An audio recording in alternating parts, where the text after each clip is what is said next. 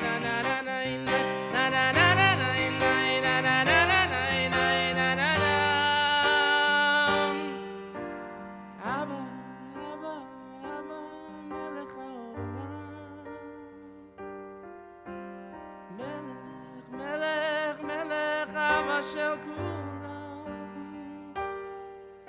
שוב ושוב אתה סולח, רק אליך עוד בורח אהבה, אוי תתה.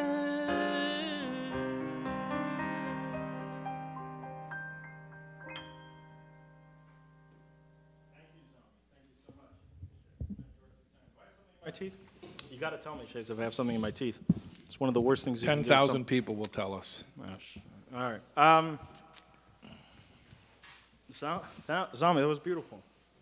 But everything was amazing. I love the medley. You just have a way to just bring it all together. And in a moment, we'll have a special guest that will be announced in a minute. Who's going to give us Another surprise. Non-stop. And I want you to, we're just getting started. There's a whole new cast coming within the next hour, so stay tuned. But again, we're not just here to entertain you, and we're not just here to teach you. Well, we are. Really, that is the point of it. But teaching in a way of reminding you that you probably already know. And that work to be communicated effectively, to be packaged, to be accessible, does require funding. So that's why we're here today. I want to thank our volunteers at the call center.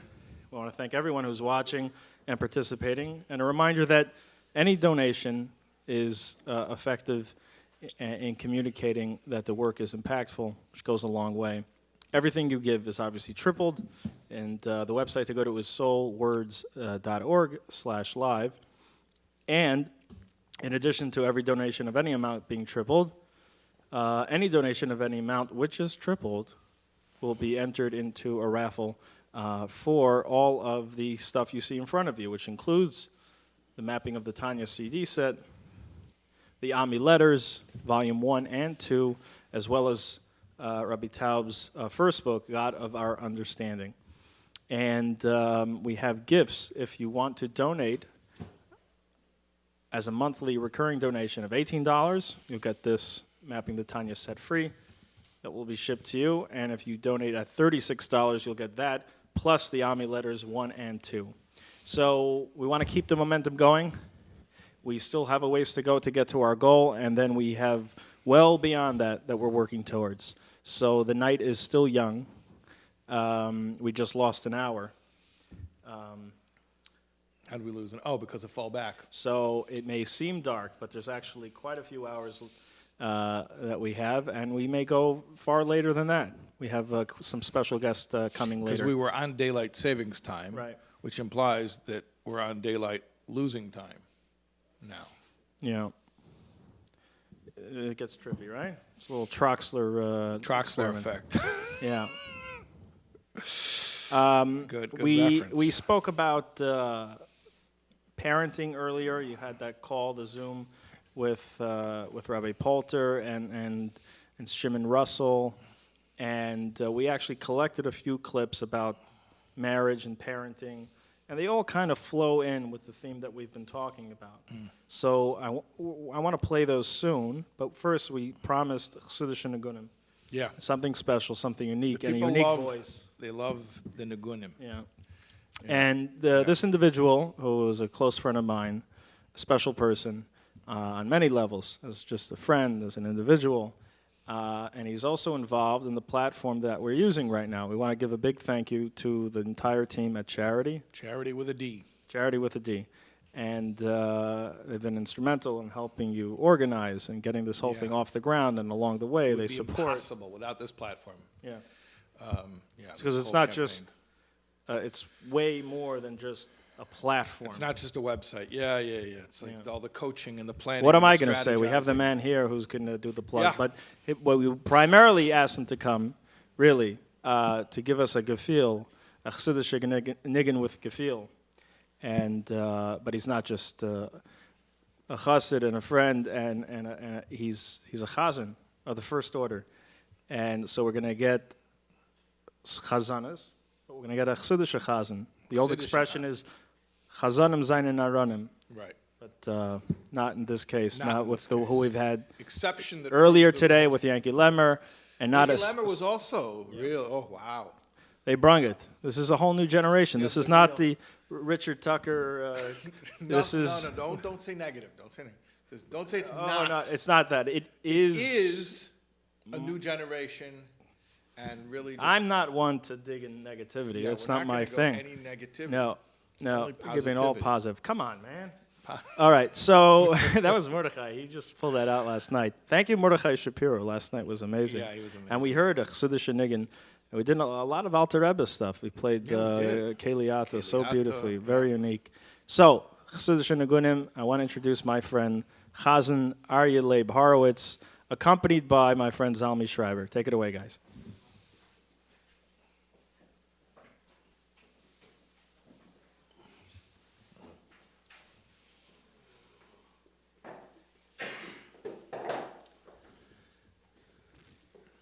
Thank you, Chaim, Rabbi Shais. I just want to say, I think this week's Parsha talks about the very first Yiddish Mama in the history of the Jewish people. Sorry, Menu.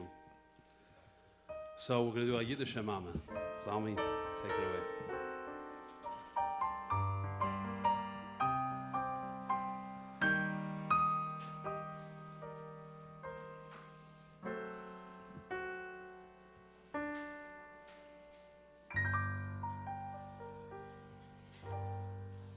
Will bei euch a Kasche fragen, sagt mir, wer es kennt. Mit welcher Teiere Vermögen bench Gott alle Menschen. Kauft es nicht für keine Geld, das gibt man nur sie. Und doch als man verliert es so, für Tränen man vergisst. A zweite kriegt man keine nicht, es hilft nicht kein Gewein.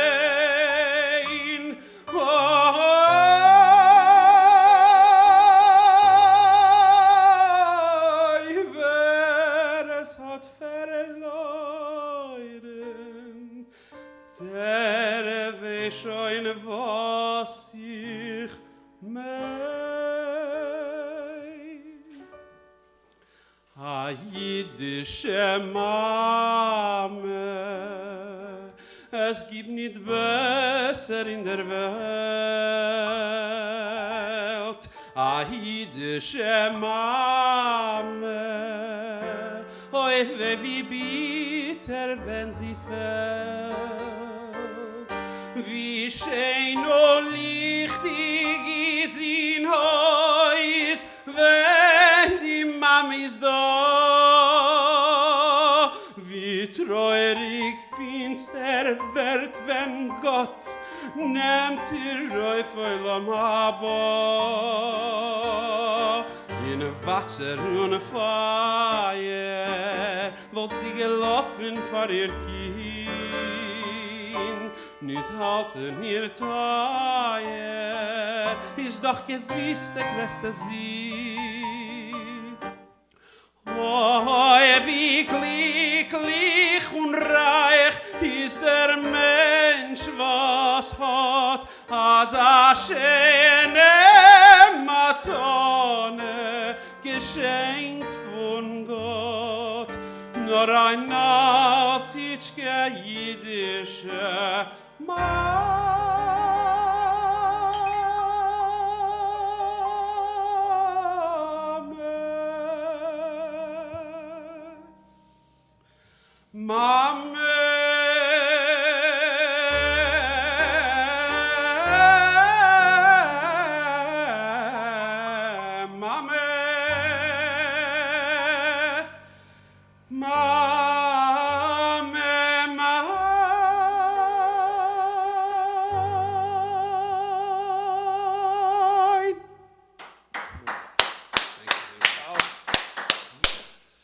Beautiful, beautiful.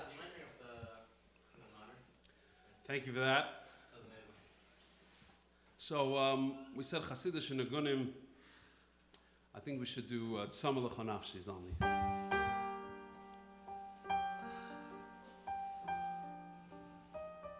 also Alter Rebbe's Niggin.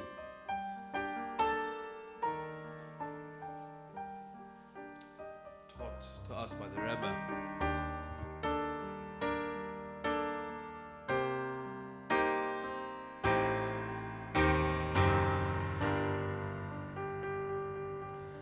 Tama lecha nafshi, kama lecha besari, beyeretz tiyah ve'oyev belimoyim.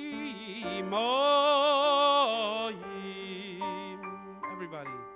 Dere ya ya ya ya ya. Dere ya ya ya ya ya na. Dere ya na ra ya mama ya.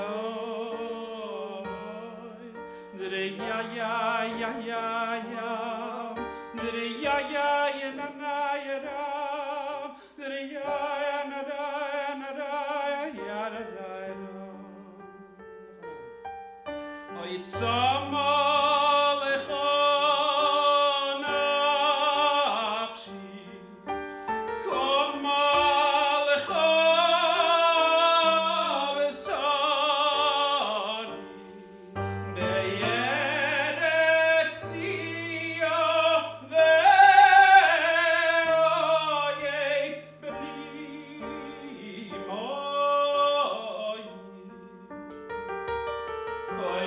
Ya ya ya ya ya ya ya ya ya you know the ya na da ya da ya ya ya ya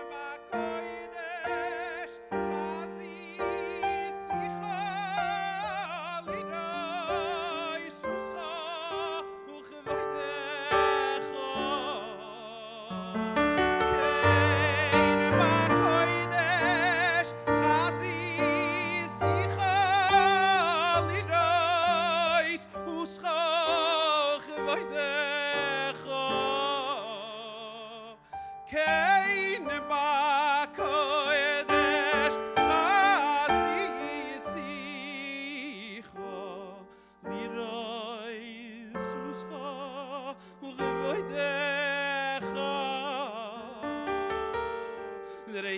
ya ya ya ya dere ya ya ya na na ya ra dere ya na ra ya da ya dere ya ya ya ya ya dere ya ya ya na na ya na dere ya na ra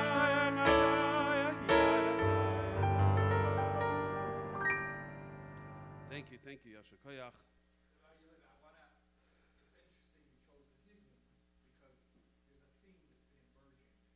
Through the past, I don't know, I lost track of the hours. But we've been talking about our real deep need for Hashem. Each one of us on a personal level. Like thirst, right. We're craving for a relationship with Hashem. And there's a vort of the Baal Shem Tov on this pasuk of Tehillim. David HaMelech is saying that Kein Ba'Kodesh, the simple meaning, Kein Ba'Kodesh Chazisicha, if only I could be again with you in the holiness instead of running around, through the desert, being chased. Baal Shem Tov said, Halavai B'Kodesh, right? That all of us are like David HaMelech. We have our times in life when we're on the run. We have our times in life when we're in our sort of holy environment. Problem is when we're in the holy environment, when we're spiritually solid, it's like we lose the thirst. So halavai, that when everything's good, I should still have the thirst. That's when it gets started. That's when Eshkem and Yetz Tshuvaton. Exactly. And I know that you haven't been looking at the campaign, but I want to just tell you that it's doing really well. You're looking at it for me. I am. Speaking of the campaign, because I'm keeping an eye,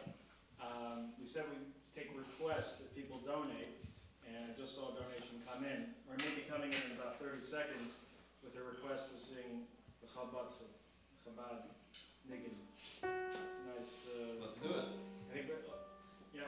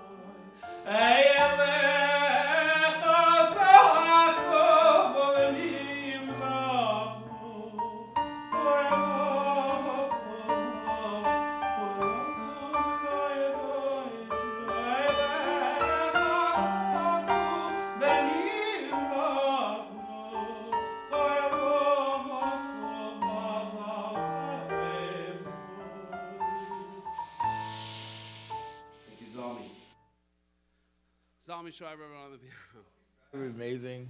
Ariel Horowitz, amazing. You guys are all amazing. Baruch Hashem. Chaim. You have good friends, Chaim. Baruch Hashem. Speaking of friends, thank you, Zalmi. Amen. Shais, Amen. Zalmi.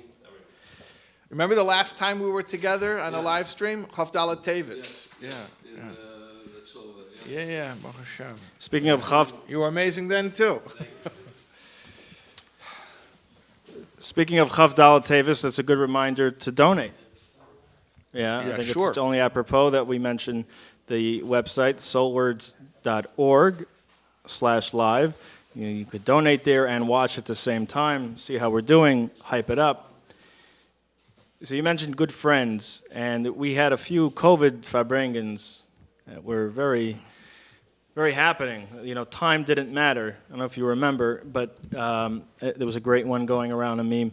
I think today may be Tuesday, but at this point I'm just saying it's day. I just kind of lost sense of time. In my head, I'm still quite not sure if it's May or November. I mean, whatever. But November 1st. one of those Fabrengens, we talked about friendships. There was a beautiful Hayam Yaim about friendship. But Which one? nothing to do with Hayam Yaim. Huh? About Daigas Levish? Yeah. Yeah. And there was another one, right. So you asked a very important question, I think, which is how does one know, well, how does one acquire a friend like that? And you'll say the Hayam Yaim and then explain the question. And then maybe just say the Hayam Yaim, or the idea. It's not about the book. It's nothing to do with that. You're talking about Daigas Belev Ish Secheno, which is a pasuk in Mishlei, I believe. To translate. For which, well, that's the whole Hayemim. How do you translate it? Because there's different pirushim of it. But literally, what is the words that? So there's different ways of translating. You could translate it like Hesach Hadas. But wait, the literal words of Yasecheno, which could be Masiach Das, to forget about it. Those a man is worried, man is troubled. If you have a problem, don't think about it, right? Like Stop it. The guy went to the doctor and do you ever think that you might be like buried in a box? Yeah, yeah. What do you do? Stop it. Okay. Yeah. There's No, but just for the people listening at home, the actual words, the context of what not what Yasichena means, but what just the words before if you that. have daiga, belev ish, in a person's heart. So what should you do with it? So one way of reading the verse is stop thinking about it, find something else to think about. The other is to talk it out, like sicha means to speak. So speak it out. But then the interest to me, the interesting part of the Hayamim is when it says Yisachenu la'achedim, speak it out to others, but not mamash hachedim, not people who are really others, people who are really kindred spirits. Really, they're only others in the sense that I guess l'mal yusa, in the best sense of the word, is sometimes you need to, like we were saying before, you don't take your own advice. So sometimes when you hear yourself saying something to somebody else, like, oh, that's a good, I should follow that, right? But the person is really not an other because you know that they are empathetic, they care, they're part of your experience. They're on your side. So you asked a very good question. Like, how do you know when you have that kind of a friend in someone? How do you know? I'm a firm believer that. Well, there's an easy way to find out. You know the one about guy crying. I don't have any friends. No, I don't know. Oh, because the guy's a Russian fellow sitting at the bar and he's crying. And his friend comes over to him and says, "What's the matter?" He says, "I don't have any friends." So he's like, "But I'm your friend." It's like, you don't know why I'm crying and you call yourself a friend. If you were a friend. So. Okay. So. Vice you're not a friend. Right. Right. So it's kind of circular, yeah. I think you just wanted to cry. That could be. Should I reveal that Shais Taub was actually a crier? A crier? Like town crier? Like hear ye? Like for hire. A crier for hire. Crier for hire, there's actually, that is a job, by the way, in case sometimes they need it talks that. about it in the Mishnah. They would hire people to cry at funerals. Right. But we're not talking about sensation. So we would, again, coming back to this theme about the jokes, it's about communicating something, not the sizzle, the steak, and realizing that that is where it's at. I made a mistake. I want to cue video 8. So when you speak something over with a friend, it lifts, something magical happens. But that's usually if the friend is a friend that kind of knows why you're crying. Yeah. And I think everyone has that friends, but maybe we haven't discovered that they are those kind of friends yet. Because it takes a risk. In front of them. Huh? You have to be vulnerable. Right. You have to risk it. Right. You keep the duck. Not that we're not. No, we're not going to do that joke. Okay. But I think I said that in that Farbring, I said I think a good barometer or a good indicator that you might have friend material is how much detail do you have to, the ratio of detail to like essence when you're sharing a trouble, a problem, a worry. Do you have to provide all the details or do they get you? Right. And sometimes even getting you is just with a sigh. And they understand. You know the story. You probably know this story, but the two Chassidim. I think it was Chachafeg and Ichidam Asmid. I think, but someone can correct me. That they were fabrenging, and what they did, they sat down at the table, and they each poured a little shot glass of l'chaim, and they sat across from each other. And one gave a krechts, and the other gave a krechts. And one started crying, the other started crying, and that's it. They were crying and crying and crying. And they cried all night. No one spoke a word. No one sang a nigun. They just sat across from each other all night long crying. And when it was dawn, they poured the shot glasses back into the bottle, fastened the top, and they went to go daven. Wow. What blows me away about that story is... not how could these people be so deep and so sensitive that they were, able to just cry all night like that.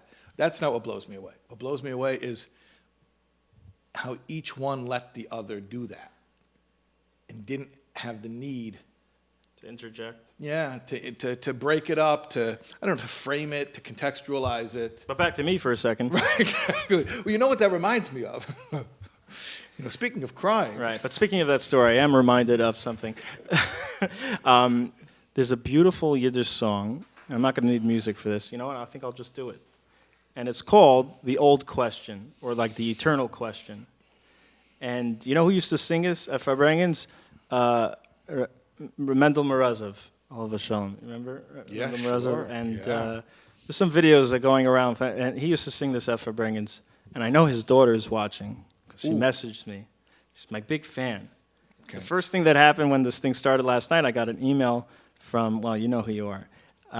And thank you for the hype.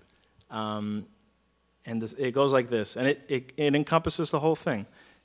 The name of the song is The Alta Kasha, and the only words in the song is, well, you'll hear it. The world asks the constant plaguing question, and then it's just sighs, just like that story. Yeah. And the sighs are the same for the question and the answer. Right. And then you can answer, and then they just give you back the same thing. So you want to try it? It's very short. Frag die Welt an alte Kasche, Charidy, tradidididum. Frag die Welt an alte Kasche, tradidididum. Oi entfert me, tradidididum. Ai, tradidididum. Und als man will, kann man euch fragen, oi Charidy. Aber bleibt doch wieder die alte Kasche, tradidididum. And I love the fact that it ends on the question. Yeah. It doesn't end on the answer. No resolution. Last night, Eli Marcus played Kol Bayar. Yeah. And it ends, that's right, there's a voice in the forest, and it ends with, Father, Father, how can we reach you Right. when the guard is standing at the door? And the song ends, the niggin ends there. Right. And he said, I didn't know this till last night. Somebody tried to resolve it. They tried to put a Hollywood ending on. And Rishi Deitch is watching. Yeah, Rishi. Probably is and, watching. Yeah. And her house is the call center. Yeah. And she's running the Nishay team. Yeah. And she has a custom ending. But now that you heard this story, maybe you'll consider she has another stanza. I'm not sure if it's hers or just a family but with Torah and mitzvahs, we can access. So here, there's a beautiful. I would love to find out a source, or maybe not, because I don't want to Ali find Marcus out. is our source. That's enough of a source. That he suggested, they would say, but with tshuva opens all the gates. Nagina and tshuva, they say, is the master key. So we're going to end with that. And the Rebbe didn't like it. The Rebbe said, no, leave it alone. The question is a reality, because pain is still pain. But there's a difference between pain and suffering, and I think. If you speak to that friend and you can give that krechts without all the detail, they can help you find out that you already know the difference between pain and suffering. There's nothing neurotic about that. There's a reality. It's a reality. I mean, Remmel Fried was speaking about we don't want that anymore, and he's right. He's 100% right. But until Mashiach is here, which should be any second, there is such a reality. And, so with pain and suffering. So there's a great clip that we have ready to go, 8, and that you have a great way of explaining the difference between pain and suffering.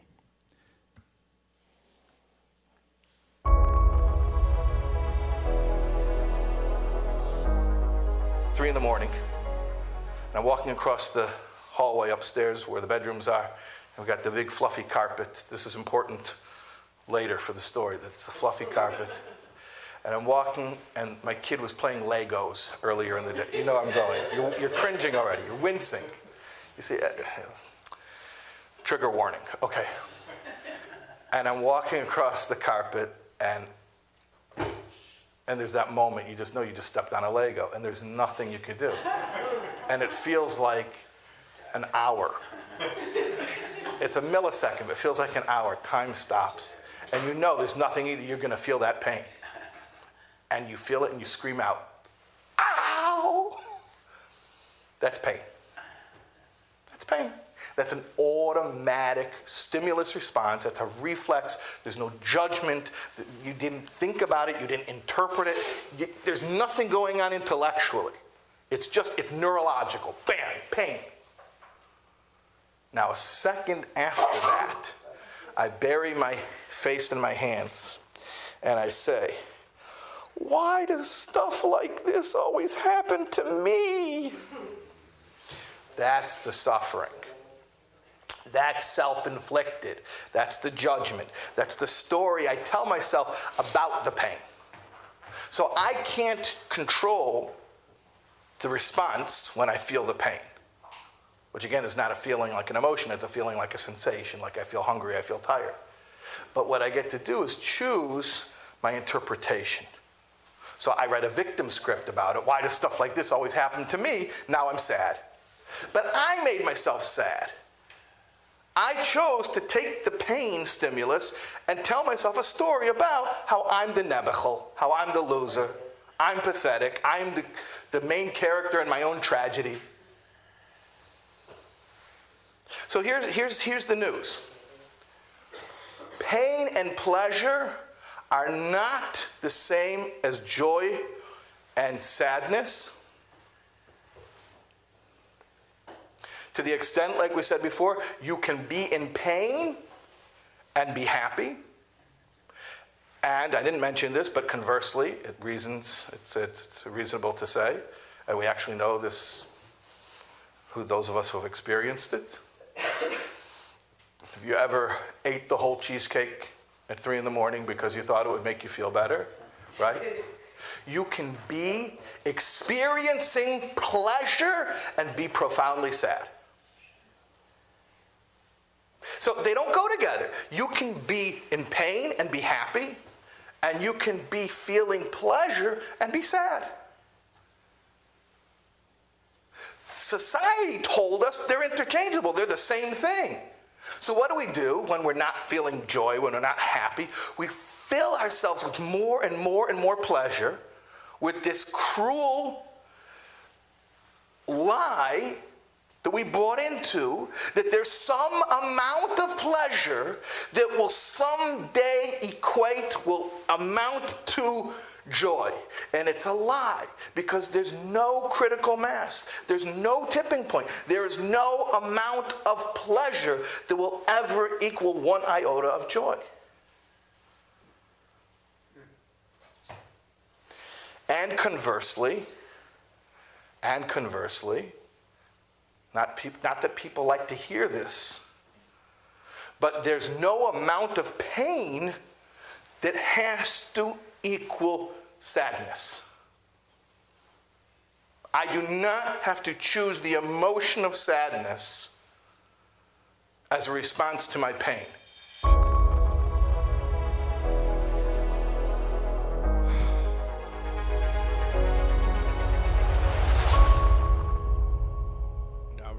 I remember that talk, by the way, that clip. It's from a talk in Huntington, which is Long Island, not that far from the 5 towns where I live. Baruch Hashem, that was a nice event at Chabad there. So speaking about this idea about the difference between sensations and emotions, and pain and pleasure being sensations, as opposed to joy and sadness, which are emotions.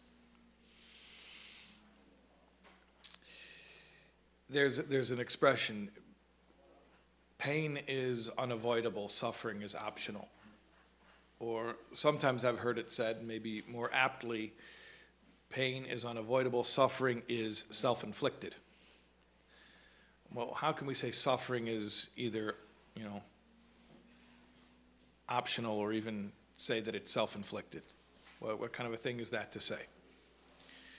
So we have to understand, what is suffering?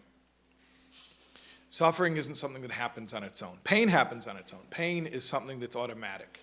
Pain is, we are wired a certain way. Our Creator wired us that it's a survival mechanism. Actually, it's a God-given survival mechanism. It's to protect us, that when something is dangerous, it hurts. So you put your hand on the stove and you say, ow, then you recoil and you pull your hand away, and that's good. That keeps you safe.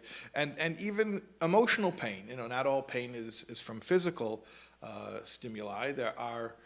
There's pain that can come from an emotional source, like somebody that you love comes up to you and says a terrible word to you, puts you down, hurts you, verbal abuse, and it could sting like a slap, or even worse than a slap. And there's that immediate, acute feeling of pain. And there's really no way of controlling it. There's no way of stopping it, because you didn't generate it through thought, and therefore you can't stop it through thought. There's nothing cerebral about it. In other words, it's not, when you put your hand on the stove, it's not like you think to yourself, oh, I'm touching a stove which is hot, and therefore this must hurt. Oh, therefore let me be in pain. No, it happens so fast, so automatically. It has nothing to do with thought. So just like thought doesn't bring it on, thought can't override it or stop it. It's a stimulus response. And that's whether the pain is a response to physical stimuli or even something emotional. And there's nothing neurotic about feeling pain. Like I was saying to Chaim before, as a tut veh shreit man, the Rebbe used to say all the time. When something hurts, you say, ow. And there's nothing neurotic, there's nothing self-pitying, there's nothing... there's nothing indulgent about screaming out in pain. You can't help it. So then, what's the problem? The problem is suffering. It's when we cross the line from pain into suffering. Because suffering always requires a meditation. Pain happens automatically with no thought at all, but suffering is always the product of a meditation. I was talking about it a little bit in the clip over there, but it's the idea of I'm thinking about my pain, telling myself a story about my pain, usually a tragic story. Why me? And writing a script, actually, about, a story is an episode, but a series of stories, a series of episodes that creates a sort of coherent narrative. That's a script, a life script. And, I take all my moments of pain, and everyone has moments of pain, right? But what I do is I string them together, and I today there's the buzzword is the narrative, right? I frame the narrative. So I take all my moments of pain, which everybody has moments of pain, but I make a narrative out of it, and I tell myself a tragic story about my life and how I'm a victim. Right? So that's all suffering, because the actual painful events that happened, that doesn't make me a victim. A person can have a very painful life and be a survivor, not a victim. It's how I frame it, how I contextualize it. It's the story I tell myself about it that brings it from pain to suffering. So there's a very interesting, we're coming up to it in a few weeks in the Parsha. There's a very interesting episode that occurs when Yankov Avinu, our forefather Jacob, he discovers that Yosef, his son Joseph, is still alive, and the family is going to be reunited. But in order to be reunited, he has to go down to Mitzrayim. Now, Mitzrayim, we know from last week's Parsha, the Parsha that we laned yesterday in Shul, from Lech Lecha. Mitzrayim's not a nice place. Not a nice neighborhood. Avram and Sarai were very aggrieved when they had to go to Mitzrayim. It's not a nice place to have to go. Ervas ha'aretz, it's a lewd place. And so when Yankov Avinu had to leave Mitzrayim, or had to leave Eretz Canaan and go to Mitzrayim, he was upset about that. So there's a posuk. Hashem speaks to Yankov, and he comforts Yankov. Vayemer anechi hakel elokei avicha. Hashem says to Yankov, I, Hashem, am God, the God of your father. Al tira merda Mitzrayim. Do not be afraid to go down to Mitzrayim. Ki lagei gadol asimcha sham. I will make you a great nation there. Don't be afraid. Don't be afraid. Rashi says, Al tira merda Mitzrayim. Don't be afraid to go down to Mitzrayim. Why? Why did Hashem say this? What does this mean? Lefi shahaya meitzer. Because he was aggrieved, he was pained. Lashon tsar. Al shenizkok letzeis lechutz haaretz. They had to leave Eretz Yisrael, which was then called Eretz Canaan. They had to leave the Holy Land and go to Mitzrayim. So the Rebbe points out something very interesting in a Sikha. Rashi seems to be changing the subject. The verse says, Hashem told Yankov, Al tira, don't be afraid. Rashi says that Yankov was not afraid. Lefi shahoya meitzer, he was pained.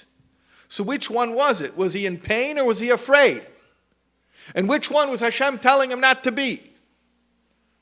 We learn from this something amazingly helpful, which is you can't tell someone not to be in pain. Hashem didn't tell Yankov, don't be in pain. How can I control that?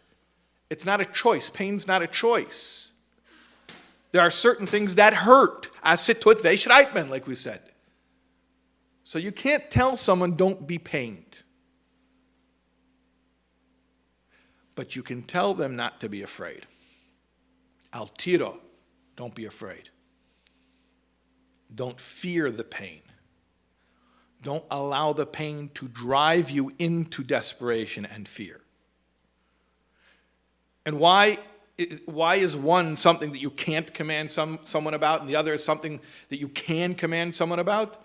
Because that's the difference between a sensation and an emotion. A sensation is an automatic response, and you can't be commanded to feel one or not feel one. You can't tell someone, put the chocolate on your tongue and make it not taste good. But it does taste good. Or, I'm going to slap you, but it shouldn't sting. But it does sting. I'm going to leave the Holy Land and go to Mitzrayim, and it shouldn't hurt. Of course it hurts. If you're spiritually sensitive like Yankov, of course it hurts.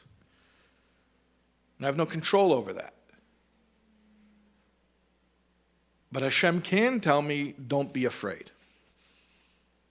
Because fear is not a sensation, an automatic stimulus response. Fear is an emotion, and every emotion is the product of a meditation.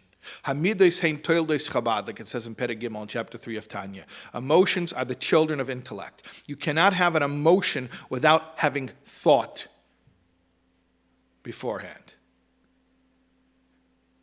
So if it comes automatically without any thought, that's a sensation, pain, pleasure.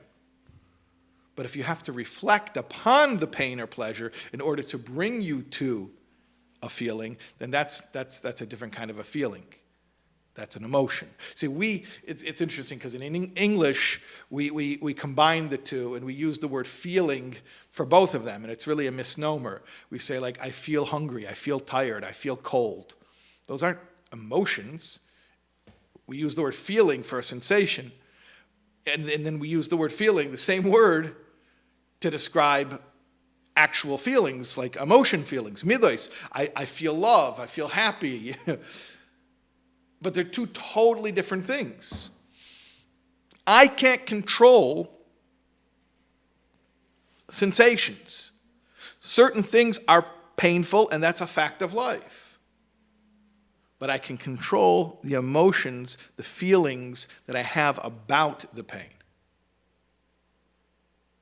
So I don't have to visit the museum. That was something somebody taught me. It was very helpful. When I have a resentment, what's a resentment? Resentment is from a Latin root, sentire, which means to feel. So resentment is a re-sentiment, a re-feeling. If you're Jewish and you like a bargain, here's a good bargain for you. If you're into suffering, you can have one moment of pain, you can milk it for a lifetime of suffering because you re-feel it, you go back to it, you revisit it. So somebody described it to me once as visiting the museum. And each one of us, I know I have, the museum dedicated to all of my suffering, right? And anytime I want to be full of self-pity, all I have to do is visit that museum, which I'm the curator of that museum, and I'm the only visitor to that museum. And there's not even a gift shop. I don't even know why I go. And every time you leave, you end up feeling miserable and sorry for yourself.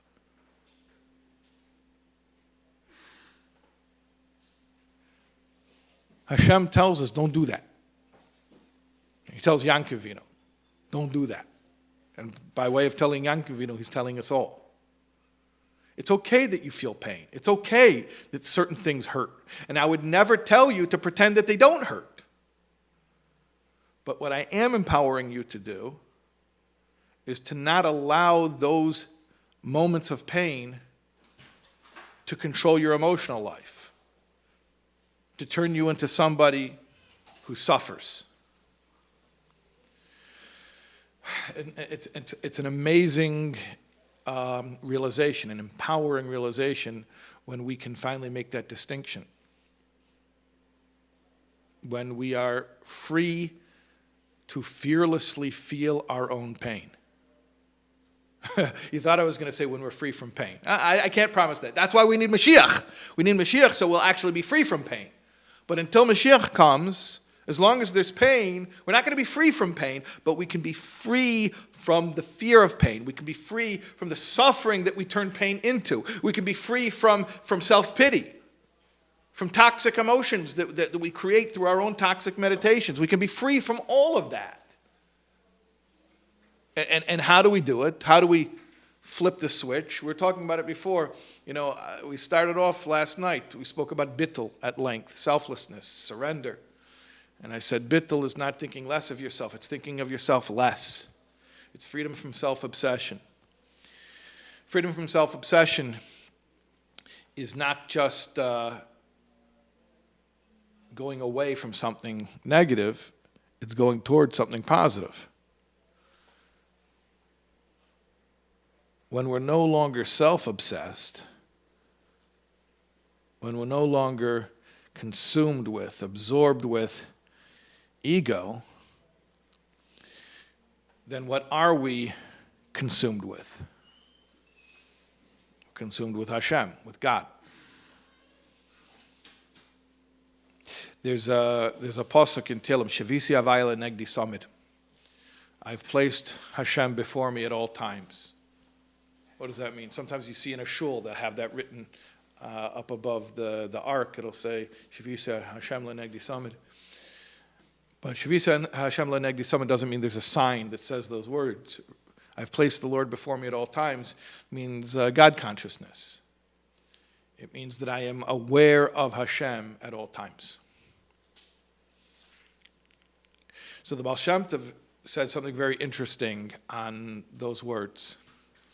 The Baal Shem Tov said, Shavisi Meloshin Shaveh. The word Shaveh means equal or even. So the Baal Shem Tov said, when Shavisi Hashem Lenegdi Samid, when I am constantly God conscious, the consequence is Hein v'lav shavin loi begashmius. All matters of this world, all worldly issues will be equal to him. And he gives two examples. He says whether he eats delicacies or spoiled food, whether people praise him or curse him.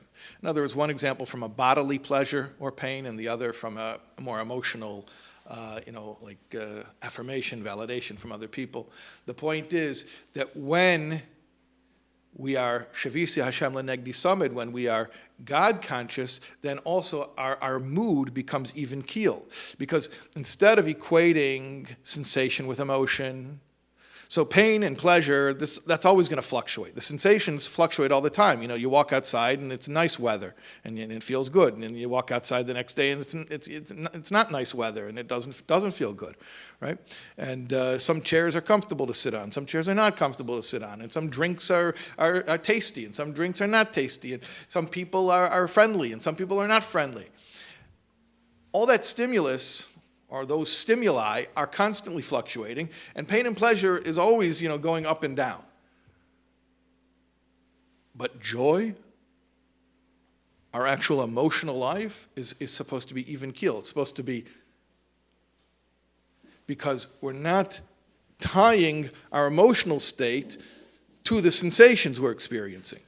In other words, what are we saying? That we can continuously experience joy, hope, love, all the positive emotions, even when we're experiencing different sensations, even at the moment of pain. We are free from being animals. Animals don't have emotions. They have sensations. And whatever emotion they do have, whatever pseudo-emotion they have, is linked to sensations. A human being uniquely is able to have an emotional world that is completely detached from the sensations of the body, or even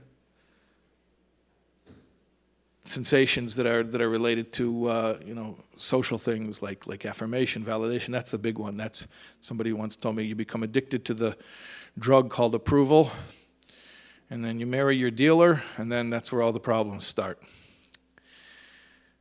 But once we realize that joy is really an achievable constant, that we can constantly be in a state of emotional health, even when life brings us moments that are painful. That's when we become truly human. That's when we become spiritual beings. Anyways, that's been an incredibly important realization for me in my own life, and that's something that I share with people often. Most of the ideas, even all of the ideas that I share are ideas that have been important to me, that have brought me clarity. And, I'll just say one more thing. I know Chaim has to come on and make a sales pitch again in a minute, but somebody called me the other day, and he told me about a situation that's going on, and I said, that reminds me of a situation you were in 5 years ago. And then I said, you know what I would probably say to you 5 years ago? And I told him what I would have said. He's like, wow, that's verbatim what you said. Do you remember? Now, I kind of used to have a photographic memory. I don't think I really do anymore. But I said, no, I don't remember saying it to you, but here's the thing. You don't have to remember the truth. You only have to remember a lie. So if you make something up, you got to remember what you made up. But if you just tell the truth, you don't have to have a good memory, because the truth is the truth. The things that I tell people, whether it's someone calls me on the phone one-on-one, or it's talking to a small group, or it's an audience of 1,000 people, it doesn't matter to me. It's pretty consistent. The stuff that I say is pretty consistent. Why? Because I'm just telling you my truth. I'm telling you these ideas are the ideas that I have found in my own life to be healing, and if I didn't have that firsthand experience with these ideas, I wouldn't even be sharing them with you. So that's. Let me just add one more point here. Chaim's chomping in the bit to come do some sales, but I want to thank everybody who has ever listened to a speech, a class, whatever it may be, and I'll tell you why. Because, somebody asked me once, don't you get bored of saying the same speeches over and over again? And the honest truth is, no, I don't. Why? Because I only speak about the things that I really care about, the truths that I've discovered. And I can stand to listen to those truths over and over and over again. And every time I hear it, it penetrates a little bit more. So I'm thankful to have an audience to be able to have the excuse to repeat these things so that at least I hear it. And it sinks in a little bit better. Okay, I'm not going to hold up Chaim. There is business. We got bills to pay, as they say. So, yeah. Thank you. So, pain versus suffering. I think it's a great segue because, you did an amazing Zoom session with this weekly program Oh, the one out of Lakewood. Yeah, called Moshe Parnas and Coach Menachem. Coach Menachem. I don't know what the. Yeah. And is that series just about marriage? It's about all types, everything. They do So- everything. They like things that are like controversial a little bit. Right. Things that, yeah. But my episode was about marriage. Yeah. So if I could share something personal, you know what? I'm not going to share that. That's. But you had my attention that it was about 2.5 hours, maybe 3 hours, and it was extremely captivating. A lot of these Zoom things could be, they ran it very well, and your message was a lot of what we talked about last night. We talked about self-sacrifice and relationships, and you spoke about the getting rid of the I in relationships, specifically marriage, and pain is like there's pain. The suffering is a lot of self-obsession. And there's like always a reason to be, my needs are not being taken care of. And that could be very true. But what happens when it becomes self-obsession? So we have a few clips to present now, starting with marriage and then moving on to raising children. And I think we have a special guest that yeah. Okay. Would you message him? Did you see my message? Because I thought I had his number and I don't. Oh, okay, fine. So just Okay. forward that to him because it would be a great segue. I think we told him around this time. So could you cue clip 9, is it, or 10? 10.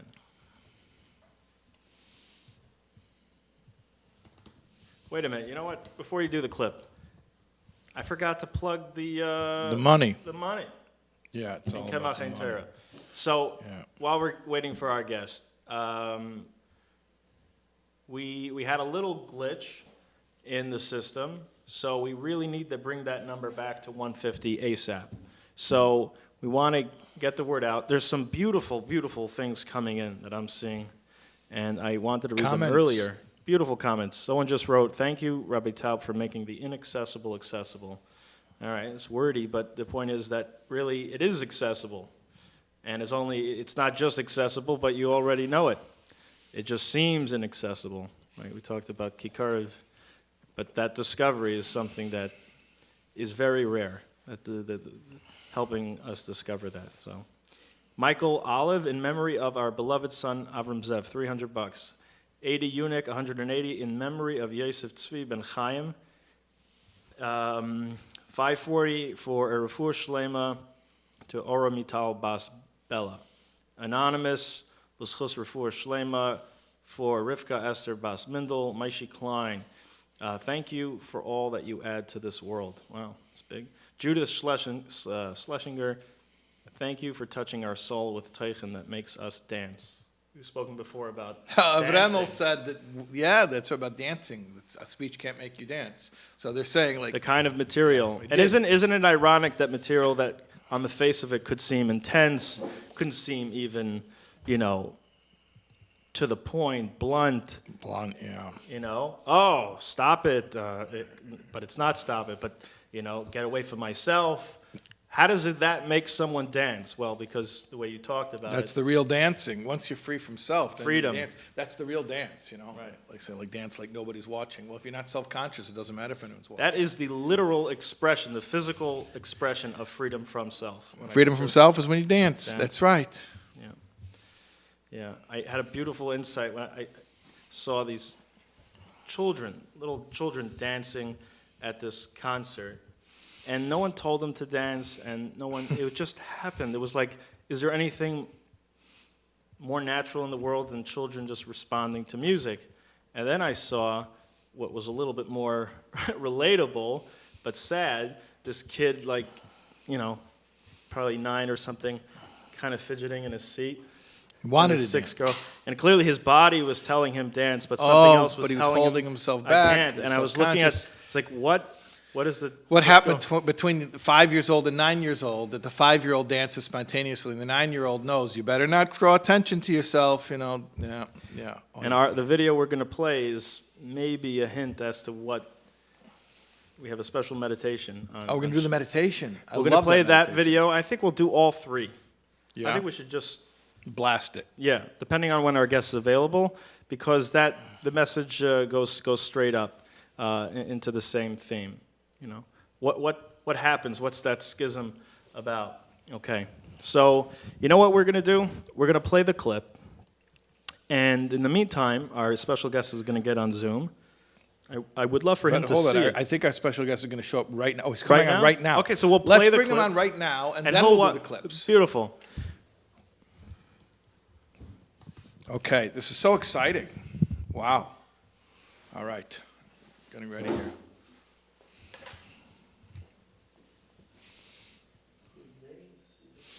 All right.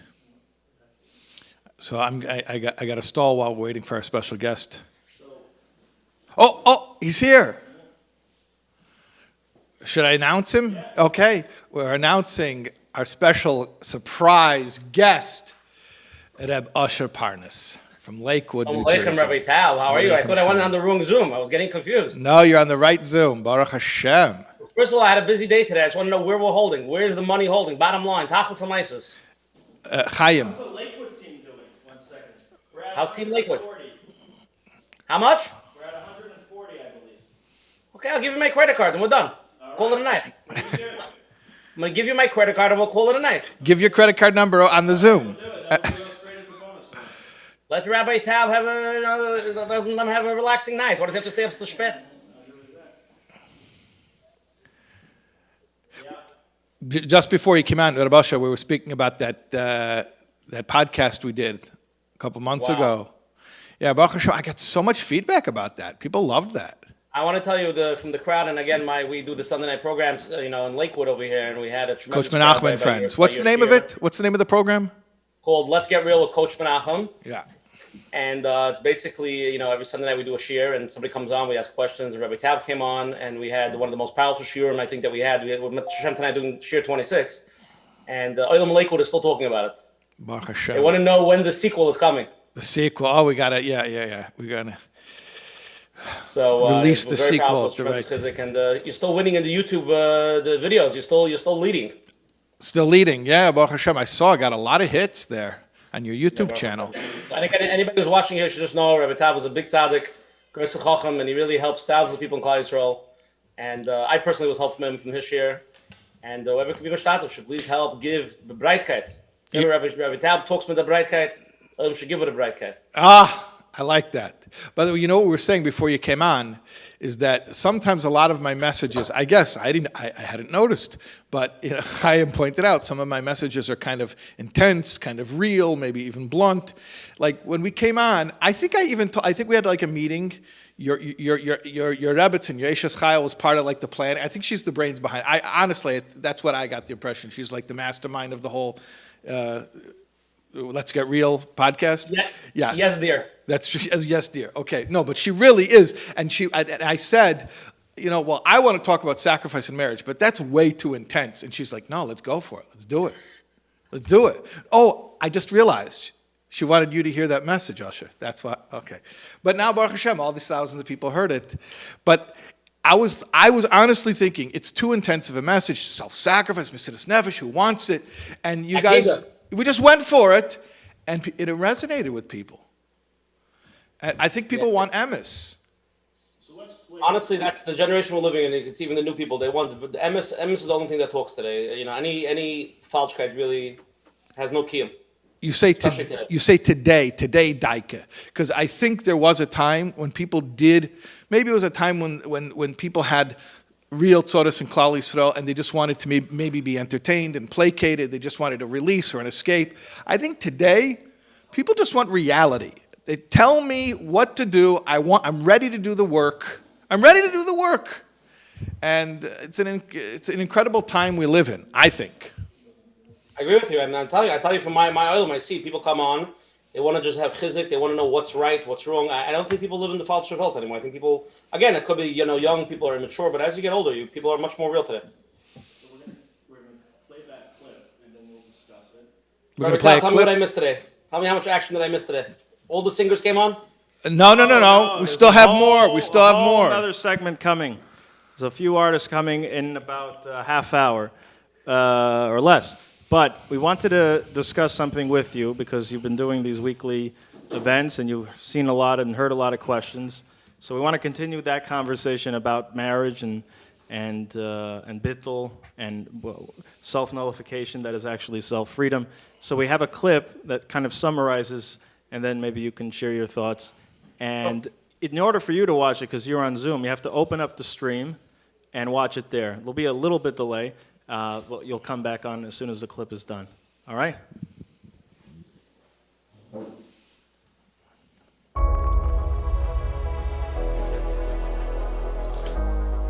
There's a very fine line between cynically mocking marriage and celebrating what is most godly about marriage. Very fine line. Because they both zero in on the same aspect of marriage. Those who cynically mock the institution of marriage, and those who revere it as the most godly thing that a human being can do, are zeroing in on the same aspect of marriage. You know what that is? That marriage is an ego destroyer. So depending on how you regard ego, is how you regard something that destroys ego. So if you would like to keep your ego intact, so marriage is a big threat. If your quest in life is to get rid of that impediment, to clear the blockage so that the infinite can shine straight through, unimpeded into your life, then the most spiritually, how should I say, the most advantageous decision a person can make toward his own spiritual growth or her own spiritual growth, how to get close to God, how to really remove anything that gets in between us and infinity, get a spouse, get married. And then God can enter our lives in all types of ways, not just blessing the marriage, but in all aspects of life.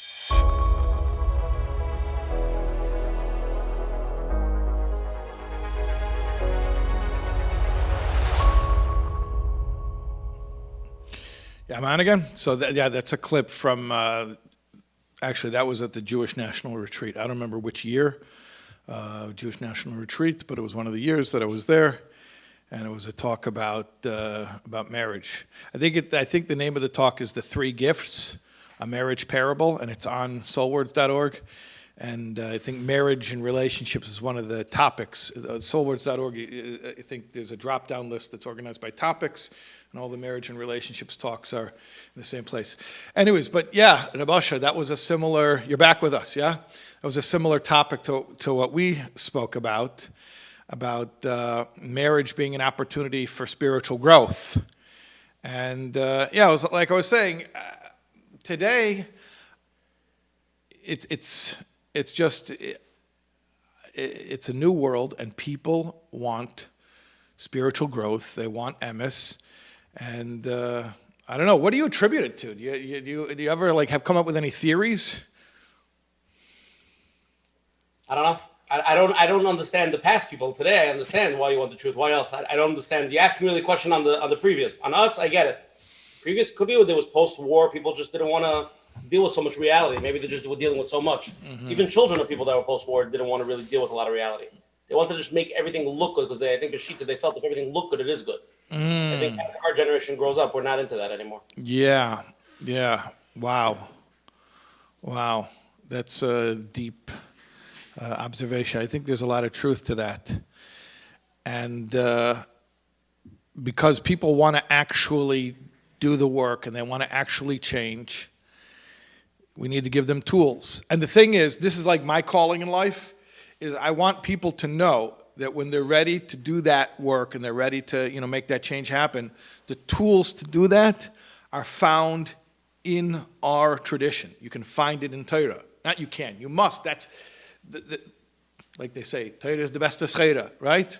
But what does that mean? It really means that there should be not only no contradiction, but there should be no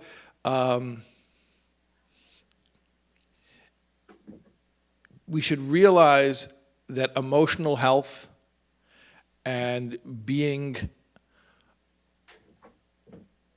a religious Jew are synonymous. They're one and the same. Not only there's no contradiction, they're one and the same idea. Spiritual health and emotional health and mental health and physical health and social health, it's all one system, soul and body and mind and heart, it's all one thing, and the goal is to be integrated fully, from beginning to end. And that's at least what with Hashem's help is what I try to do. Shalom Moshe Basham said one word, the same thing, but in a very more pashtus way. He said on the shir, he said if you're not making Hashem happy, you're not doing Ratzon Hashem, and Hashem's not happy with you, you can never be happy with yourself, no matter what you do. Ooh, wow. Same thing you're saying, but with a more yeah, that's like the Neville approach. So you could try this, you can become a Gevir, you could fly here, you could buy, you could this, you could do every type of guy, but you're not going to feel happy because if Hashem's not happy, since you're a Chelik al-Kaim al-Ma'al, you're part of Hashem, that part will never be happy unless Hashem's happy. So bottom line, we got to make Hashem happy. But not just to make Hashem happy in order that we can be happy, because then that's weiter, us trying to make ourselves happy, we're just taking the roundabout way. To really say, forget about my happiness, and then in the Mesiras Nefesh of no longer caring about my happiness, the irony is, that's when you end up happy. It's like running from COVID, If you run from it, you're looking over your shoulder, you're not running from it. So when we forget about happiness, we just try to make Hashem happy, and all of a sudden, that's when happiness surprises us. Yeah. Baruch Hashem. Okay. I have on the show, by the way, it's a very interesting thing I'm going to say. And you know Rabbi Moshe Meir Weiss? Sure. Coming on the show, he told me he's a Rav for over 38 years. He says he has not had one divorced member of a shul. Wow, that's wild. I'm just telling you what he told me. I was blown away. Baruch Hashem. Wow, he's doing something right. I said, I think the whole oilam should start davening by a shul. That's gewaldic. Okay, Chaim here wants to get back on and do a sales pitch. So, Reb Asher, I thank you. He should do a sales pitch for his community, for the watchers of this show. Okay, so do a big sales pitch for Lakewood and beyond. Okay, so anybody who's watching a part of this, again, I know Rabbi Shais Taub, he came out to our shir, became good chaver, but Trump is coming back. There are a few people in Klal Yisrael that are very phenomenal, and they really help thousands of people in different ways. And I think it's a schayvus in every person to help them and to help their organizations grow. And I think it's a schutz for us. We give money to every little moisid, and for every small thing, they're all valuable. But again, somebody who's Marbitz Torah and somebody who's helping hundreds of thousands of people through shiurim and through online and books and everything, it's a tremendous. It keeps Klal Yisrael going, especially in times like this. And I'm sure Rabbi Taub probably said already before during COVID how much his online stuff was probably spiked in shiurim, right? Yep. So just that alone, is unbelievable, and it's helping thousands of people in the most needy time. So if you're going to give and you have meiser put away, please give it the brightkeit. Same way you want Hashem to bless you. The way you give is the way Hashem is meet everything. Give the brightkeit and help. Please give the money now instead of waiting till 10 o'clock at night. Rabbi Shais Taub looks very tired. I see his eyes are closing. Just get showing, just swipe, be done. It's all being matched, triple, kefil, kaflayim, but not only on Charidy. It's being matched, kefil, kaflayim from HaKadosh Baruch Hu. So you give $1 to him. I heard a very good word on tzedakah once. I just want to share it with everybody. They say, why is tzedakah such an amazing thing? He said, because when you give, when you help somebody or you help a moise, why is such an amazing thing? Because when you give the one thing, it's not that you gave that $1 and you helped them today. That dollar keeps the person going from, if he can make his budget, he can go this year, the next year he'll raise from somebody else. It's a netzach netzachim tzedakah versus just doing one mitzvah for that b'shait at that time. It's an everlasting mitzvah. When a person is lifted in this world, they gave that money, and that moisid is still continuing because in 2020 they were able to uphold that moisid or that tzaddah, whatever it is.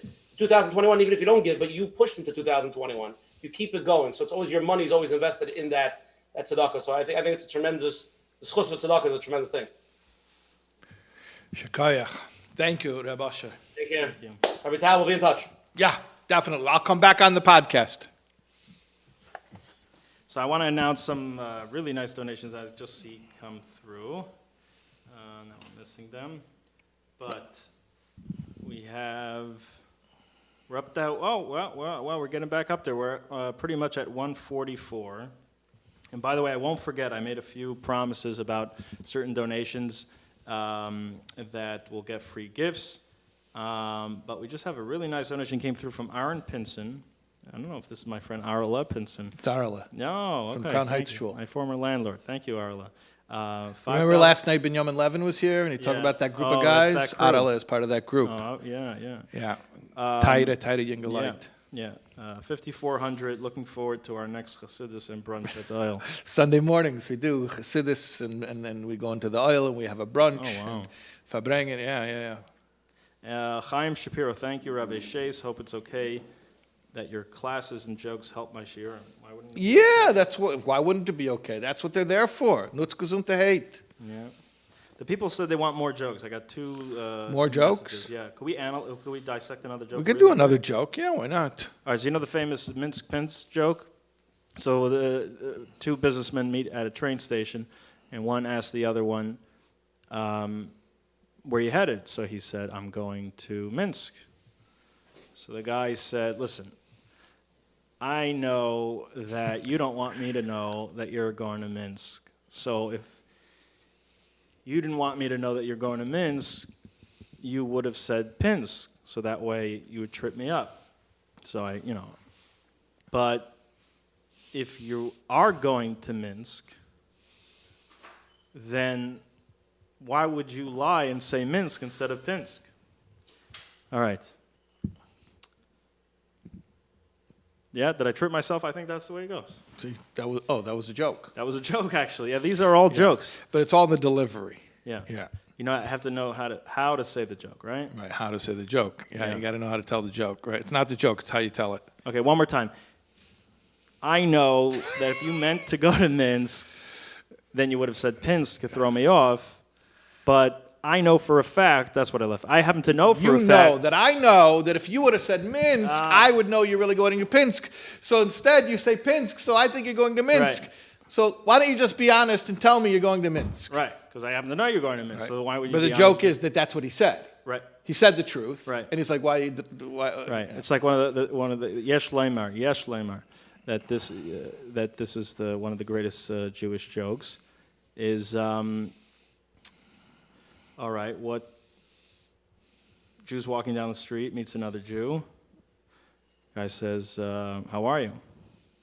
Says, "Great." No, you're telling it. No, I am insisting that is the correct version. So you're going to tell me about the time that Jerry Seinfeld said that the correct version is two Gentiles meet on the street. Right. One How's says, business? right. Great. Right. But that's the literal. If the joke, it would be funny if that actually happened with two Jews.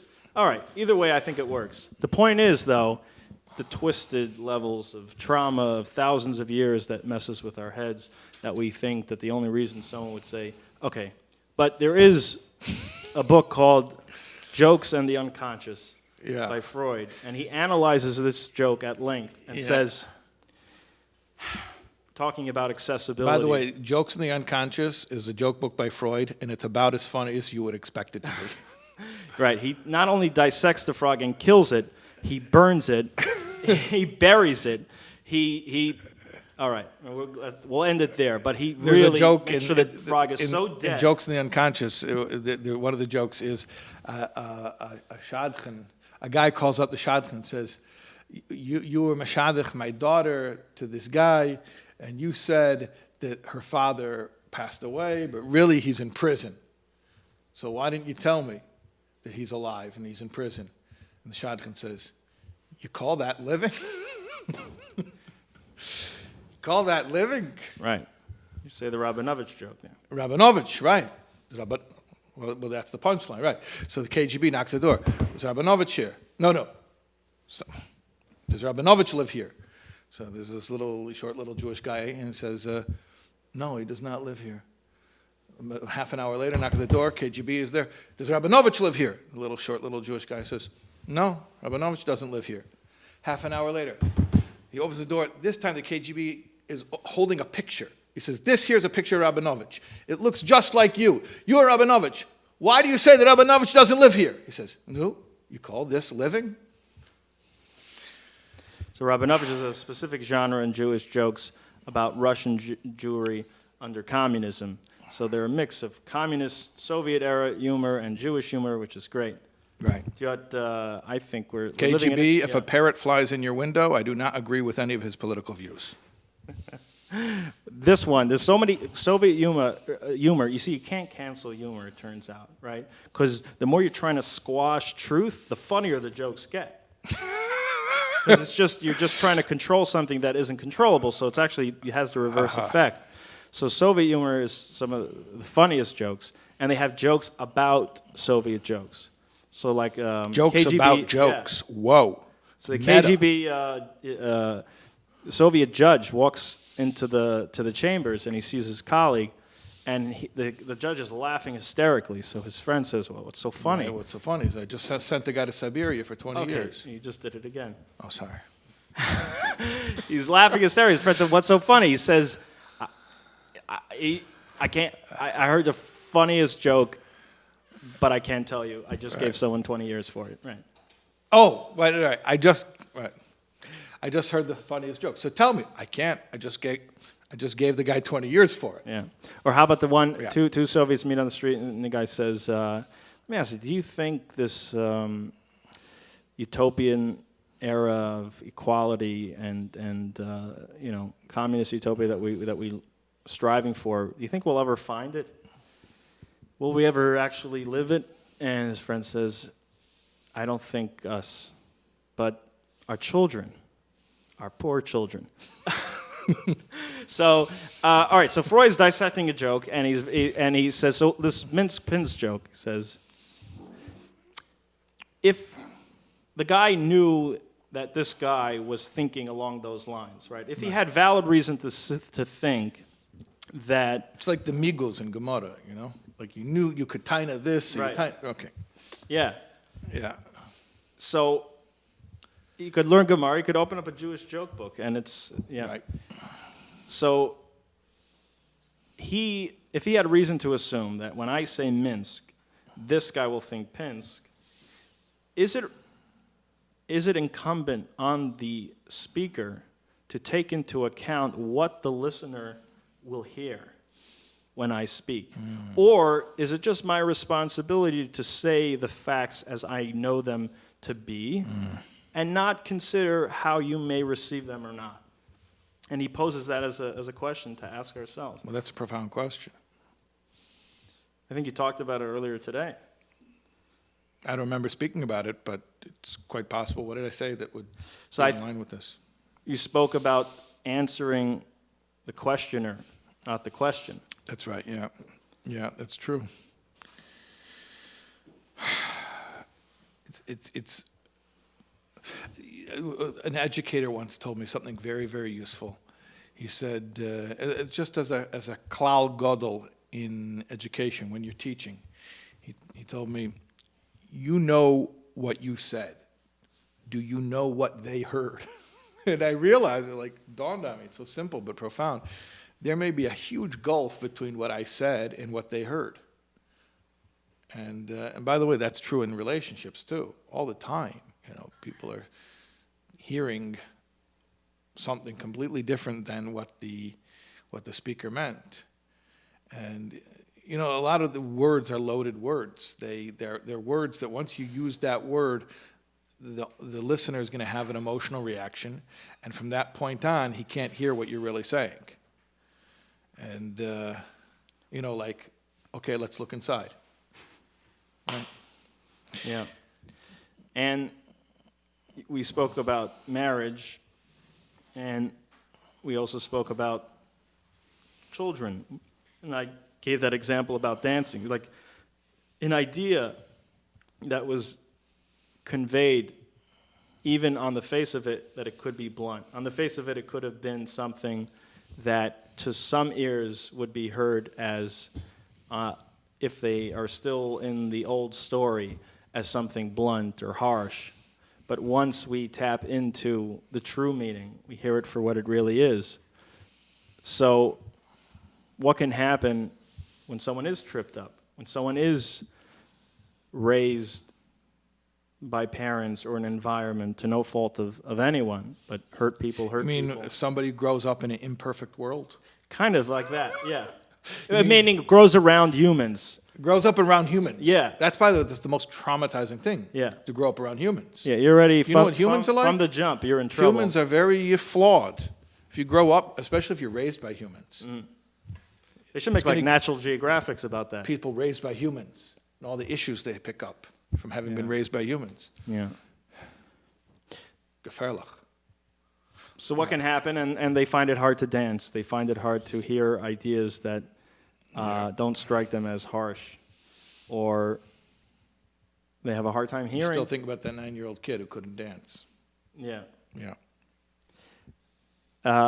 He wanted to dance and he couldn't dance because somebody had told him something about himself. Someone gave him a taste of the Eitz Hadas Tevira, and he became self-conscious and took his dance away. Yeah, you could keep the duck. You're trying to do it to me.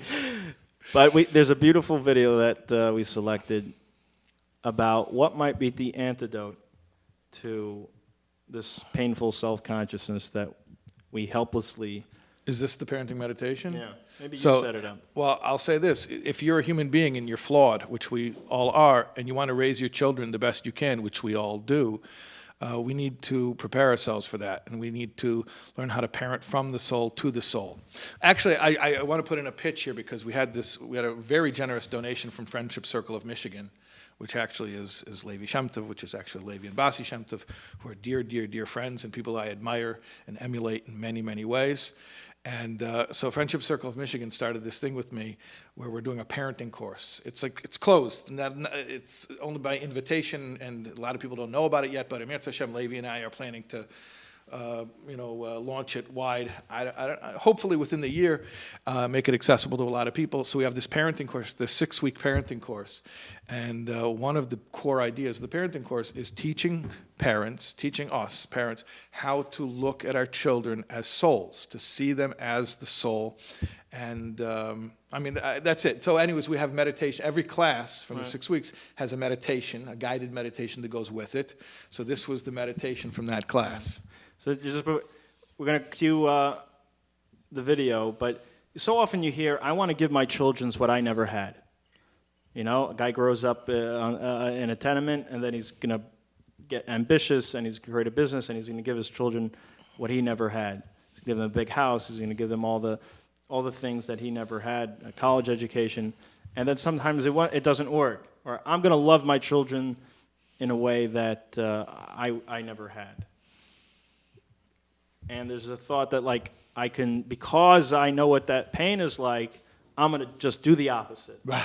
I'm going to skip myself. Forget about me. Right. I am committed, and I'm going to do the exact opposite, and I'm going to give everything I didn't have. Right. And he means it.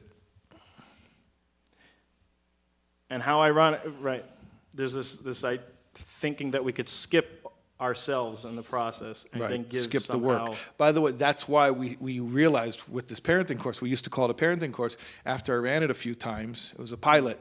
It still is pilot, but at one point after I shouldn't call it a pilot anyway. No, it's not a pilot. We got beyond the beta testing. But anyways, we ran it a bunch of times, and at one point, I think after the second time we ran it, we realized we have to change the name of the course. We called it a parenting course. We said, no, it's not a parenting course.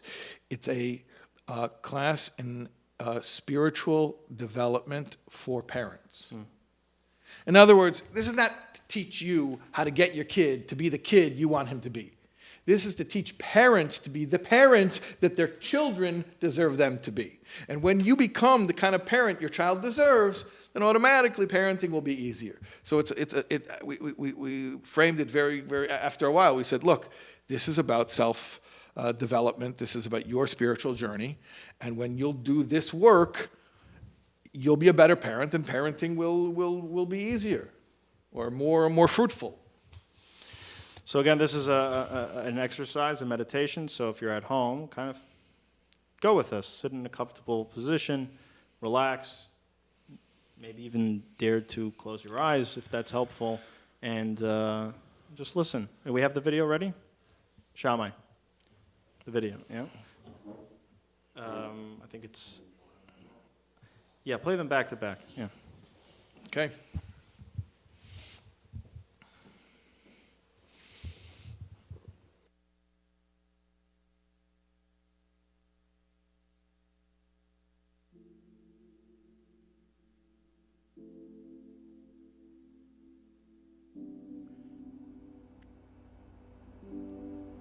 Welcome to the meditation for Class 2 of our parenting course, a personal journey in spiritual growth for parents.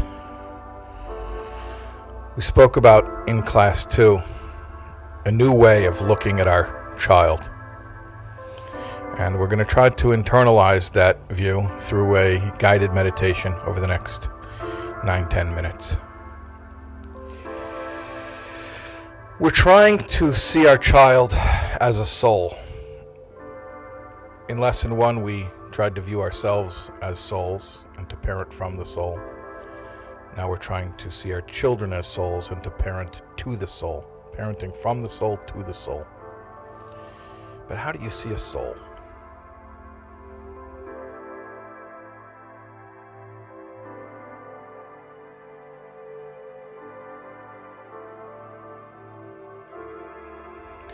How do you envision something that can't be seen with the physical eye?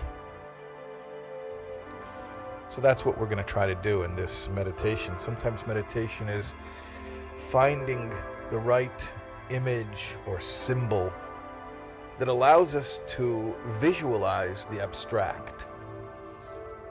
You know, things that are concrete, you just look at them.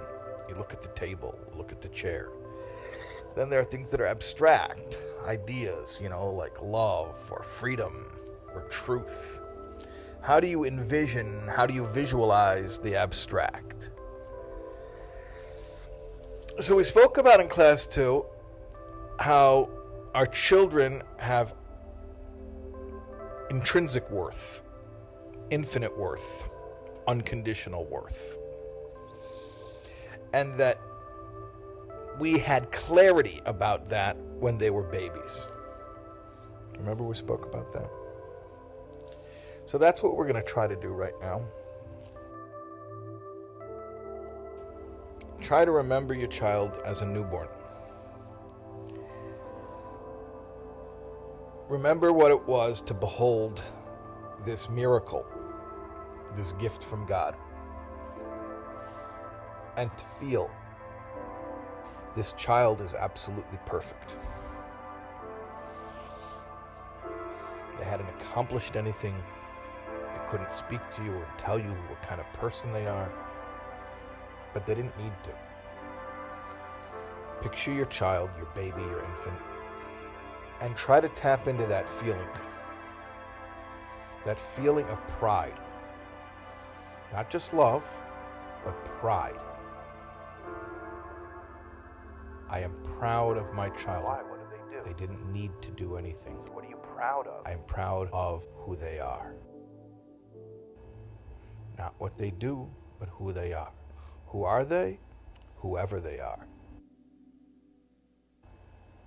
And now we're starting to get close to the soul.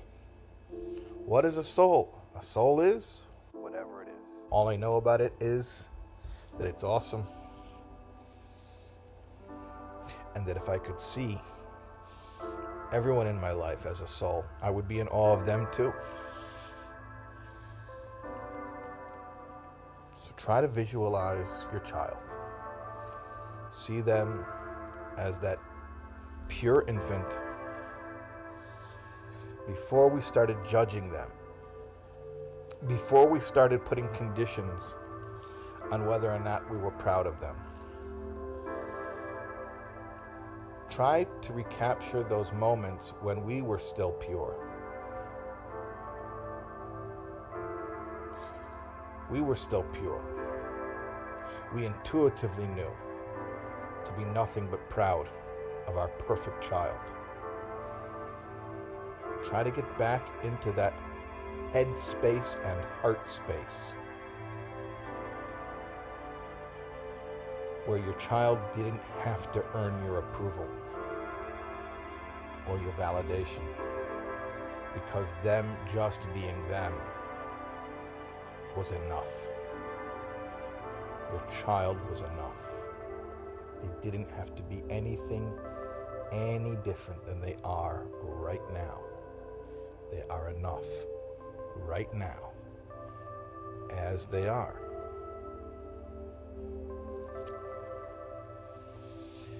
Again, picture the child, picture the infant. Because we're using the visual anchor, it helps us to build a bridge from the concrete to the abstract. Abstract ideas are sometimes fleeting. And if we have a concrete anchor, if we have a picture, that can help us. So use that image of the pure, perfect infant that can do no wrong, that doesn't need to earn the right to be told that they belong, that they're part of your family, that they're the most important person in your life. All of that goes without saying. It's all just automatic. This pure, precious, perfect baby is worthy, intrinsically worthy, infinitely worthy, unconditionally worthy.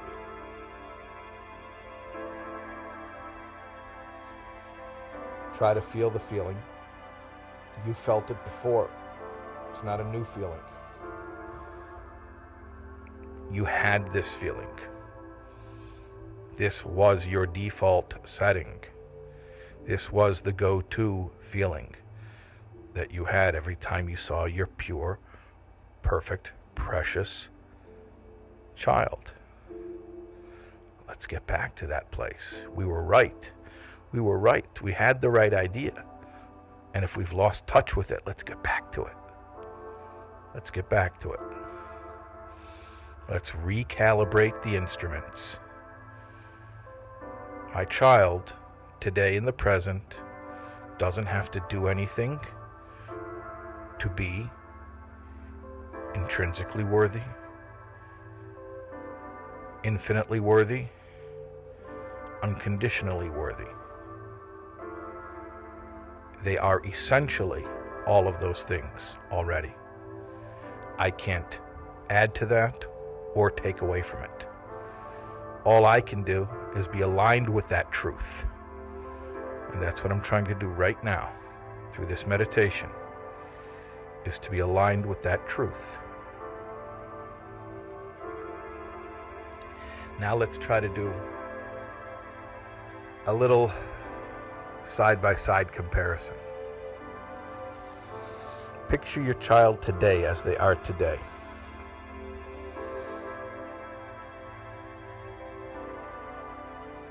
In the present time. Picture your child as they are at a moment when you are placing conditions on your pride of them.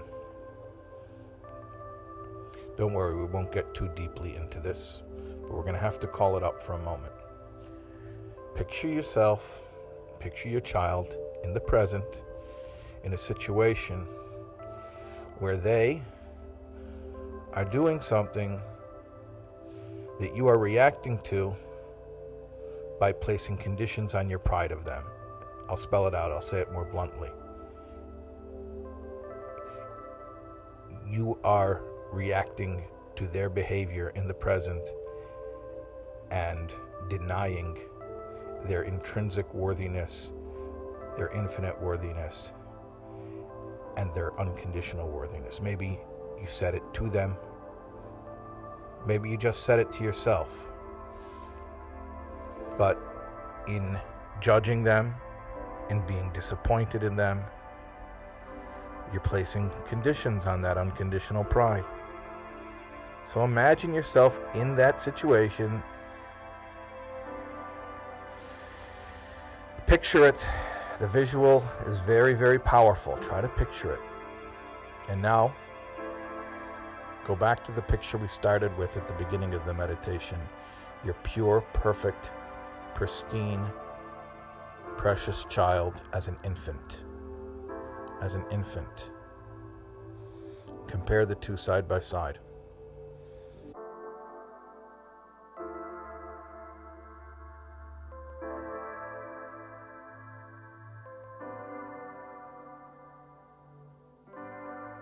Is this not the same exact child? Is this not the same exact child who you were unconditionally proud of before they could do anything to earn your pride? Try to combine the two pictures. Let them morph together in your mind, because it's one and the same child. Your child's worthiness has not changed. That which is unconditional can never change. The only thing that changed is that we lost touch with it. We lost touch with the truth, but that's why we're recalibrating. That's why we're realigning right now.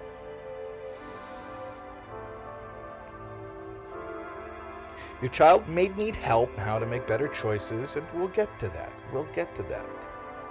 We'll get to that, how to help our children make better choices.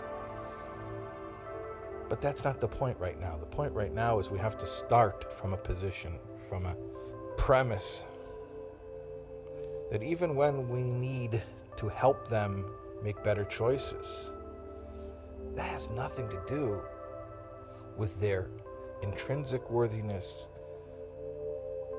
their infinite worthiness, their unconditional worthiness. None of that changes. None of that can change. So there you go. See your child in the present.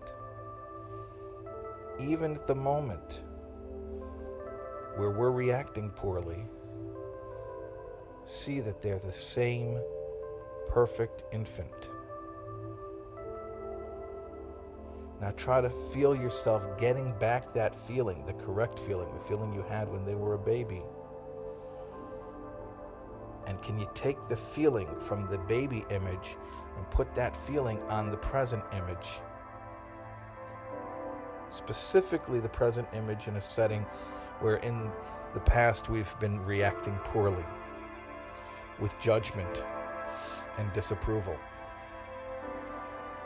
Again, doesn't mean we approve of all their behaviors, and we can work on helping to guide them with their behaviors, but that's not the point right now. The point right now is that my child, not their behaviors, my child is intrinsically worthy, infinitely worthy, unconditionally worthy. Now feel that peace, because it is a feeling of peace, isn't it, when everything is perfect and everything is as it should be. Feel the peace, the tranquility, the serenity of knowing that you've been given a perfect child. Your child right now is a perfect child.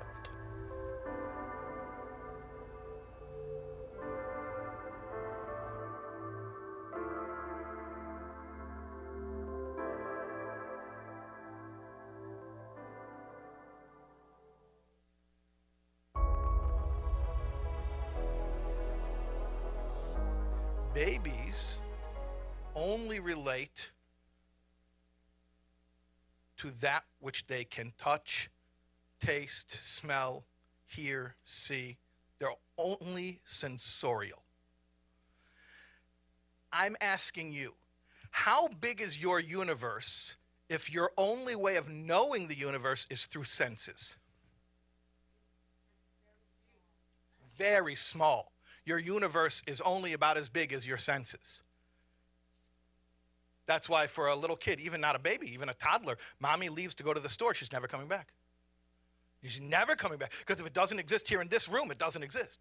When you start to think abstractly, for instance, not even think about ideas, but let's say, think about other rooms.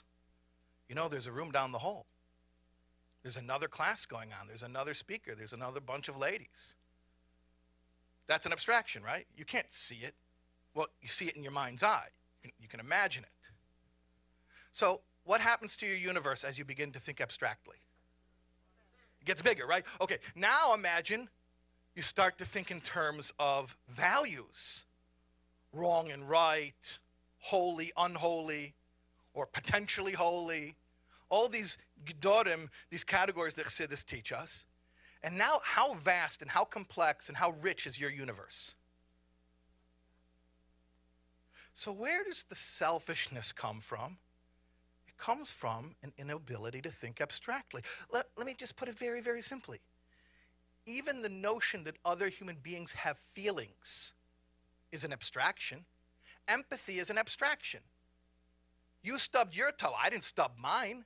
Why should I feel hurt? Why should I feel bad? I didn't stub my toe. You stubbed your toe. Right? So a real concrete thinker is, I don't know, it didn't happen to me. So that's selfishness. It's not rishus. It's a cognitive disability.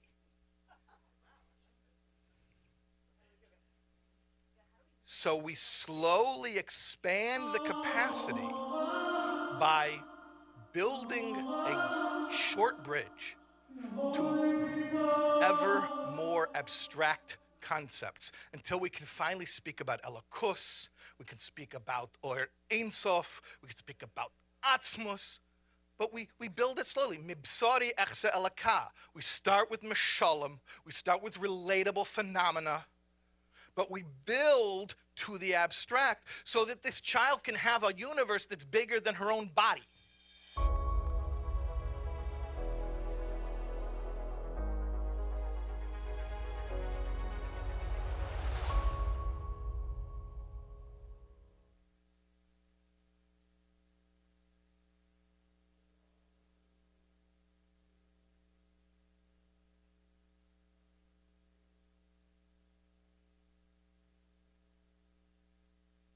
Something that I feel is so healing and so essential to the world. When, and I mentioned before this parenting course that I started with Friendship Circle of Michigan with Levi Shem Tov. We were driving, Levi was driving, I was sitting in the passenger seat. We're driving down the road in Detroit. And I said to him, you know, Levi, we need a parenting revolution and we could heal the whole world. Because if you think about it, most of the problems in the world were caused by people. And most people cause problems because something happened to them, right? Hurt people. And most of the things that happen to people to make them hurt probably happened in their family of origin, probably happened where they're growing up. Unfortunately, a lot of it happened, how they were parented. So if we can help parents to parent their children better, we can solve most of the problems in the whole world. And I truly believe that parenting and healing the world and bringing Mashiach are all intertwined, are all one idea. Somebody pointed out to me that, it's a well-known pasuk, V'heishav lev ovis al banim, the Mashiach will come and return the hearts of the children to the parents to the children, and then the children to the parents. But someone pointed out to me that that's actually the very last prophecy. And basically that's what we have to work on through the Golus, is healing that relationship. And the work's it's not for our children to do it, it's for us to do it. Let's not put the onus on them. They're our precious babies. The onus is on us to be the parents that they deserve. And it was, I'm passionate about that subject, but now I want to share a little surprise with everybody, because we're now joined in the studio by somebody who is not only a tremendous talent, but more important to me than the fact that he is talented is that he is my personal friend. None other than the incomparable Eli Schwebel. Shalom Aleichem. I'm so, first of all, thank you so much. I mean, incomparable talent. But that's not the most important thing. The most important thing is that we're friends. We became friends. I want to say thank you to Carrie Walchuk because Yeah. he introduced us. That's right. And He when- donated tonight, by the way. He did? Yeah. I'm going to try to get Carrie to do it some more. Carrie, you know, up Vote the early, end. vote often. Right, exactly. Like we say in Chicago. Dude, it's so beautiful to be here because I'm such a big fan of yours. As a teacher and as a friend, we've spoken about so much of life's deepest struggles, and you know your authenticity and how honest you are about what you go through, as well as seeing it in other people and being able to. You know, I think that's the correct thing. That's the way that I feel when I speak to you, and how connected you are to all Yidden. It's truly, truly inspiring. It's very rare to have someone out there today who's got the spotlight that can share about themselves. You know, there's a lot of speakers out there that are entertaining, that are entertainers. You know, to have someone who's out there being honest about themselves and speaking from a place of experience, as you can tell, even in the small little things, just their ability to give that over in a real way and be authentic. I'm such a huge fan of yours, and you're changing lives. And that's why everyone out there, I want, you know, nachas ruach and menuchas hanefesh for the Rav to be able to do his amazing work. And it just, you know, you spoke about that,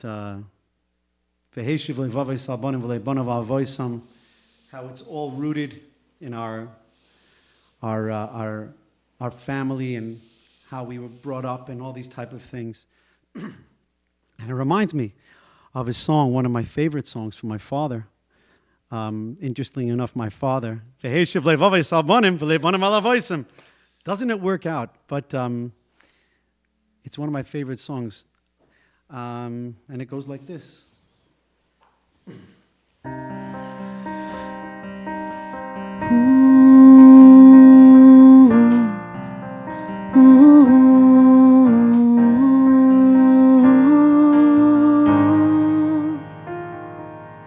הנה אנוכי שולח לכם אליהו הנביא לפני בוא יום השם הגדול והנורא. הנה אנוכי שולח לכם אליהו הנביא לפני בוא יום השם הגדול והנורא. והשיב לבבוס הבנים מלבנים עליו עושו. והשיב לבבוס הבנים מלבנים עליו עושו. והשיב לבבוס הבנים ולבנים עליו עושו. והשיב לבבוס הבנים ולבנים עליו עושו.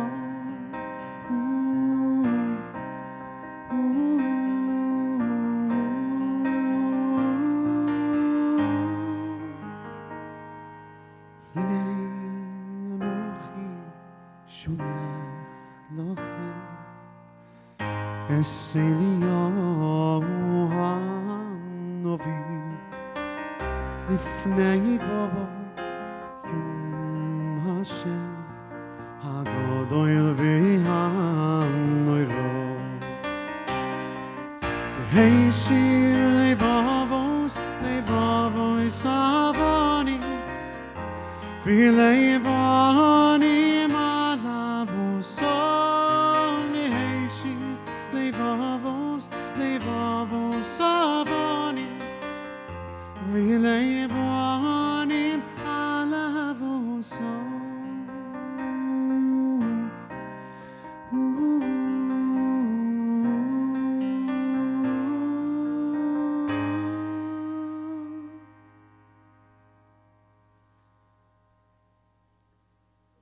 Beautiful. That's beautiful. Oy vey, that song just brings me to my father. I mean, it brings me back home. What can I tell you? Special announcement. I Oh. think we've been doing this today, that people have a lot of requests from you, like from all the other artists that we have, but we will take suggestions if they comment in the charity donation. For any donation 1,000 or over, they get to make a request. First come, first serve. All right, I like that. I gotta do that. Hang on a second. I gotta put this on the You know, share on my Instagram. Yeah. This is live. This is live happening. You know, super chat. It's really happening. Yeah. This is really happening right now. Who knows if people are gonna donate? Who knows? Rebbe, Chaim, you want to tell them what's going on? So Ellie, we have Ellie here, right? Obviously, and he is taking a request, but it's contingent on a donation that is an effective donation of 1,000. What if I want to donate $1,000? Can I choose the song? I did that 3 times. But by the way, that means. That's good. Yeah. So it's effective total 1,000. Okay, just tell me. We're soulwords.org/live. There's a little button on the side, on the top, if you guys want to come on. It's 7:35. This is exciting. I love you, and I'm very excited for you. We're almost there at the goal. We're at the final push. We're going to max it out of 3-song requests. We're going to max out 3 songs requests. So up to 3. Come on up. First come, first serve. Yes. It's got to be a total of 1,000 or more. 1,000. You can put that in. Put it in. All Perfect. Right. Okay, I'm putting it on, and who knows what's going to happen? Maybe someone will come on. It's my hero, somebody just wrote. Okay. Listen, $1,000 in Corona times. You know what? So you don't have to say that. See, it's $333. And 33 cents. So you have to say it, and 33 cents. Effective donate, yes. So you got, what does it have to do with effective? We talk about tachlis, you know? But all my friends out there, if you don't know Rabbi Taub, because you're about to see what's going on, if you don't know Rabbi Shais Taub, which I'm gonna assume most of the people watching here do, but if you don't, you must get to know him, and you must spend time with him. He has, how many shiurim do you have online? Hundreds, thousands, I don't know. A lot. Hundreds, a lot. Thousands. But taking Torah, taking tefillah, taking the ideas of the Rebbe, taking stam ideas, and bringing them together in a magnificent tapestry, a beautiful painting of wisdom, of Torah, of a relationship with the Rabbeinu Shalom, of relationships with people. I mean, this is what it's all about. That's what it's all about. That's right. Yeah. So, Kvoid Rav. Yeah. What's on your heart? Oh, a little bit of pain right now. But a lot of love also. What? Pain, not suffering. How much? Yeah. Very good. Not suffering. My grandfather used to say 3 types of rings of marriage: engagement ring, wedding ring, and suffering. Okay, That's like a Borscht Belt joke. Yeah. You see, we not only have we have the sound effects too. Yeah. We have the piano. We have the. Oh, there you go. This is like a Sphera album, Ellie. Yeah. Yeah, it's good. Do you know that? I don't know if you know that about me, because we became friends. Made a Sphera album. Recently, in the past 5 years. But not only did I make a Sphere album, we were literally the first one. We were the You one were the who first. You're we the were one. The You original. created the genre. We literally created the genre. I have to say, Lev Tahar, and that's that's you. Yeah. That's my band. Me and my best friends when we were kids, 19 years old, 20 years old. We used to sing together since we were literally 5 or 6 years old. Yeah. And our dream was to put out an album. And my father had a studio in Givat Shaul, Mirkas Sapir Shtayim, that he was invested in. And we went there to record. And that was our start. And Leif Tahar sold 75,000 albums. We went, nobody ever heard of something like that. And, you know, one of them was, I did all the beatboxing. Yeah. Wow. Well, yeah. I'm looking at this camera, right? I didn't know all of that. Ali, I did not know the Yeah, depth of your talent. Mamish. Yeah. We're very blessed to be able to do that. To be in that position, Sphera, 3 weeks. We were kids. We just loved to sing. You know, it was more. It was just the love. I grew up in a home of music with my father and my mother, my grandmother, my grandfather, all musicians. Very musical family. Before you came on here, Chaim was talking. I don't even remember what he was saying. He saw, but like some type of a clip. There was music, and there was a bunch of kids, and the 5-year-olds. Tell me if I'm saying it right, Chaim. The 5-year-olds didn't even make a conscious choice to get up and dance. The music started playing, and the 5-year-olds just get up and they start dancing. Just the music moves through them, and then he says, "There's this 9-year-old. The kid looks like he's about 9 years old, and you see him fidgeting, and it like he wants to dance, and something, self-consciousness, is preventing him." And Chaim and I were saying, what happens between 5 years old and 9 years old where a person loses their song and they lose their dance? Oh. And, you know, you're talking about being a bunch of kids who just loved singing and you didn't lose your song and you were able to express yourselves that way. But not everybody is lucky to have that. I want you to know something. I was not confident enough to get up and sing myself till I was 18 or 19. Oh, really? I was. Could only I in a sang group. Harmony. I played, and we were as a group. We did it. So I was always like, it was the three of us. So to take that step into the limelight, to be able to just even get up there and sing, I never did it. So I was always with my best friends as a group. So that took some courage. But the self-consciousness thing, that's natural. The second, how do you create your identity? Only by separating from other people, not from being together with them. The way you inform your own identity, I believe, is by being different. You have to know who you are. You have to know who you are, different from other people, separated. But tonight we are dancing because... Oh, why? Because... Janelle, we have a toad. We hit $150,000. All right, we just hit 150,000. 150K. And, you know, someone just wrote this, and I was so beautiful, this comment for a donation that just came in. First of all, we have 1,872 from Baruch Kalander, in loving memory of our parents, Meir Ben Avram and Genya Bas Yefsi. All right. I never heard that name. Okay, we have lots of other donations. Oh, my friend Moshe Mushtik. Rabbi Shais Taub, you're such an inspiration. And a big shout out to my friend. You know that Moshe Muchnik made my gorgeous website. Oh. SoulWords.org, redesigned. That was a spotlight design. A soul brother of mine. And I saw this beautiful comment. And then my brother messaged it to me. And I was like, is that you? And he said, yeah. And the comment is this. He said, I just donated again. Second time. So I just donated again a second time. Because of that meditation video, how much it moved him. Oh, Baruch Hashem. And we're talking about what happens when there's something disturbed. There's self-consciousness the painful self-consciousness is awakened, and the song dies, the dance goes away. Yeah.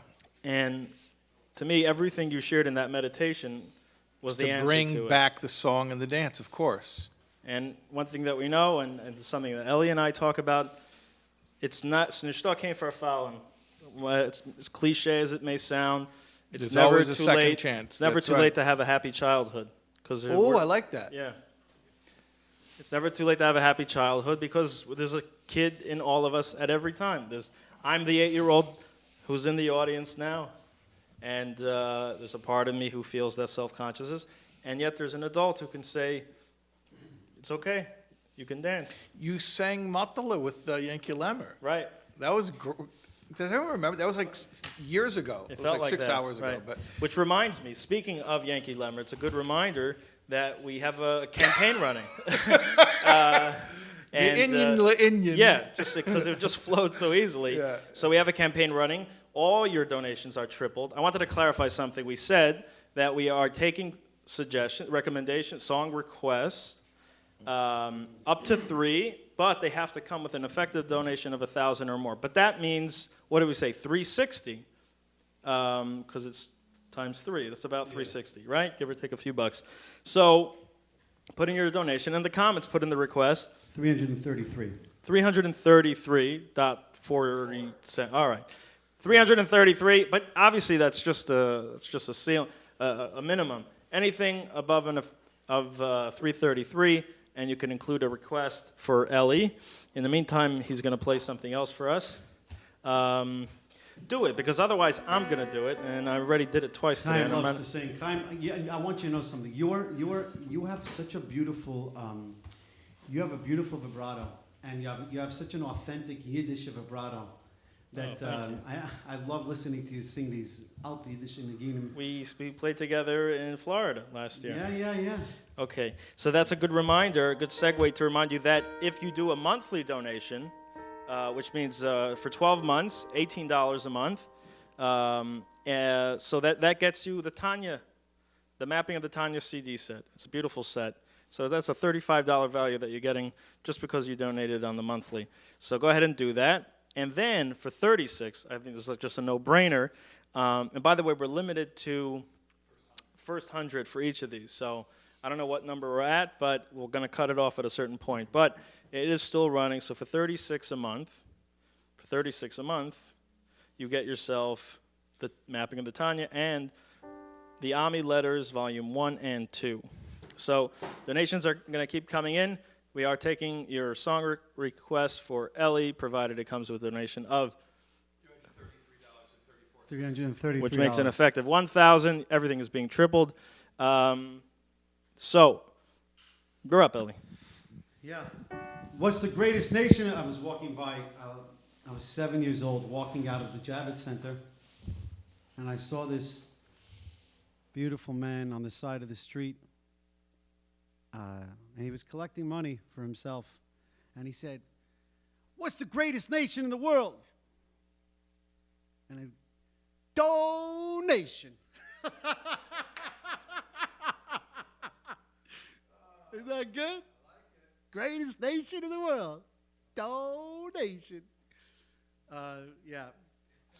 I'm coming out with a new album. I've been working on it for 5 years. Ever since the last album. You know, when you're putting out music that comes from yourself, you have to grow.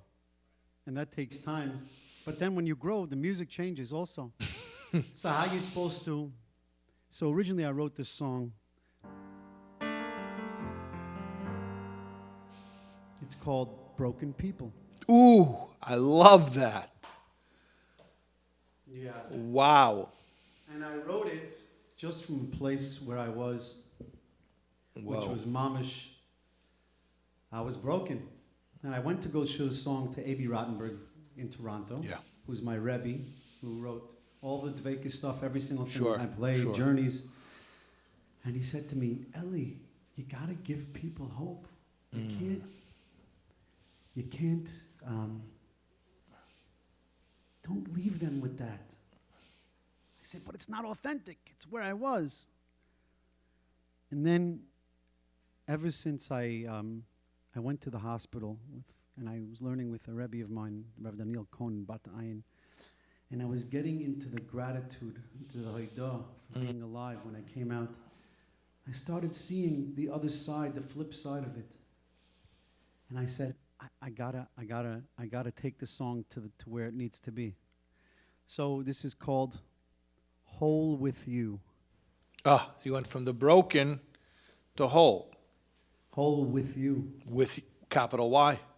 With capital Y, with little y. With Rebbe, with your friend, with your wife, with your whoever it parents may be. With children. Your parents with the children. When it's whole, you're talking to me before about the parents and about it's never too late to have a happy childhood. Healthy childhood. It's like when you get to a place where you can forgive your parents' mistakes. Yeah. And you see them as people just like you. Who did the best They're they doing the could best with they what could with under what they had. With what they had. Then all of a sudden, all the things that hurt start to come into perspective of a bigger picture. Yeah. And everything shifts. Right. They had things they went through, and if they went through it, that means their parents went through it. And that means their parents went through it on a certain level. So you start Of to course. say, and then who's it go to? It goes to the Rabbanu Shalom in the end, because if it's going to the first man, right, then it goes straight up to the Rabbanu Shalom after that. So I used to say, God, it's not God is dead, God is dad. Dad. Dad. Wow. God is dad. Take that, Nietzsche. Exactly. But yeah, so here's how it goes. Yeah. Whole with you. Whole with you. I Love can't it. believe I've never said that before. I've never played it before. That Oh, way. really? I just wrote it 2 nights ago. This is a debut. This is debut. You're hearing this for the first time. Straight from your heart. This is it. Let me see if I remember the lyrics.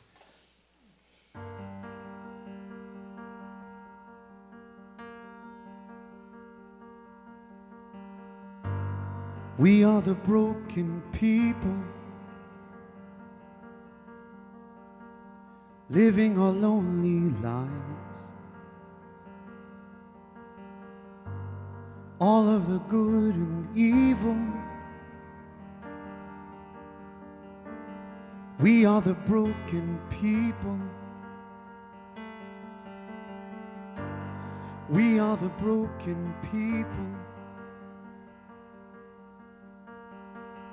Wandering through the night, longing for what is needful. We are the broken people,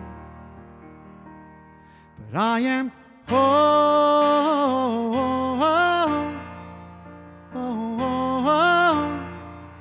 I am whole with you. I am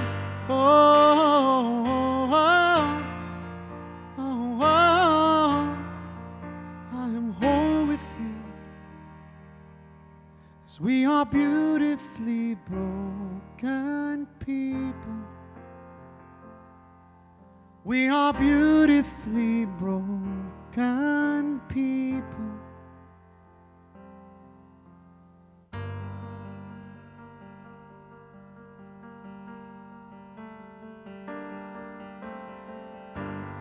We are the holy people,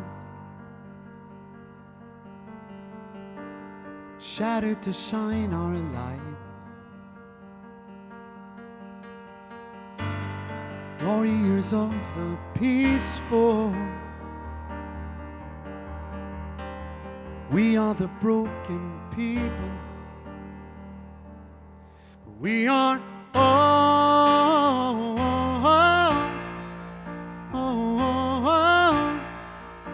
I am whole with you. I am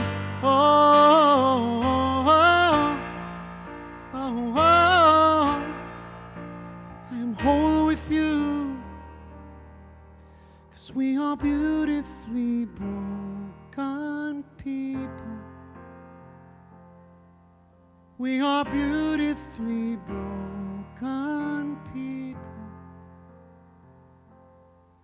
We are beautifully broken people. And I am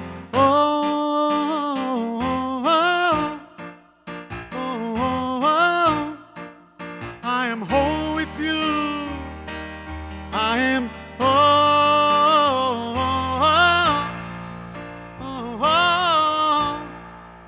I am whole with you.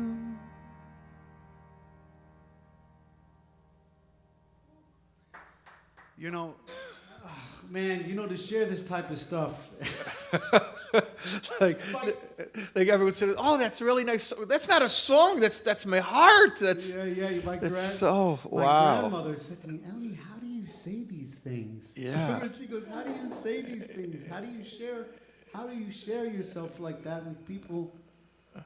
And I said, I don't know, but I know nobody else is really doing it, so I gotta do it. But Malcolm Shein Ish, a Schwebel is doch a fish. I mean, it's Ish. My name is Elyokim Yoel Schwebel, so that's Ish right there. Speaking of herring, could we dissect another joke? People want to just request Another more. joke? Yeah. All right, this is a Chelm joke that don't ruin the punchline. Okay. Though. You keep Okay. doing that. Okay. All right. So the two, you know that they I'm were not very- going to say a word till you say the punchline. The Chelmites were known to be fools, but obviously they were. They really thought they were smart. The wise men of Chelm, right? Yeah. So no, just the joke. All right. Just the you have punchline. you have a. That's not the word I wanted. You relish in the I opportunity. relish to the ruin opportunity to punchline. step on the punchline, to ruin the punchline. I get a perverse thrill from it. Yeah. All right. But you see, you keep getting in your own way of the donations. You're just you're so committed to your art of ruining punchlines, Right. that you're getting in the way. People I'm want so to hear the committed jokes. to my anti-humor. Yes. And my shita of anti-humor. Yeah. That I'm. Give us an anti-humor. What's the first thing that comes to mind? Anti-humor? Yeah. Oh, All right, but in the I don't meantime, we'll wanna do a go there Chelamite. because I don't want to go there. Oh, here's an anti-humor that's kind of also related to what we're talking. All right, so the two philosophical. We'll do the herring one, and then we'll do the other. I don't know how you do this. You know, your self-consciousness. I don't know how you speak because I said it's never too late to have a happy childhood. And you know what? Yeah, it turned out to be true. I didn't mean for it to happen. I'm going to start apologizing for why I became healthy. All right. I didn't mean to. But by the way, do you ever find that? You accidentally say, how are you doing? Great. There's a problem. Just give me a second. I'll get back to you. Right. This is not okay. Leave that opening. Right. Because somehow you're being happy. Like there's a certain limited supply of happiness in the Yeah. world, and if you have any of it, automatically you're detracting from somebody else's share. Yeah. So yeah. So in case anyone thinks I'm intruding on your share of the pie, my life is miserable. Everything sucks. This is all a show. I'll sit in the dark. Yes. Right? How many Jewish mothers does it take to change a light bulb? Don't worry about me. I'll sit in the dark. He naturally just gives the punchline. I He love didn't give it. I any love it. setup. I go straight to the He just assumes punchline. either everyone knows or they don't have You to know where know. I got this from, by the way? I told you. You were at my house on Shabbos, and I told you where I think I got it from. Ellie doesn't know, though. The Lubavitcher Rebbe, when he would tell a story, often would say, Ki yedua hamaise, ki yedua hasipur. And then the Rebbe would identify the story pretty much by saying the punchline, and then tell the story. Well, stories are supposed to be for the punchline, right? No. What do you think this is? You think this is a color war play? You think I'm here to entertain you? No. We're going to take away the punchline, put a spoiler right up in the front, and I'm going to tell you the story anyway, because it's not to entertain or amuse you. It's not for suspense. It's not for drama. It's to teach a point. It's to teach a lesson. So I like to take the punchline of the joke, put it in the front. Take the surprise ending of the story, put it up front, and then tell the story anyway. You know, it's so interesting because that vart of what you just said is probably what the problem is with the film industry and all of these entertainment industry. And the reason you always tell me you have an aversion to entertainment, it hurts you. Yeah. And I realize that you just gave me such an insight because when you put the teaching first, yep. What you do is you say this. You put down when movies take you through a drama. Right. The mahalach is the opposite. It says, you can't handle the truth. Mm-hmm. I need to hug you with this beauty, with this story, right, with what's going to happen, and the suspense right. is kind of like a hit of a drug. Yeah, sure. Where you go, where it doesn't. You don't have to learn. The whole thing is escapism. Yes. You don't leave with anything tangible. You do. Hang on a second. There's the thing.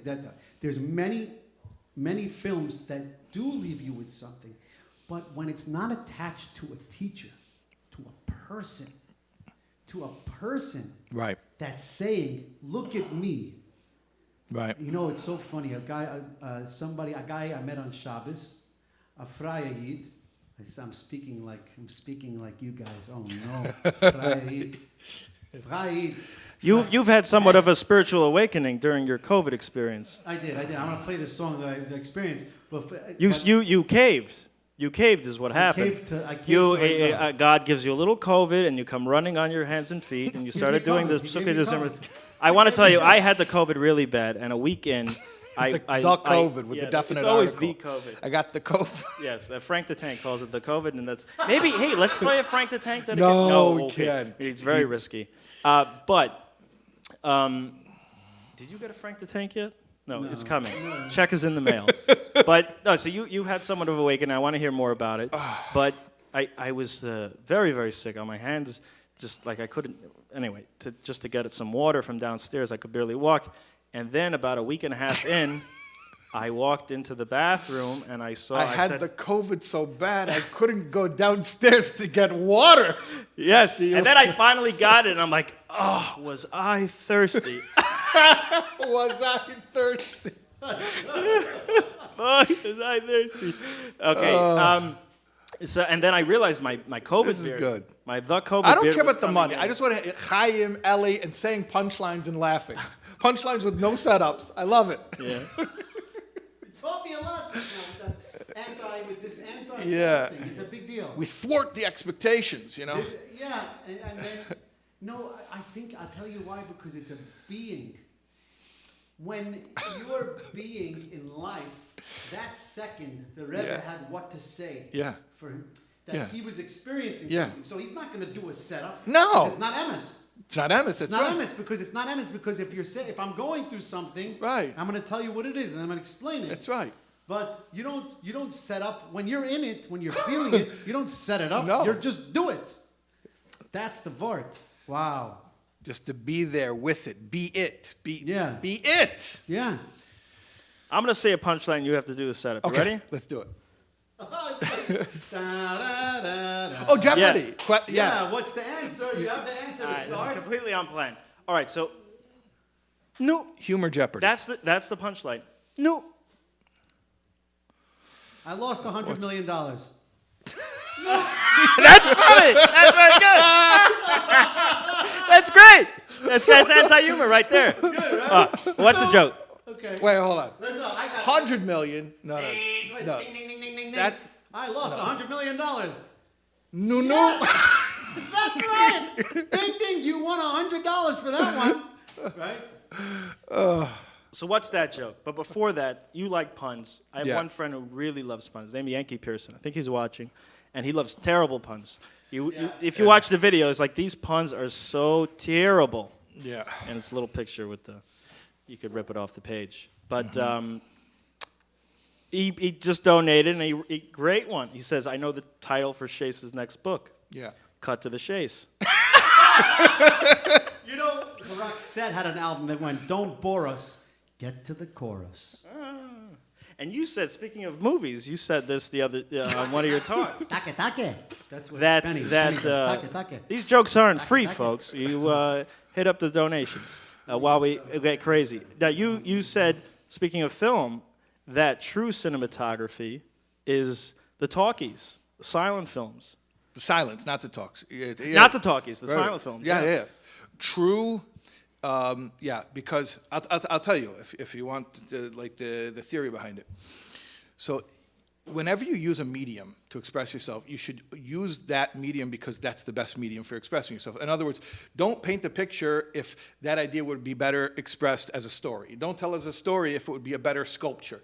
Whatever medium you use, don't just use it because you feel like, oh, I want to write a song. No. Does this idea have to be expressed as a song? So the visual medium, specifically cinema, which means motion, it's from the word kino, which means movement, is about things moving, which in Jewish, we call it a maaseh. A maaseh means action. Something happened.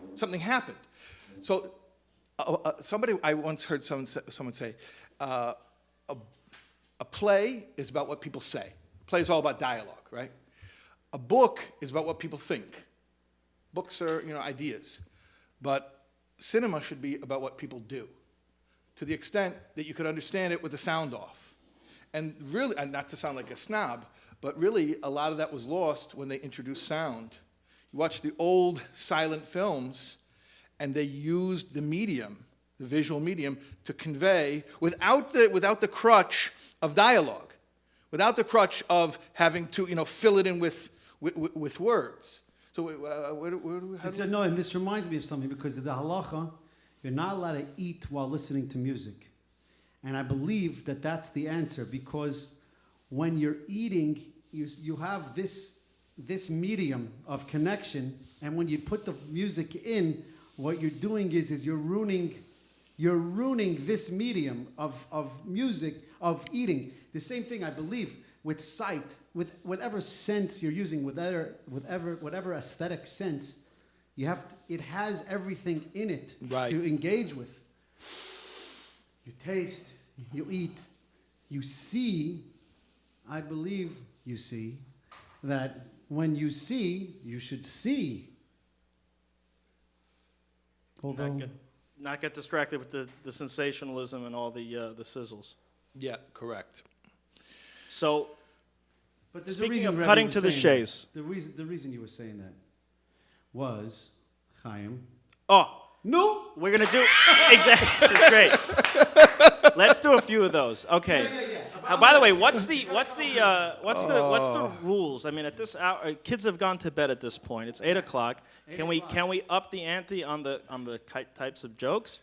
I'm going to try to adjust the jokes and just make them I think you got to be pretty safe because there's a replay, there's archives. So I can't do. I'm not going to. You know what? I'm not going to do that joke with the punchline of forever. I'm just trying to examine you. But that's not the one. I'm saying the one. A guy goes to the doctor, and he says, "You hired me, my friend." He says, "Okay, that's not. I don't know what." He says, "Doctor, you got to help me. I can't urinate." Oh this my is a goodness, scientific Chaim. thing. No? Oh my God! What's the greatest nation in the world? Donation. I already said it. I gotta put it. Oh my! So he says, "Doc." He's like, "Sir, you've peed enough. Too much? That's it. Vifalashir. How much is a man?" It's like, just stop. So much. What nation of the Yidden to Hashem? Okay, but what's the punchline? Is he sweating, Rabbi? He's sweating. Rabbi sweating. Flop sweat. Bring in the donations, unless if you want me to stop doing inappropriate jokes. This is unacceptable in some world, but over here, everyone is accepted. Those who are offended by my humor should donate, and I will shut up. The twist. Okay, wait. Ellie, right. You're a genius. You're a genius. I'm a genius. There's the philosophers of Chelm sitting around the round table of Columbus, and they're pontificating on the meaning of life. But how many guys are that luck? Oh my God. Lachen cup. So the guy says, the suffering, not pain, the suffering. My God, the heat is so bad. I wonder if it would be better that men were not born altogether. Machlokes in the Gemara. Exactly. And God, that it's better not to be born. Better not to be born. And that's what the Chelamite number 2 said. He says, you know what? But you know what? It's not so bad. After all, some people aren't even born to begin with. And then the Chelamite one says, okay, but how many people are so lucky? 1 out of 100? Right. Maybe 1 out of 100. Okay, but no, what's the punch? Which one of the punchline is new? So the philosophers of Chelm were sitting around and said, what is green, hangs from the ceiling, and whistles? So I don't know. The guy's like, man, come on, man. A herring. A herring. Right. So, what? He's like, herring isn't green. Paint it green. Yeah, but it doesn't hang from the ceiling. It's like, so you hang it on the ceiling. Yeah, but a herring doesn't whistle. No. No, very good. So you remind me, green herring and cholent. The Talmidim are surrounding their master, their great teacher, their great master, and he's on his deathbed. He's leaving this world, and before he leaves this world, the closest Talmud who's standing near his master, he says, Rebbe, what's the meaning of life? So the master says, life is like a fountain. first Talmud says, life is like a fountain. The next Talmud hears it. He says, life is like a fountain. The next one says, the master says life is like a fountain. They're all whispering like, life is like a fountain, life is like a fountain. Finally, the last guy hears it and says, how? How is life like a fountain? I don't know, he whispers to the next one. How is life like a fountain? How is life like a fountain? How is life like a fountain? Finally, the one standing closest says, Rabbi, how? How is life like a fountain? The master says, no, so maybe life's not like a fountain. No. Or a better project was like, I don't know, what am I, a philosopher?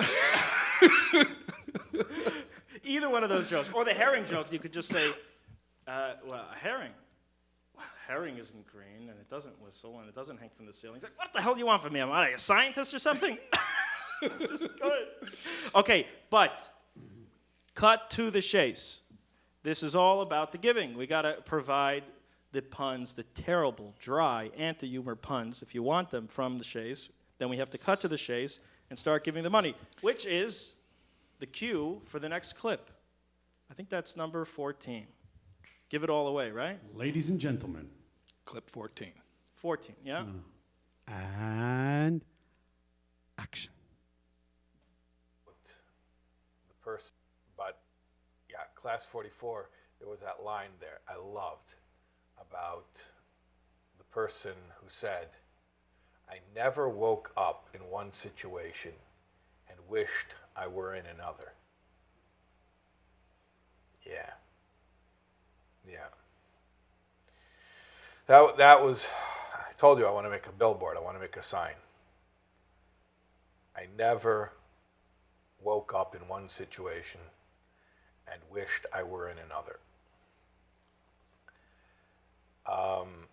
That's so powerful to me. You know, it's like, it's one thing to calm yourself down with some self-talk and to say, hold on a second, you know what? This is what Hashem is choosing for you right now. This is perfect. You're okay. You're going to be okay. You're already okay. You know, calm down. Everything's okay. Everything's good. Eibishter is good, right? And I'm not knocking that. That's great. I mean, that's it's the way I talk to myself all day long. But to be able to wake up in the morning and to have that feeling, you know, I'm going to tell you something. Maybe the only people I speak to are people with problems, so maybe I don't have a very representative sampling of what's out there. But it seems to me that pretty much everybody has pain in this gullus. And sometimes it's more and sometimes it's less. And when you're going through a difficult situation, I'm talking about a prolonged situation that's really challenging you.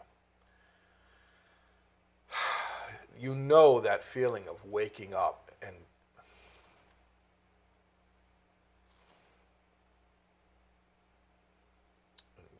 thinking, oh no, you know, sleep was a little bit of a break and now I'm awake and here we are again. And sort of remembering, yeah, no, it wasn't a dream, no, that's my life right now, right? I once heard somebody put it this way, he says, I used to wake up and say, good God, morning. Now I wake up and I say, good morning, God. So to go from that shift of, you know, good God, morning, oy vey, right, to waking up and saying, good morning, God.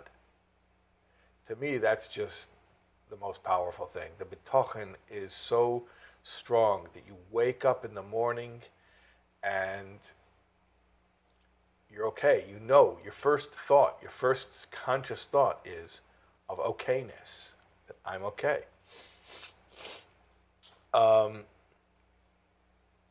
So I was thinking a little bit about that. That's such a level. I mean, I definitely aspire to it. But I was thinking a little bit about, you know, waking up in the morning and being in tune with our okayness as early thought in the day, rather than something I have to work my way up to through meditation and self-talk. But, to feel that okayness right after I wake up, or as close to waking up as possible. So that clip was from the Siyum. Sharidy. Oh, it's from the Siyum. That is from the last episode 46, which was the Siyum on the Sharidy entire B'tachan, series of yeah. Sharidy. Yeah. Actually, I meant to play something else, which we'll end up playing later, but it was Hashgacha very good. pratis. Everything's hashgacha Yeah, pratis. that we played this.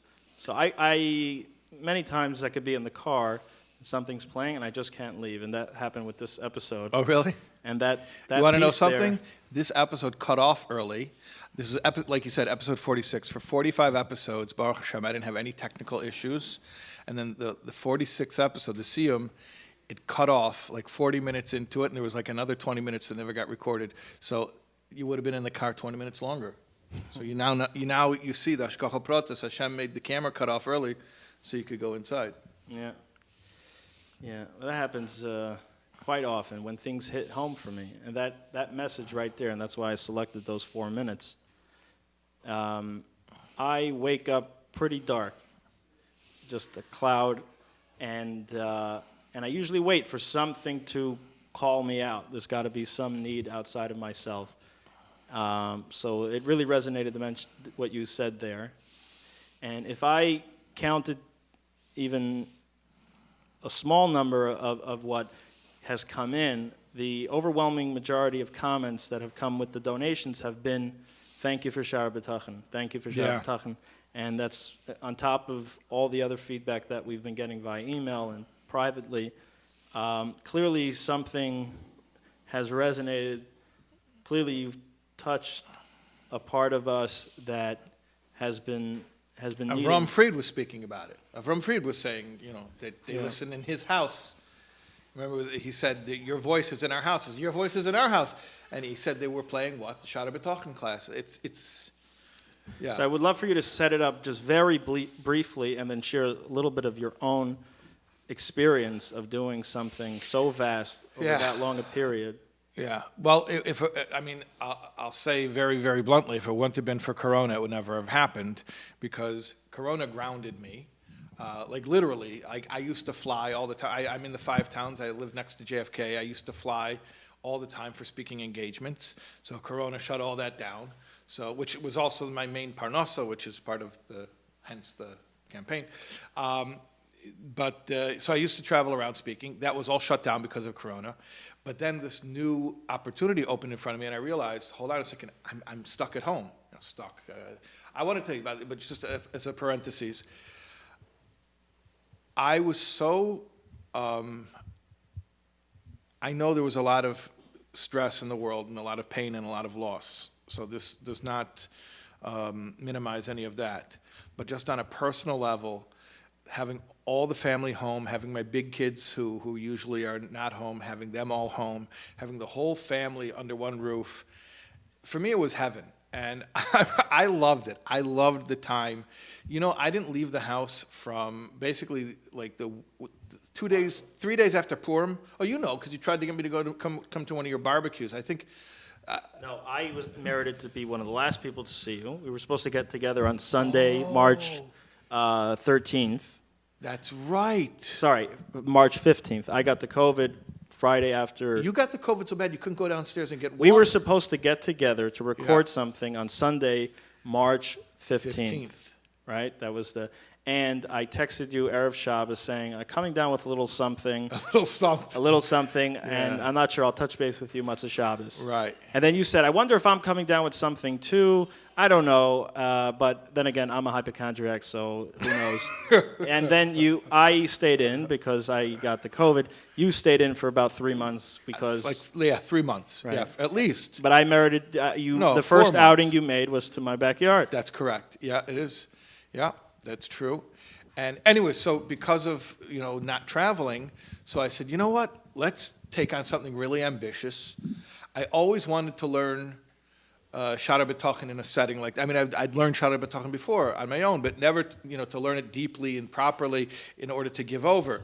And so we set up this ambitious goal. Every night, every weeknight, we do a 30-minute lesson at 9:30 p.m., which is great. I love that. 9:30 p.m. is good. If I could do it at 12:30 a.m., would be like even better.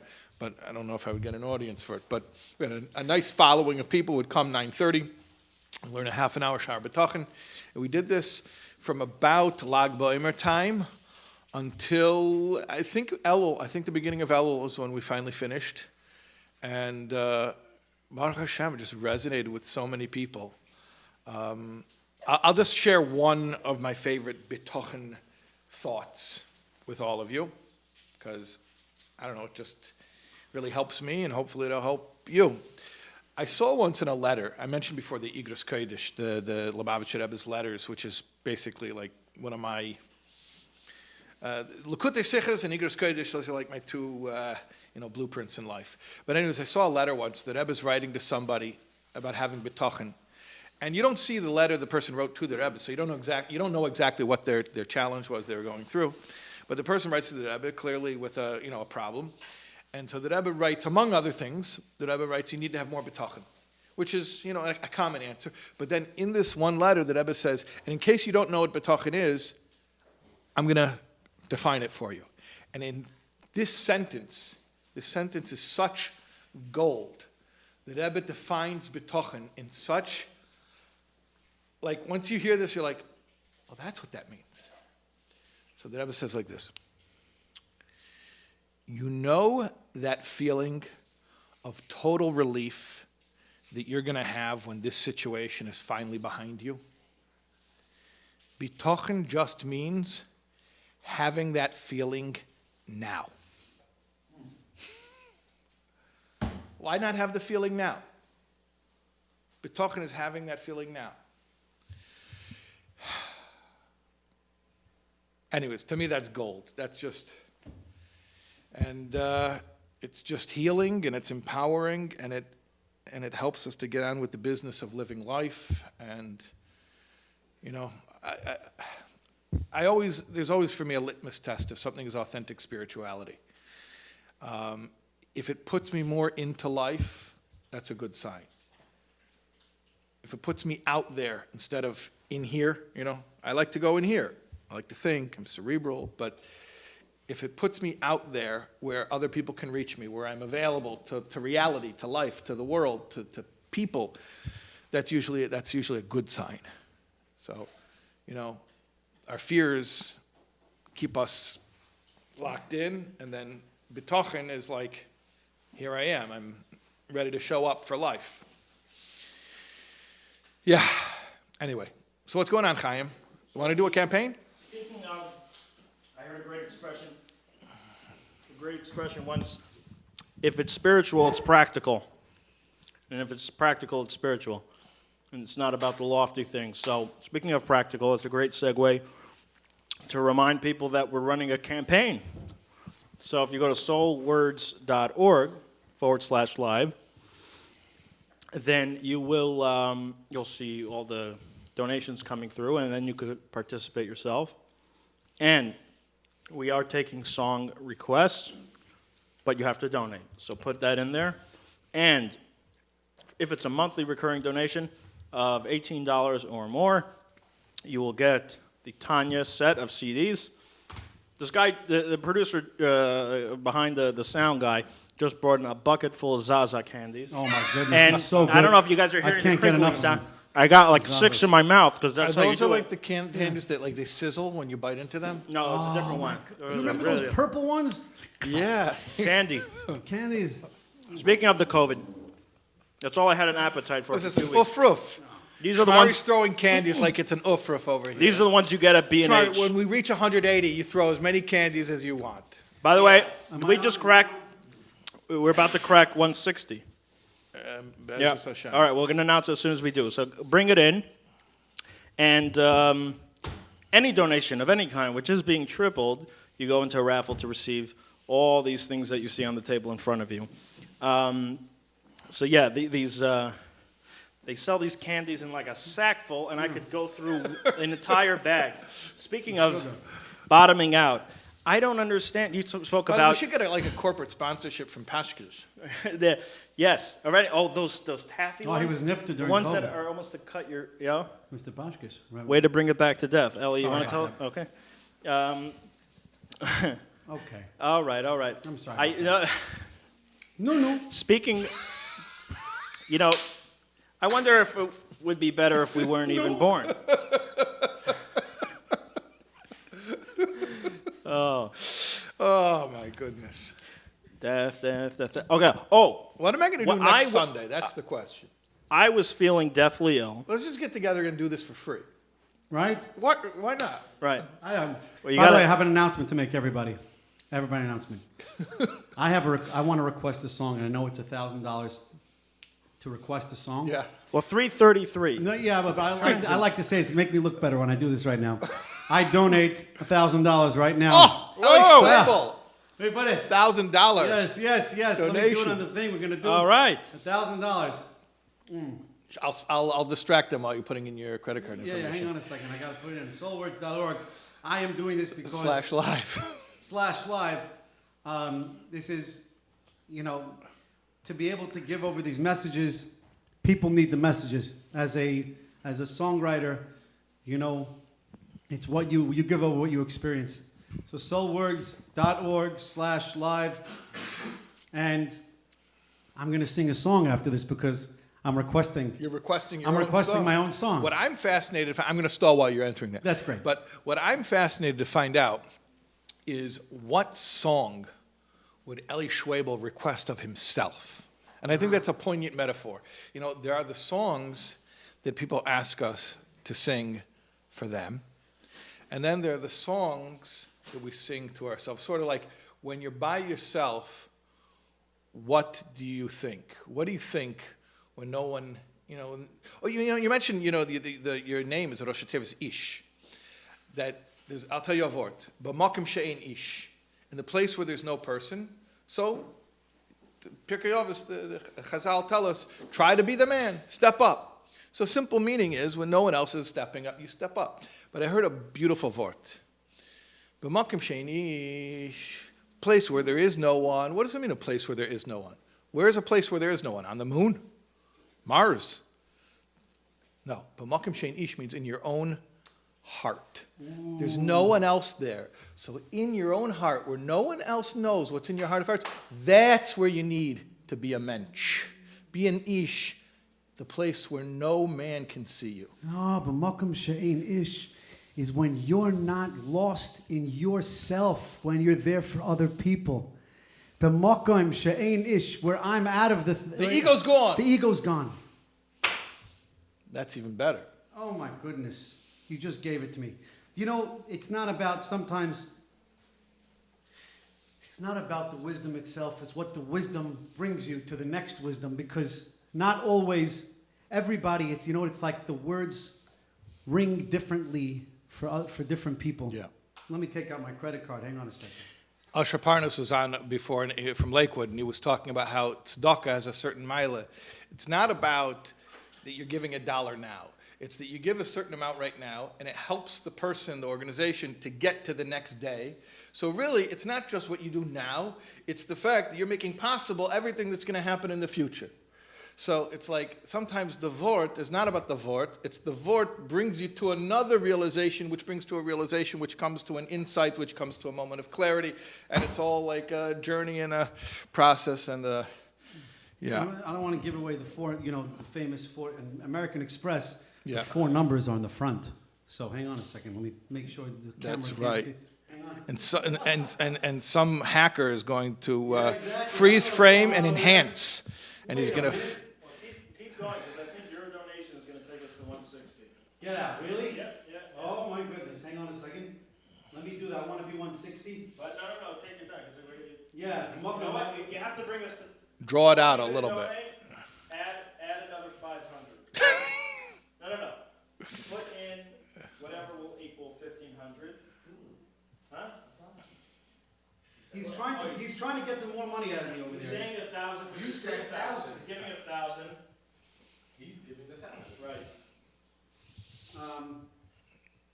Yes, we're right there. We're right there.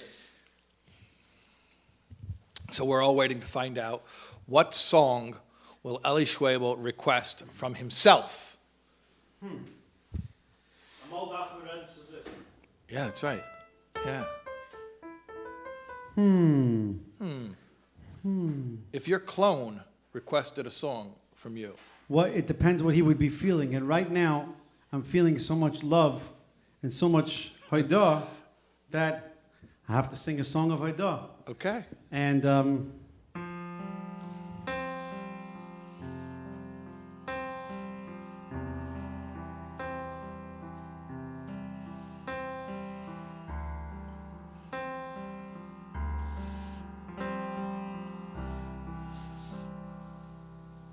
Erev avoikei v'tzoroim moidim אנחנו loch al nisecho v'toi voisecho moidim אנחנו loch al chayenu v'yal nishmoisenu Hashem Elokeinu noyedel lecho al chayenu v'yal nishmoisenu Hashem Elokeinu noyedel lecho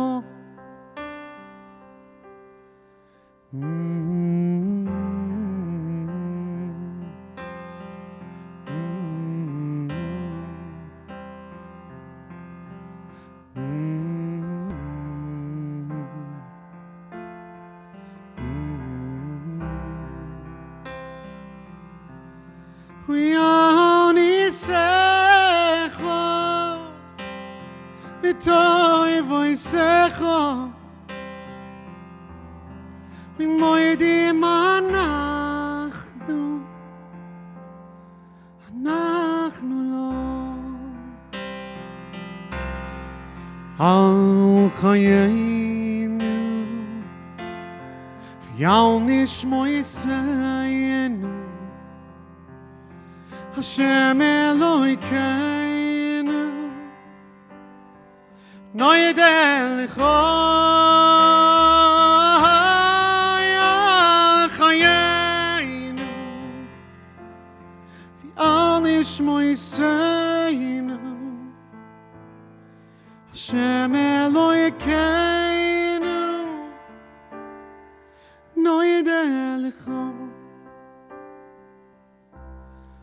al chayenu v'yal nishmoisenu Hashem Elokeinu noyedel lecho. You know, I wrote that song of Haidah. I wrote it after I came home from the hospital during Corona. And the first thing I did was sit down at the piano. I put on talis and tefillin. And I played this song I've been working on for 2 years that Gotti Fuchs, who's my best friend and band member of Lev Tahar, he wrote that song and he wrote it for me. And I produced it and we kind of worked it together. And I was at a point where it just came out of me. And that song, people text me and call me all the time, how they listen to the song. People don't listen to music. Listen to the song 5 times a day.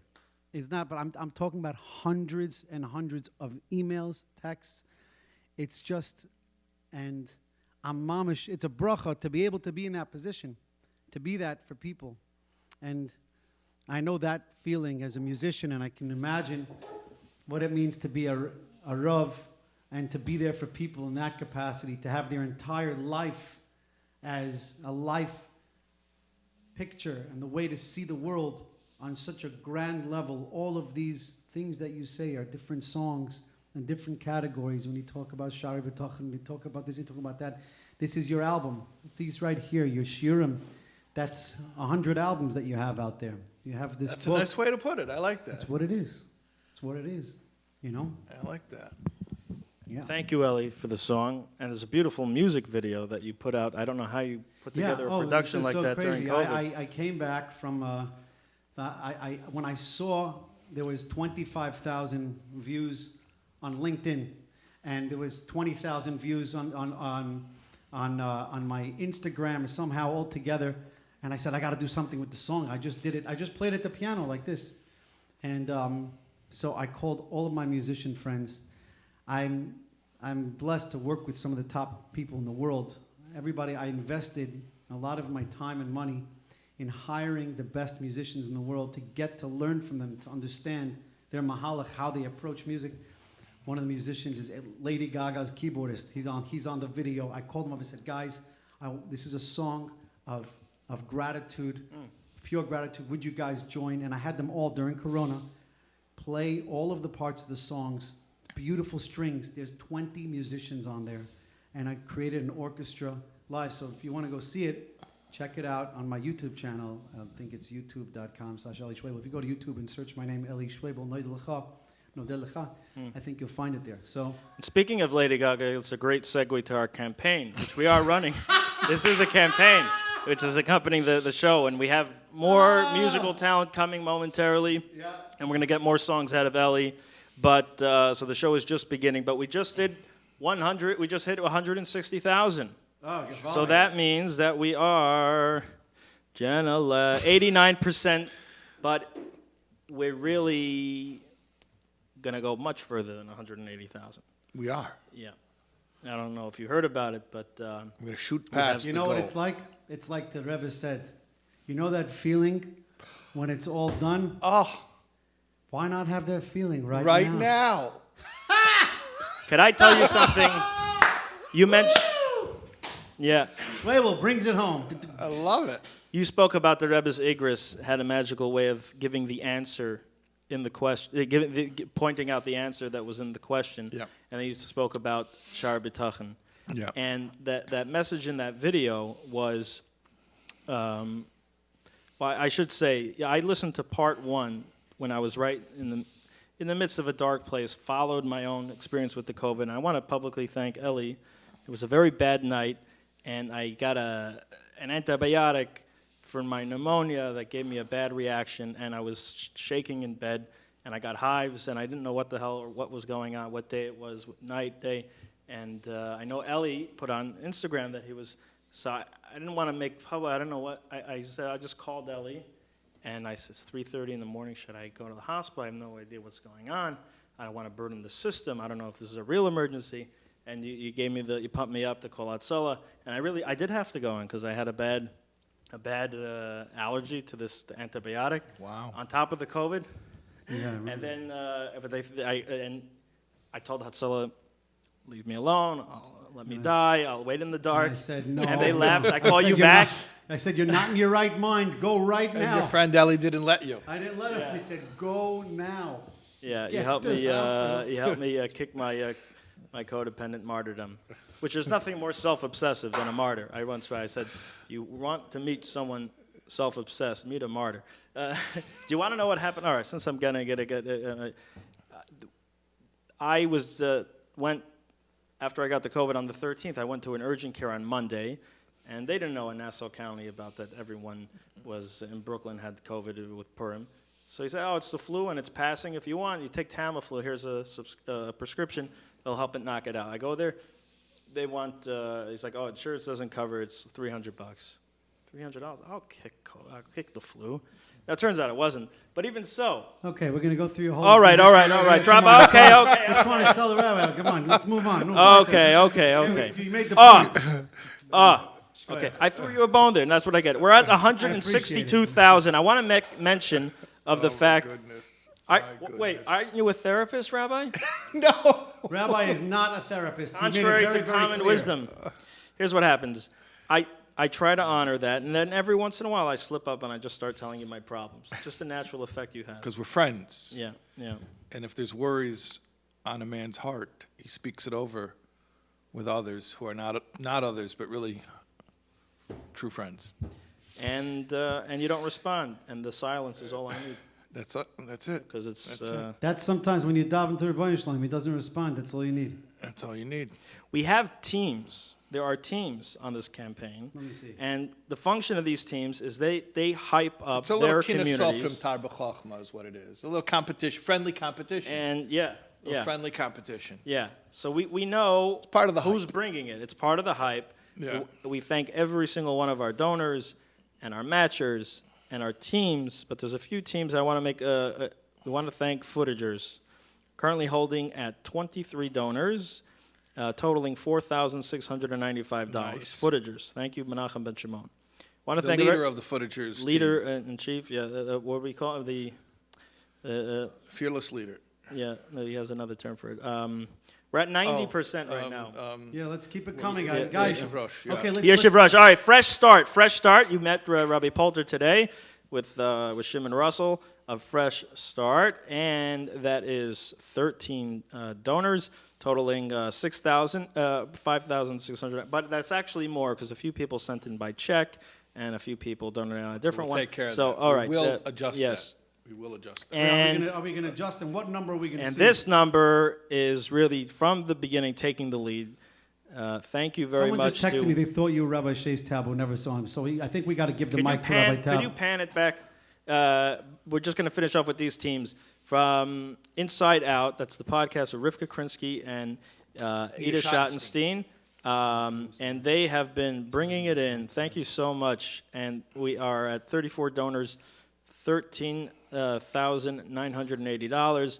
And the donors matter, meaning to say it's a big, it's about even a small donation. The number of donors sends a message that pumps up Shais Taub. He's also human. He's not a therapist, and he's even human. Mimush, who was that again? It's a private. There's a group of Some fans. Chassidim who want to really the point take is the that Rebbe's Chassidim- idea seriously. Yeah, and Chassidim implement are also Yidden, and they happen to be a big fan group of yours. Yes. No, I So just saw Mendy Kotlarski. Did you hear his shot? Mendy just gave money over here. Mendy Kotlarski if you was didn't- also part of Rebbe's shir. We used to. What? Mendel, Oh, is that a different- Mendel Kotlarski. Oh, it's Reb Mendel Kotlarski? No. Moshe's brother is Mendel. Mendy is Moshe's son. Mendy. Yeah. Mendy's So our- which one is it? Is it Mendy or Mendel? I don't know. Who Elon- was it? It's Okay. Mendel. Mendel Okay. Kotlarski. He's making Okay. sure. So we still need to. Mendy- Somebody text Mendy. Okay. Mendy, you Mendy got on a this. shout out last night, if you remember. Mendy got a shout did out. get a Okay, shout Mimush, we have. Mendy Kotlarski was part of our shir. That's It was, right. He organized the whole Mendy's the shir. one who organized. Mendy Kotlarski. If it wouldn't be we for wanna Mendy say- Kotlarski, we I have wouldn't to say- know we you. have to give a big Hakadosh yeshikoyach. A big yeshikoyach, Mendy Kotlarski, who brought us together. That's right. And to organize the shir with Carrie Wolchuk, and I got to go. What is it? What day was it? On I don't remember. I don't remember. It was Monday or Wednesday, I think. And we used to go. I used to go into the city to go hear you, Yeah. to go speak with you, and to hear you. And Those were the days. Those were the days. Want to give us a few bars of Those Were the Days? We get Frank the Tank to sing Those Were the Days for us. All right, once we're on the teams, the Schusterman team brought in 19 donors and a total of 5,670. And the stuff is still coming in, but we want to take a moment to acknowledge them. The Crown Heights Shul, wow. Those are your friends we heard from Yom 11 was here last night. right, Yeah. and we saw Arla Pinson donated, and we saw a few anonymous people that were donated affiliated. I know and who they that brought anonymous was. I didn't want to say there was an anonymous guy who gave $25,000. I don't want to tell you that it was me, but I promise you. You are anonymous? No. I'm just no. Yeah, I didn't want everyone to know. Wait a So second. I wrote anonymous. I thought I was anonymous. You can't be anonymous. You never saw that Curb Your Enthusiasm? I know. Okay. Yeah. Now they think we watch TV or something. Chas v'shalom. All right. The Crown Heights Shul, $12,945. Tzivus Hashem, team of Tzivus Hashem. Shimi Weinbaum and Shimi Tzivus Hashem. Weinbaum. Wow. And that's in recognition, I assume, to your series of the Rebbe Retze Kinder. Yep. Beautiful, beautiful. Yeah, Baruch Hashem. Because you know what? We're all children. We're all children, and it's never too late to have a happy childhood. Thank you. All right.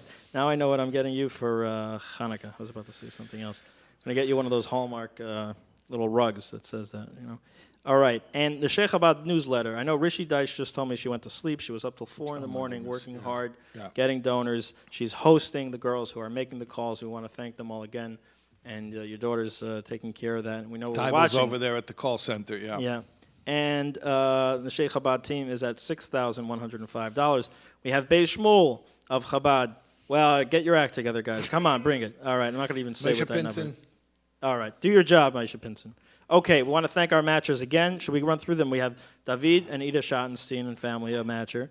Michal and Avi Singer. Michal and Avi Singer. Avi Singer was here last night. Avi Singer, I love Avi Singer. Far I know Rockaway. Michal, her whole family, I know Michal. He was here last night. Really? In the studio. Avi's a great guy. Avi and Michal, what's up? He's very into my Tanya shurim. Really? I thought. Oh, he told me. he loves the Tanya. He got into Tanya, yeah.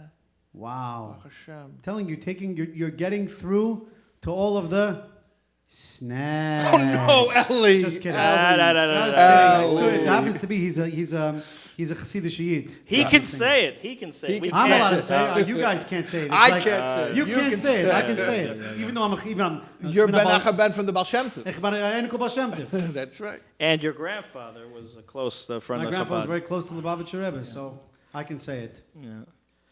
You, well, we're not going to do it now. I was about to reference something, a story about your grandfather. I'll tell you later. Okay. But speaking of what you said, we didn't say it.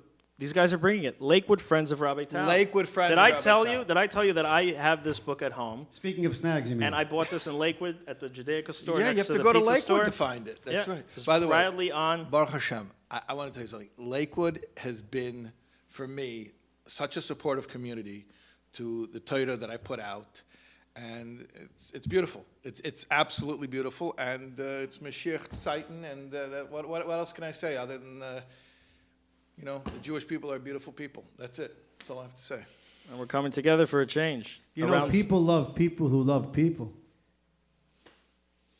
People who love. That should be a song or something. I'm in the middle of writing it. People love people who love people. People love people who love people. That's I think right. that was means people. People love people who love people. Are the luckiest people. People, us, love people who love people. Right. I said Which it is right. you. You're a person who loves people. That's right. So people love people who love people. But you want to know something? It's much easier to love people than it is to love a person.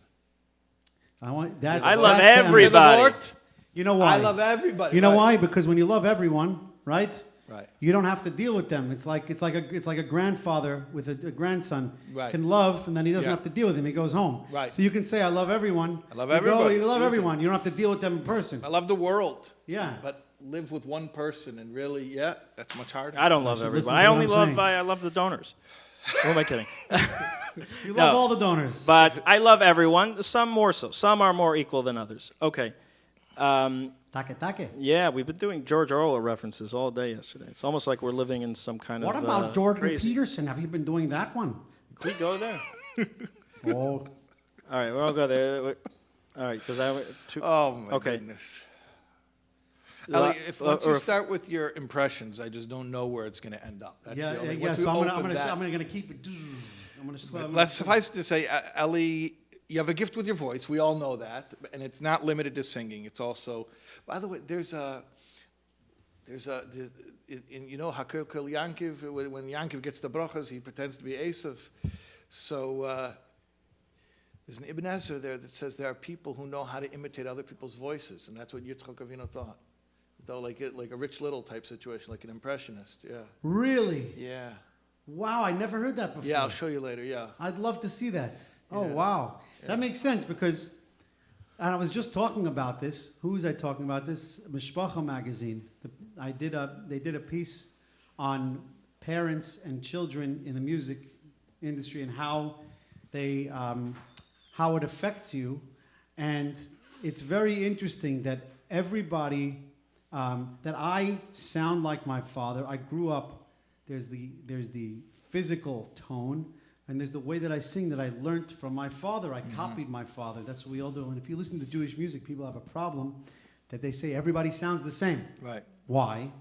And because what I told this to Mordechai ben David. I remember this. He said to me, "What's the pshat that everybody thinks I'm, I don't have the best voice in the world?" And he said, because I said, "You were the first one, Mordechai, to say," it goes, we can have a piano for a second. That's how the song goes. And Mordechai said, no, that's not how it goes.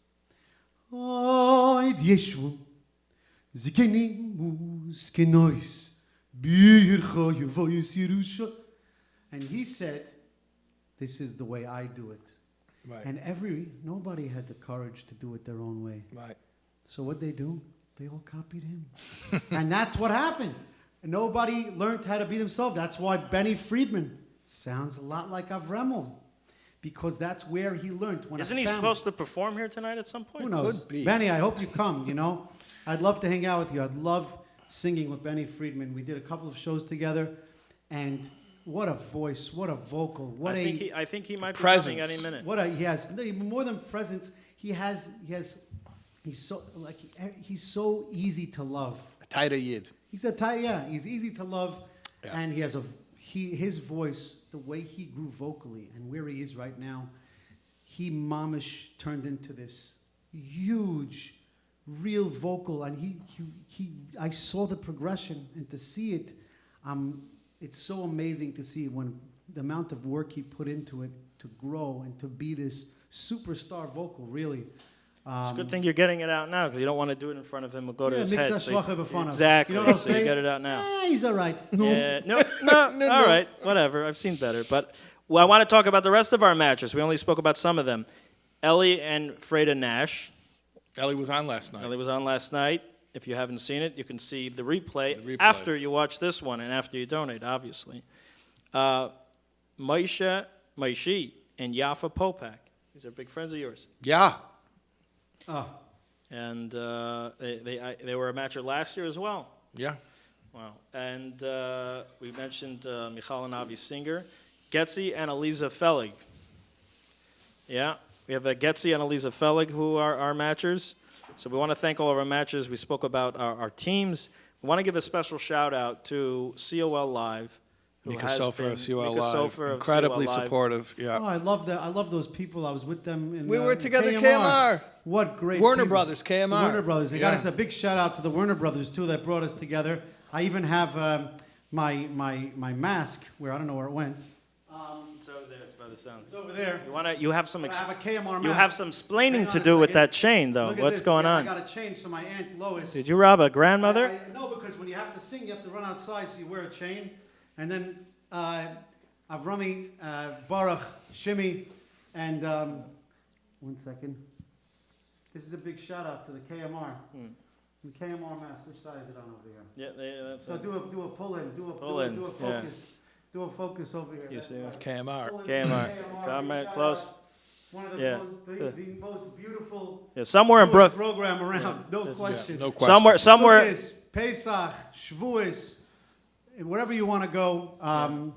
They got it down. They brought us together. They brought us together. That's right. Speaking somewhere in Brooklyn, though, there's a grandmother Remember that looking for standing her there glasses. by the elevators till 1:30 in the morning, and my little we had Bachar was standing with us. Until 1:30. It was beautiful. We would sit and just talk about life, and I would. You know, what would happen is we'd finish the conversation, we'd walk apart from each other, and then we'd turn around like, one more thing. By the way, yeah. Don't, and every half an hour, we'd get like another 10 feet closer to the elevator. Exactly. And finally, 1:30. We started at 11, and we just, we're in the room having some dessert, late dessert, and we just kept on going. I can't get enough of Rabbi Taub. Please, I want to hear you just be yourself. I just keep on talking to me. SoulWords. Speaking with, and that friend, that connection is, it's von unsere, it's von unsere. That's what they say. A real, what do you think? My father used to tell me a Hartsprach. A Hartsprach. Right. Yeah. Heart-to-heart Language talk. of the heart. Yep.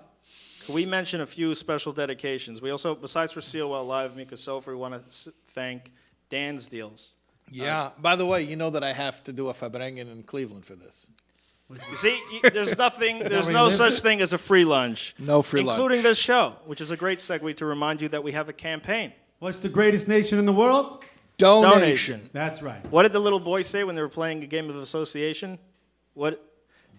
Everyone, we're going to play a game of association. This is going somewhere. The Rorschach test? Oh, the association. Okay. Okay. I'm so scared, Chaim. I'm really. Whoa, this is. After the live This stream. is like the LP that you grew up with. Probably your father had this playing. The Yiddish are coming. That's from that one. There's nothing. So, all right. Let me tell you something. Your references are so high level and obscure. There's not one viewer that knows what you're talking about. He's like the Jewish Dennis Miller, basically. Yeah. I speak to the listener. Yeah, but because that's I no. believe in the. Here they are. Here they are. You see that? You see there? Look in the camera and say to the couple at home that the kids are sleeping and they have 5, 10 minutes, 20 minutes to watch.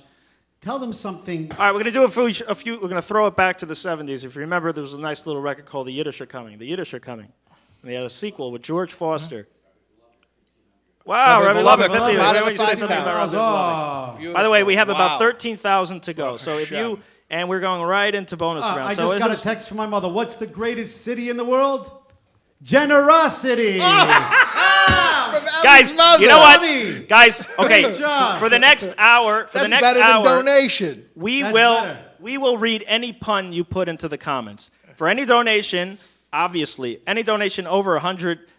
No. We don't have to say that. Okay. Any donation over $36. Okay, let's You know go. why? Because we don't have to. The bottom line is we want to include everyone. You know, don't be all inclusive. Don't be not all inclusive, but inclusive enough. Yeah, exactly. How much? Benji Pearson, Mikhail O'Choil. That's not funny. We're trying to get to 180 grand. Let's go 180K. There's nothing punny about that. Okay, but we just announced it. Thank you so much, Rabbi Zalman and Chani Volovic. Bring in the puns, guys. Let's get punny with it. So, game of association. So he goes, Susie, I'm going to summer camp. Okay. Frank, game of association. First thing that comes to your mind. Frank, I just got a new baseball bat. Oh, okay, very nice. Game of association. First thing that comes to your mind. Oh, hi, Seymour. I pledge $160. It's a Jewish joke about giving money. Okay. Which is a great segue to the fact that we're having a campaign. And we have about 11,000 to go to get to our goal. came in over there? And then we get to bonus rounds. That is the Yeshiv Rosh of Footagers. All right. You see? That's a man of results. He knows. Yeah, you got to pay to play. All right. Play, baby. Do we have any puns yet? Do we have somebody coming? We do. I want to one reference back to Shara B'Tachan. So when I heard episode 1. Look into the camera, please. When I heard episode 1, you spoke. Camera's over there. I thought that. I'm That's doing the that. camera. Okay. And you spoke about you got to put your trust into something. You got to serve somebody. Oh, You yeah. read a great bit about John Lennon. Bob Dylan riff. Let me repeat that, please. Okay, because you'll be interested in the musical I wanna aspect hear of it. it. Huh? Okay, so Rabbeinu Bachaya says like this: if you have trust in Hashem, then you will not have to trust in people, places, and things, and finite things. You trust only in Hashem. But if you don't trust in Hashem, then congratulations, you're signing up for having to place your trust in other things, in worldly things, which are not worthy of your trust. So basically, it's not that you're going to choose to trust or not trust. You're always going to trust in something. The question is, in whom do you trust? Trust in Hashem or... That's what's happening, by the way. Today, when religion is going out, what is the people replacing religion with? Right. With? The planet.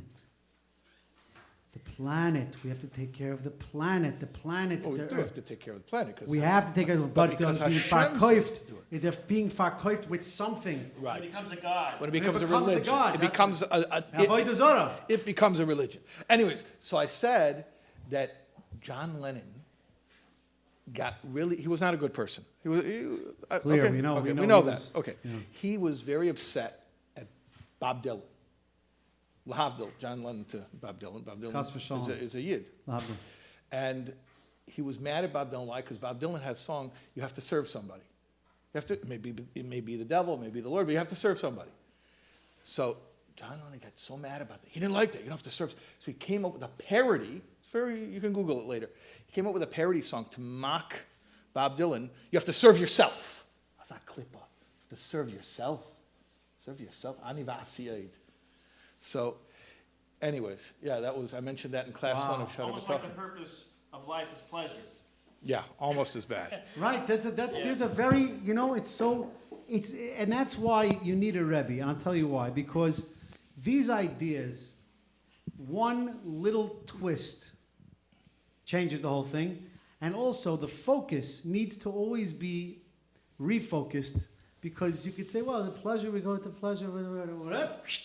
You got to come back, because when I said that, I didn't mean this, I meant that. Mm-hmm. It's like you got to, because these ideas are they're a shtickle bit in the luft. Yeah. And you have to, you're grabbing Edele inyanim, like we say. Edele inyanim.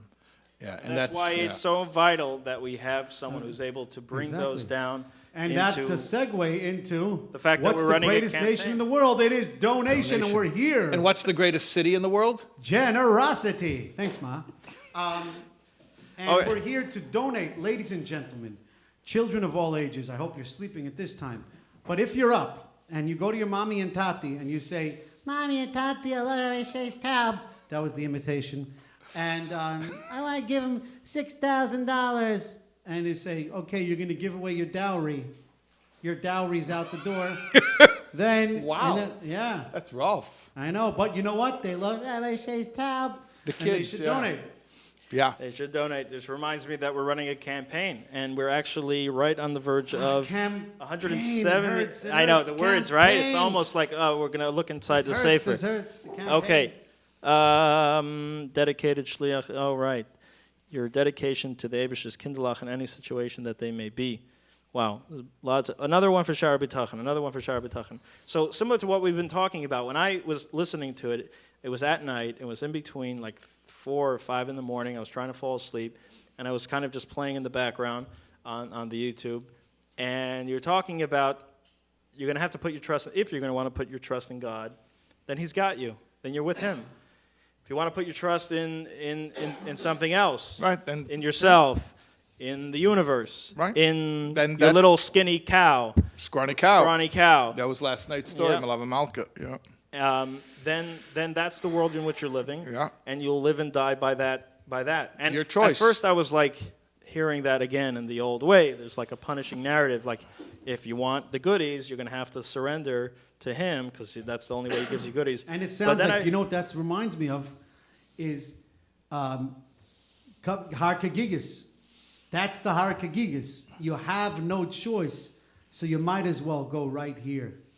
But is that because someone is punishing you? It was What actually- punish? Chas v'shalom, Right. punish. Rather. It's not, don't say the word. Don't say the word, because Don't even say the word. it doesn't even say the word punish. Yeah, you peed enough. We're not doing the P word.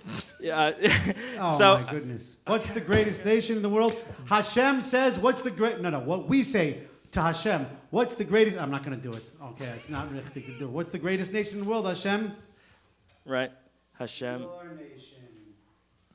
Mika Donation. Your donation. Your donation. Okay. Your I didn't nation. even get that. Exactly. Are we getting puns in or what? We're going to be the only ones doing it. It's going to get terrible.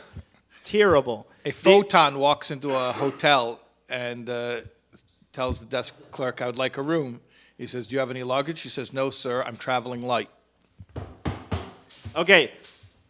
So it's not a Scientific question pun. of a transactional A thing. It's photon. simply if I'm Traveling living light. Traveling light. Photon. I didn't hear because you were talking, so Chaim, I couldn't hear. That's very But funny. he said a joke. Can you, what was the joke? That's very funny. This Chaim, elect, repeat it. this, Rabbi. no, I'm going to tell you a different one. This Adam walks into a bar, and he says to the bartender, he says, I think I lost an electron. The bartender says, are you sure? He says, yes, I'm positive. I like that. Intellectual puns. And what Intellectual puns. Okay, Hebrew words that have English as the meaning. Mefunik, finicky. Ooh. Peyrot, firut. Firut. We're about fruit. Firut, region. Pei, Right. yud, Yeah, I like it. Yeah. Fruit. No, what else? Give me one. well, Chaim. we're about one step away from Cognates. gematria, so I want to just watch out. They're called cognates. You're right you're right on the border of gematrias, and we need to keep the people because we have a campaign to run. So we're not going to get even close. Do? It Takes chases the numbers. We Yes. got to get the number for 180. What's the gematria? What's a good word for 180? 180,000 is gematria, 100,000 chai. No, but there's a word 180. I don't know which one. 180. I was saying we don't want to get anywhere next to gematrias because that's a huge Rosh turn on. Tevis. Okay, Rosh Tevis works. Either that. Ish. Tough B'makom shein ish. Tough rish pin pay. Aleph. Play sereno. Tehei Shas. Trying to come up with that on the spot. Tehei Shas. Peiros. Av. You're coming up with I them think on you the would spot. have to add 30 I don't and know. then spell Paris with a lamed, and you get exactly that. Flirt. Can I dedicate? I'm putting in a donation. I want to request a song. We were talking earlier about the idea that if it's Torah, then it's got to be good, and if not, there's something wrong. Because What I think of what I said is, there's no contradiction between, not only no contradiction between, but they're the one and the same idea, emotional health and being a religious Jew. Because if you're spiritually healthy, then you're mentally and emotionally and physically healthy as well, and it all has to be aligned. And what did Reb Asher say? He said a word from Shalom Mordechai. He said Shalom Mordechai told him that in a very simple way, like a Neveler Oifen. He told him that if you're not making Hashem happy, then everything else you do will never truly make you happy. What does it mean? So, and yeah, I think you should. I'll ask you. What does it mean to make Hashem happy? What does it mean to make Hashem happy? What does it mean to make a father happy? take care of his kids. When is a father happiest? When he sees his children are accomplishing. That's why the Gemara says that a father will never be jealous of his son. To the contrary, a father's greatest joy is when his child surpasses him, which is actually a story. The Hashem said about the Yidden, "Tzchuni bonei, my children defeated me." The greatest nachas that a father can have is when your child surpasses you. So Hashem wants us to do something that Kaviyachol he hasn't done. He wants us to bring Mashiach. In his tzimtzum, and what would be? You're getting Kabbalistic, Eli. Okay, but this is like I'm okay Chabad to go 101. there. I mean, Chabad 101. That's Chabad true. 101 is Tzimtzum. I mean, Tzimtzum I think, Rishon, yeah. It's Chassidus. I'm sorry, it's not Chassidus. It's Chassidus. Chassidus. Oh, you said it good. Chassidus. You know, It's not they Chassidus. pushed the word. It's not Chassidus, even though that's the correct way. Yeah. But No. it's Chassidus. Chassidus. That's yeah. the correct way. And we're going to talk about the Tzimtzum and the Mokim Ponu and talking about the Cholol and the Ya Kav. Yameid HaKehen Yechanan Ben Meishe. We have a song request. Before that, I just want to mention that we just hit 170,000, which means we are just 10,000 All right, away. we're We're at 10,000 94% of our goal, which means we are going express to bonus round. Bonus round means more songs, more guests, more hype, more puns, more jokes. We got it all here. We have a very special guest here. It's perfect timing because we spoke about a request. I'll let you introduce him. Who's there? I'll leave that up to you to find out. Ladies and gentlemen, we have coming here from the Kovid, Chvoid Harav. We have a very special guest, somebody who A unique talent. special talent, big vocal, And a dear friend. a dear friend of ours. He's getting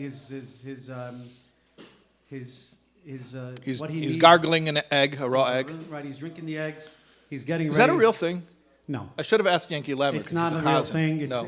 No, these things are completely, it's all about the breath. Ooh. It's all about, V'yipech ba'apav Letting nishmas it go. chayim. Ellie, who's Liba? We have a Liba Schwabel. Just donate $300 in honor of Ellie Schwabel. Oh, wow. That was my mother. Mommy, she's the one who said generosity. What's the greatest city in the world? Generosity. Eli Schwabel's mother. And we have, ladies and gentlemen, I must say, I think, one of the greatest vocals in Jewish music. Dan here today. Elif.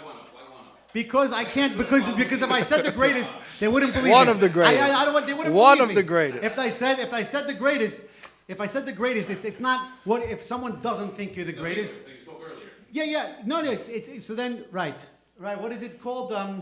First, mix hashvacha b'fanav. But the point is that we have one of the greatest vocals, if not the greatest. If not the greatest. If not. Possibly the greatest. Ulai yesh leima. Ulai, ladies and gentlemen, Benny Friedman. Please, stay seated, please. Taka. Small chair or big chair? Sit in the big chair. Sit next to him. As you wish. You got the hoka one. We spoke about that. Do you remember running? I remember I had the hokas. Okay. I was trying to keep a big secret. I thought, the shoes don't show up in the video, but you had to bring them up? No. You Hoppa. I don't know if they can see it in the internet, but these are... It's funny because when your uncle Avremel was here and your father was on the Zoom, your father was on the Zoom. Sure. So the one comment your father said to Avremel, he says, "I like your sweater. Where did you get it?" Yes, I saw that. I know. Everyone's very dressed up. So Ellie wants to know where you got your shoes. Yeah, I forget something. I have to make a statement. All right, so successful. How are you, Shalom Baruch Hashem, we're doing well. You're like Donald Trump. Yeah. Endless energy. Endless energy, yeah. The whole night last night, the whole day today. Yeah, it's that's right. right. Everyone's going to sleep, and you're knocking. No, just knocking away. That's right. Hashem gives koyach. Hashem is giving koyach. We'll take it. Benny, I was singing your praises before. I was talking about what you grew into as this powerhouse vocal, and the progression as a person. You really are. I have to say, and I so much enjoyed, just singing with you, and you're such a lovable person and a huge vocal. You have it all. I must say, a true superstar. I'm very lucky to be able to hang out with you and the two of you. It's Mamish Chaverim over here, hanging out, and we're here because we're here for one thing and one thing only: to have a great time. That's I'm just right. kidding. I love but it. the real thing, if we have a great time, it's like I always say on stage, people say, "Sing this song." I said, if I love the song, you will love the song. Because that's what it's about. Right. And, Right. let me see if I can get some piano over here because I'm going to warm up for Benny. I have no idea what you want to sing. I hope I can. If you want, are we just hanging out tonight? Are we singing? Yeah, I don't know. We have to sing. We don't have to sing. Okay, we good. don't even have to talk. Everyone spoke What am I, a already. Everyone philosopher? sang already. What are you gonna do? You could just do more of those puns. Are you working on anything new these days, Benny? You don't have anything in the plan? Everyone's just working on curious. new things. I'm finished working on new things. Okay, is there any, if you had a dream, do you have any dreams as far as making music for the future? Do you see yourself doing a type of song, writing a song, singing somewhere? What excites you? What Honestly, pulls you in the shama? I want to do a Dvekas cover album. Ooh! Yes, you do. Hoppa! Hoppa! Hoppa! Oh my gosh! Oh no! Right? I'm excited Right? about it. I would. Oh man, I love singing Dvekas. Oh my goodness! Who's not gonna love a Dvekas cover album? Come on. Just got a donation, but requesting an oldie from Vegas, something from. Oh, really? Throw it back. Oh wow! What's the best kind of pain? Campaign. Thank you. Oh man, we have Oh, a generosity. my What's the greatest goodness. city generosity? What's the greatest? Oh my goodness. Nation donation, and what's the greatest pain? Campaign. Okay. Okay, can I get some piano here? No. Yeah, it's a guy in the. It's not open over here. Okay, please. Give me some piano. Benny, you can hear something? Give me some if you can hear something. I can't hear anything, but Can whatever. you get piano? Can you get Benny to hear something? I didn't pay for a ticket. I don't get to hear.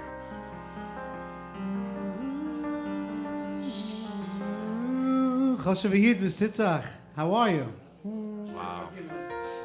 What song is playing here? Well, first of all, we have to do. It was Rachel Imenu's yard site. We should do Rachel Mavaka. Right? It's Hartzik, yeah. Rachel Mavaka, yeah. All right, we're on in the studio right now, ladies and gentlemen. Chaim, are you ready, Chaim? Somebody, We're gonna- give me a we're gonna box of sing a song tissues. right now. Would you like to? Yeah. If you don't mind, we're gonna just sing. So we're gonna need some. Like I'm getting ready to cry.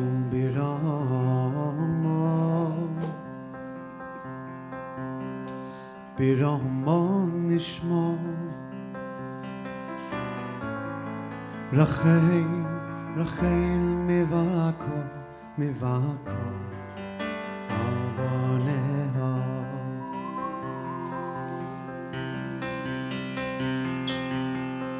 کویل بیراما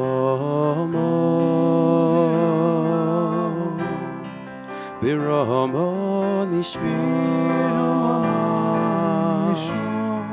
رخیل رخیل میواکو میواکو آبانه ها رخیل رخیل رخیل رخیل رخیل میواکو رخیل میواکو رخیل میواکو آبانه ها رخیل رخیل رخیل میواکو رخیل میواکو رخیل میواکو آبانه ها Everybody at home.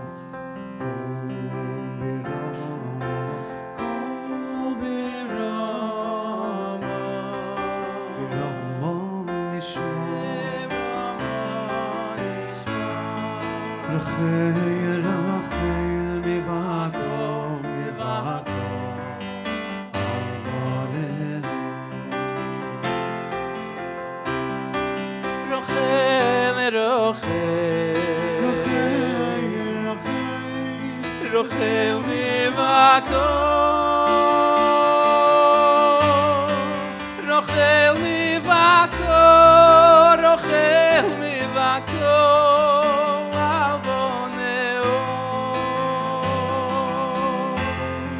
رخيل رخيل رخيل رخيل رخيل ميواكو رخيل ميواكو رخيل ميواكو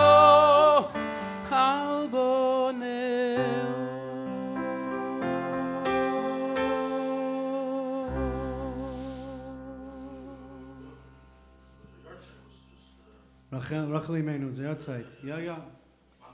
Shkoyach. Shkoyach Rebeni. Is there anything else on your neshama right now? A song that you love, something I can try to play piano to, maybe do a little harmony.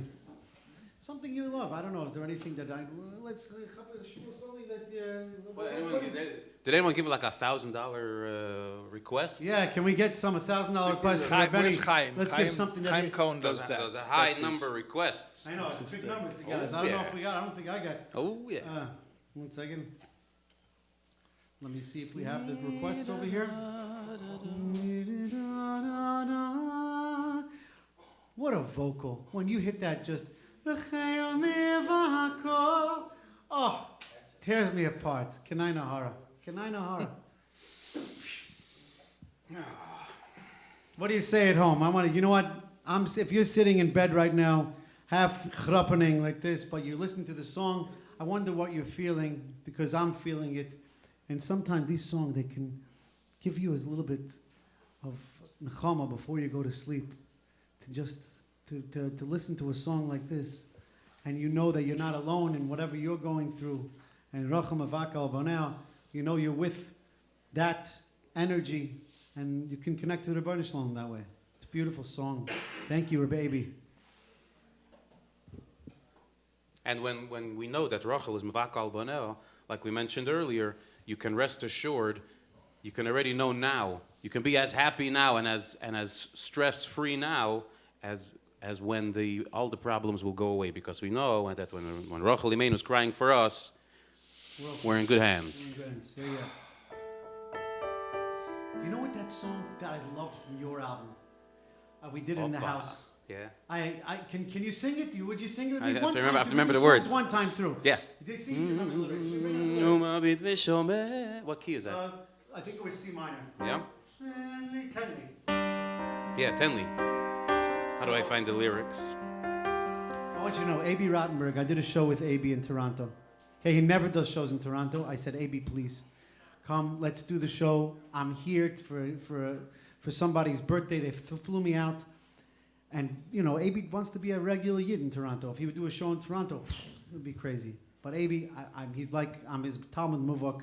He's my Rebbe. He said, okay. And we did a 4-hour show. Never forget, he took out, he goes, I have to remind myself of the lyrics from memories. I said, what? When you don't play the song in a long time, you have to remind yourself of the lyrics because, and I said, A.B., thank you, because I forget lyrics sometimes. I need some, so you're okay. But I love this song. We did it before it came out. I said, this is one of your best songs on the album. I love it the most. And let's give it a shot, yeah? Here we go. Oh, now I remember, I'm going to try to play along.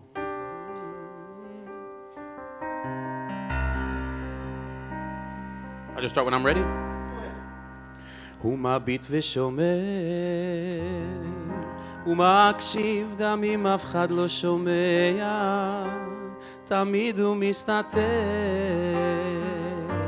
בפלא ביופי של הטבע, וגם כשנראה שהכל פה טירוף, שהעולם גדול עליי קצת, זה לא משנה, אין לאן לרוץ, זה הזמן לפרוס כנפיים.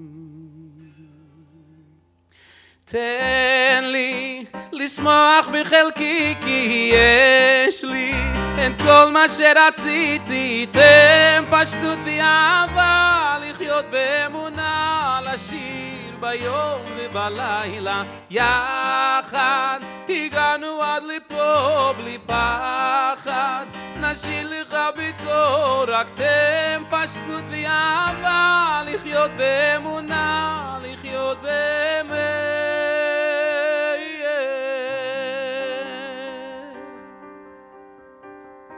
העולם מתגלגל, אין פינה שאין בה איזה קסם, ואם עלה נופל, זה להגן על נמלה בגשם, גם כשנדמה שכלום כבר לא פשוט, שהעולם גדול עליי קצת, זה לא משנה, אין למה לרוץ, זה הזמן לפרוס כנפיים.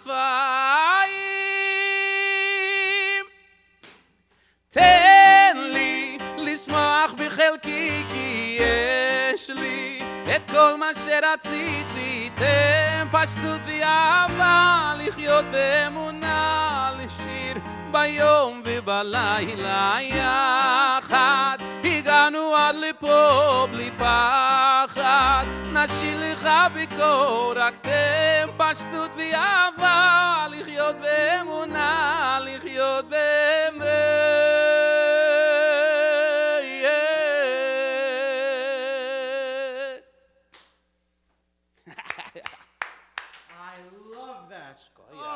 What a song! Oh, woof. Did you give a donation for that request? I don't remember. Yeah, take. Take. Oh, Gewaldig. Gewaldig. Lipa has that song. Gewaldig. Yeah, sure. I love, man, I miss Lipa. I haven't seen him in so long, and he put out an album. What a vocal on that guy. Schmucky, one of the most talented people I know in the world. I mean, I'm telling you right now, he is, as a writer, and the ability to just be in whatever he's feeling and have it come out, and you think, when people think it's like unsophisticated, because it comes out, it's so sophisticated, such genius. If you're able to spot it, to see what it is, his ability to take words and bend them, like, he just can bend words, and wordplay is godless. Unbelievable. And on the spot. Like that. He started 10 off steps as a ahead. Started off as a batchin. Yeah. Amazing. That's what you know something. He wrote a song about that. He wrote a song about how the Rebbe told him, that if he would open the Gemara, he would be a Talmud Chacham, and his tefillah is, I wish I could have that, but I can't do it. And that's he wrote a song about that in Yiddish. I mean, not everybody can understand it. My father, my grandfather spoke a little bit Yiddish in the house again, but he's such a tighter Yid also. I love him. But guy, Benny. Mama's sweetest of the sweet. Yeah, Benny, I wanted something else. We're trying to get. Well, where are we holding where are we holding in this? In the campaign. What's the greatest pain in the world? That's right. Wait, we got 4% left. 4%. 4% left. Okay. Then we go straight into bonus round, so you're not going anywhere. Right. Oh my goodness. Buckle up. Bonus guest coming soon. Oh, we That's have. right. Oh, we have. This guy's a powerhouse. He's a powerhouse Yid. Get a special guest. So whoever wants to get in it, This guy has a power. What a power on this guy over here.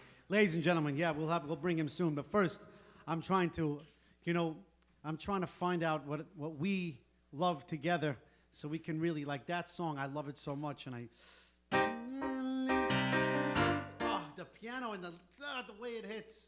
Oh, Givaldi. Okay, let's find something else. you know what? Someone just asked for something, and they gave a very nice donation. They would love an old Silver Zemmer. Silver Zemmer.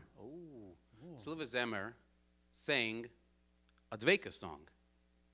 Which one? La Kolzman voice. There we go. Ah!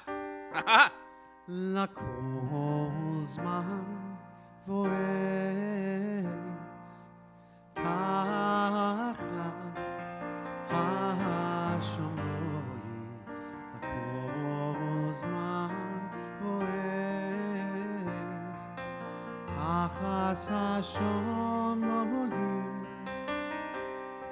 La Kolzman voice Tachas HaShamoyim La Kolzman voice Tachas HaShamoyim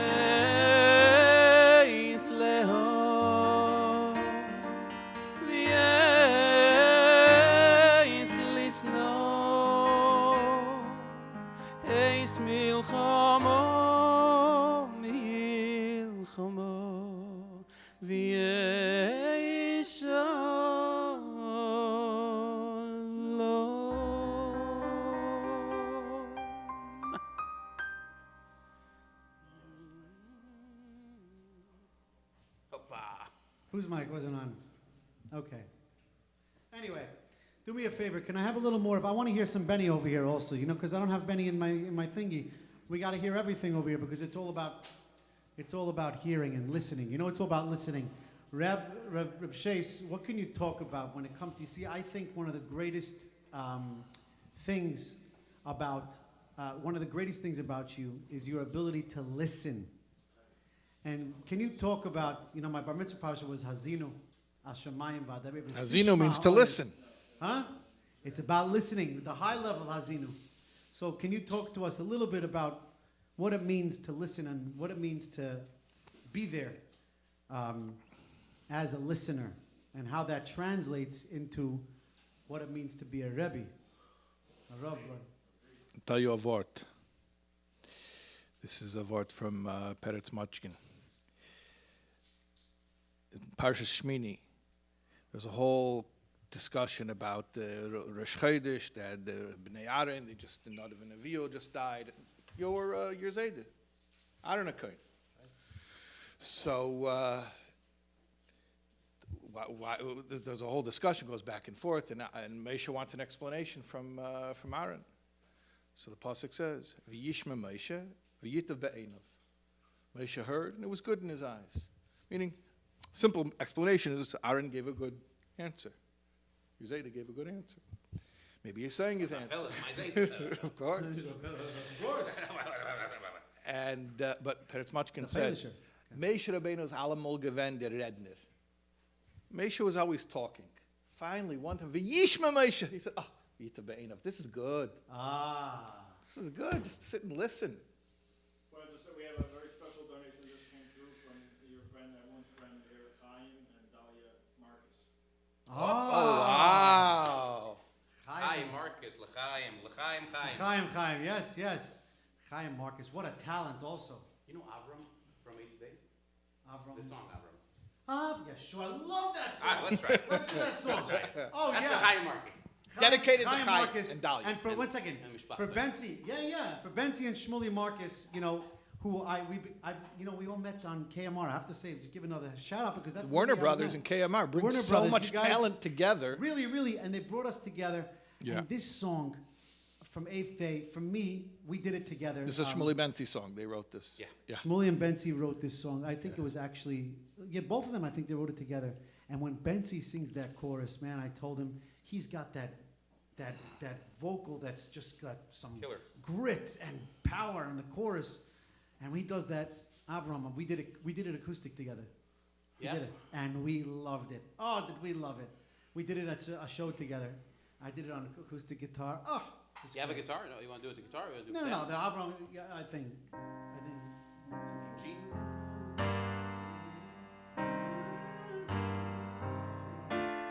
G major? You don't know?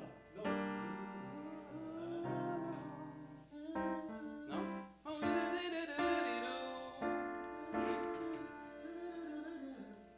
No, it's a look out below.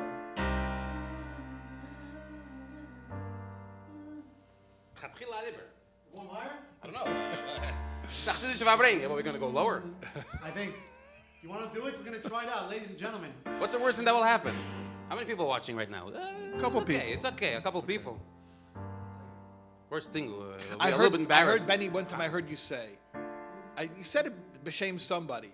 It's okay to sing a note and not hit it, but it's not okay not to go for it, or something like that. Like sometimes you Sounds go. like something I would say. You don't remember the words? It's like sometimes you don't always get the note, but you gotta. I think that was Michael Jordan. Michael Jordan. That's right. Like the shots that you don't Shots take. you don't take. That's right. The notes that you don't go for. The notes you don't go for. Yeah. We have another donation that just came through sizable for another song request. Maybe you get this one. What was the song? We'll decide. One, can you just get this little piece because it's a long song. They give an explanation of what they want Kayas. Koyach. Kayas of your choosing, maybe just give us one piece. I don't know. Okay, fine. All right, let's do the chorus. The chorus. Let me start off with the chorus. So this way we go. You do you. I'll follow.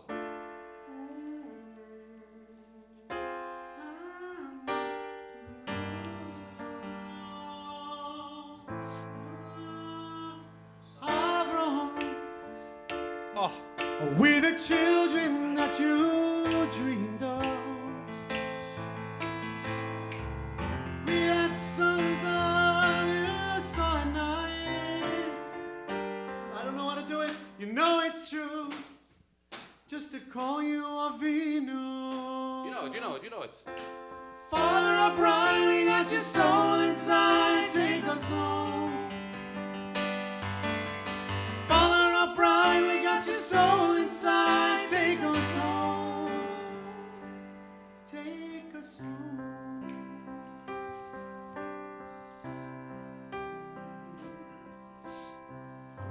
Sitting in the hot desert sun, you'd been told you'd be on the run down to Egypt, to Pharaoh's town, to Rome and Spain, and many other lands. But you open your door to tired men, to lonely passers-by, and angels from heaven. Something like that.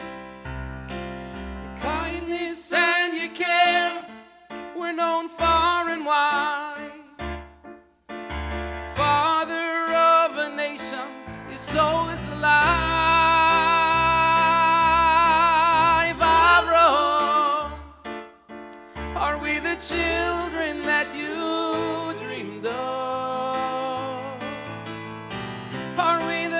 shining stars you saw at night.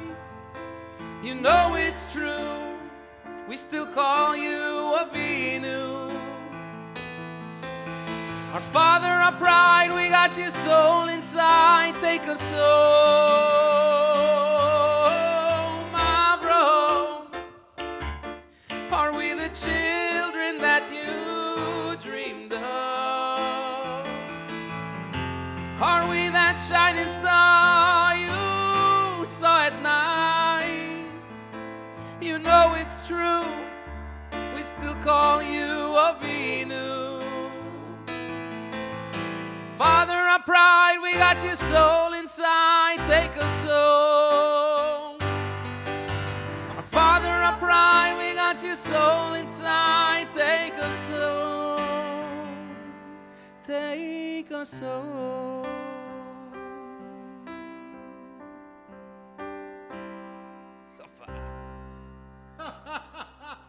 What a beautiful. Oh wow. Sorry about that. I never.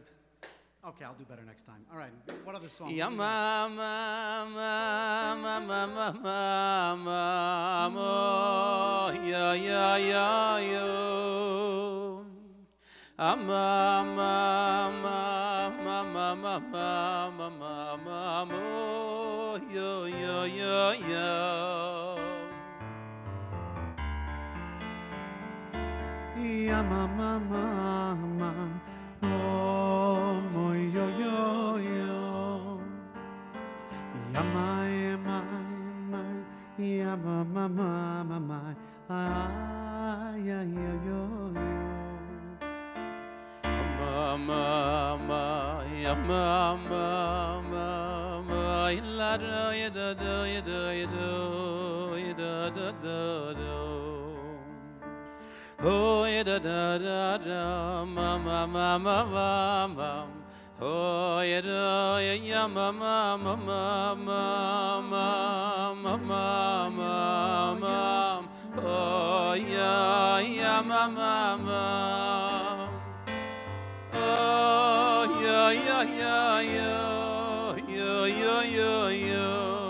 Ah, ma ma ma ya ma ma ma ma ma ma ya. Ah, ya ya ya. Oh, ya ya ya da da. Ya ma ma ma ma ma ma ma. Oh, yo yo ma ma ma ma ma ma ma. Ya ma ma ma ma ma ma ya ma ma ma. Oh, yo yo yo yo. Oh, yo yo yo yo. Ma ma ma ma ma ma yo. Oh, yo yo yo yo yo yo yo yo yo. Ah, ma ma ma ma ma ma. Ya ya ya. Oh, ya ya ya da da.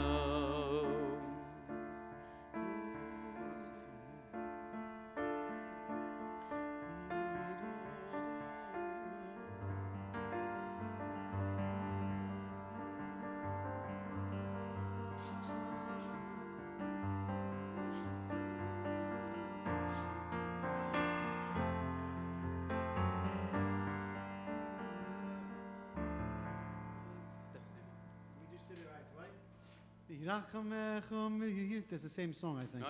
He has a different one. A different one? Oh, it's beautiful. No, Benny, I want to give me some. Let's do Tanya. Let's do Tanya. Who wants to hear Benny do Tanya? Tanya. I do. You know what it is? I love being here. First of all, can I have some more piano in the thing, please? Because I really can't hear what's going on over here.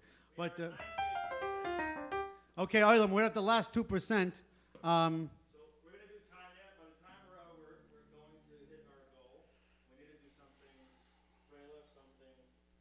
Give me a guitar. Can I have a guitar? You don't have a guitar? Who's that? Is that?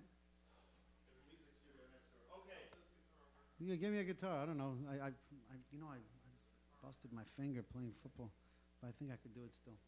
Is it going to be cut? Is it going to be in the piano? Is it going to be in? You can be able to hear it. Bring me a guitar. Bring me a guitar. Maybe we'll do. What's the thing that goes in? The thing that goes in. Sure.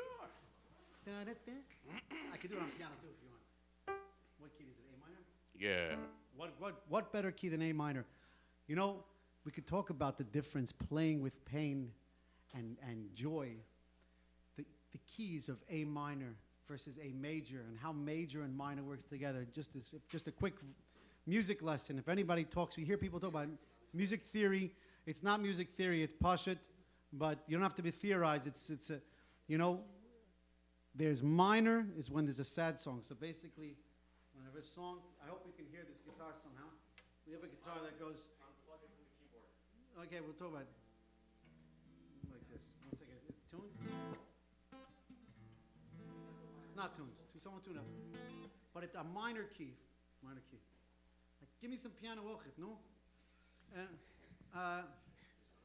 Give me the piano. Okay, so you hear this. That's from Hearts and Pain. That's called minor, A minor. But then there's.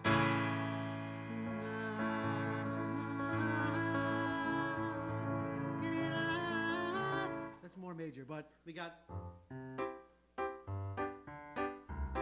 That's the happy major. That's major. This is minor. Ooh, major. Minor.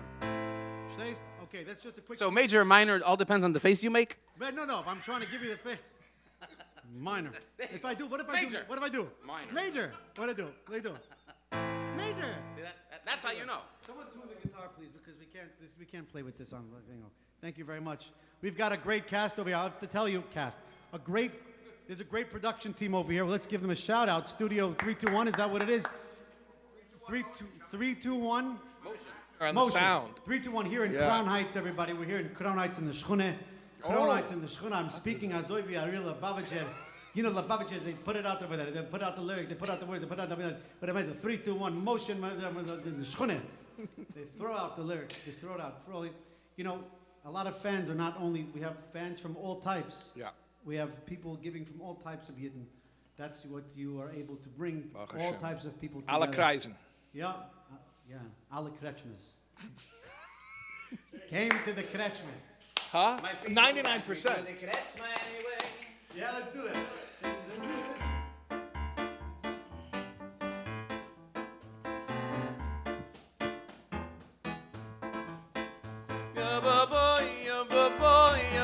Bye bye bye bye bye bye bye badam bam bye badam bam bye badam bam bam ay ya badam bam badam bam. Everybody knows the song? I see the sun come up this morning. I hear my children laughing. This is a major. You can tell by the face. Tell by the face.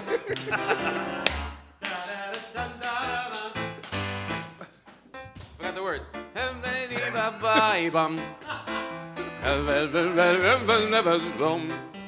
But even when it should be sunshine, but it's raining, my feet will dance me to the kretschma anyway. So manishma, Baruch Hashem, Kaktila, Baruch Hashem. The blessings, they're coming, but you keep on running. Just stop and sing. Раз, два, три. Хорошо, хорошо, слава Богу, хорошо. Life is good, life is great. It's a chance to celebrate. Хорошо, хорошо. It's a party, it's a ball, and ain't nothing gonna get me down at all. Хорошо, хорошо, слава Богу, хорошо. Life is good, life is great. Aftelachis all day. Хорошо, хорошо. It's a party, it's a ball, and these three little words, they say it all. Хорошо, ya ba-ba, ba-bum-bum-bum, хорошо. Ya ba-bi, ba-ba-ba-bum, хорошо, хорошо, слава Богу, хорошо. Слава Богу, хорошо.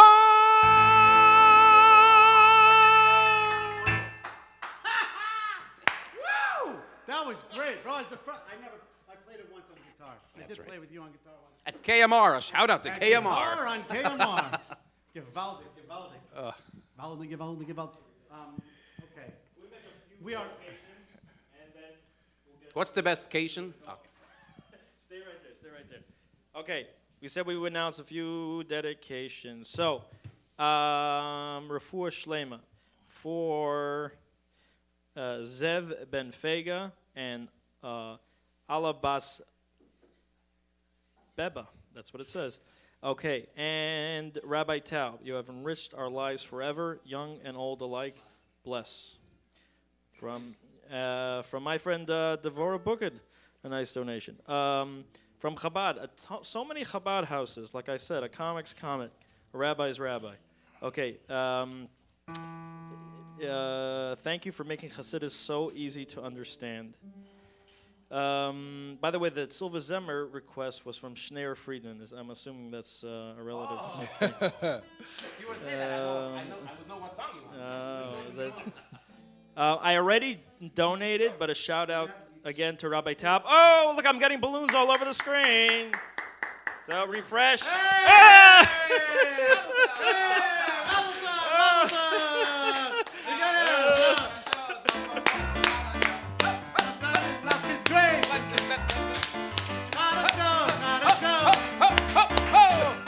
It's a tote! Go to the tote! Go to a tote!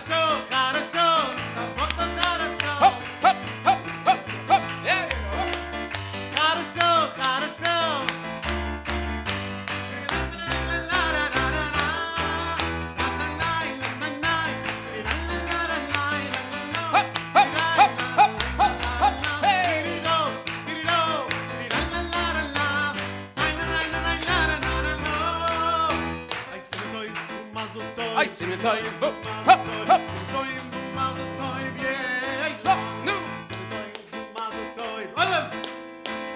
Simitoy ve mazel toy ye hay hay lo anu hay le khol Israel hoy hey lo anu le khol Israel oh men hay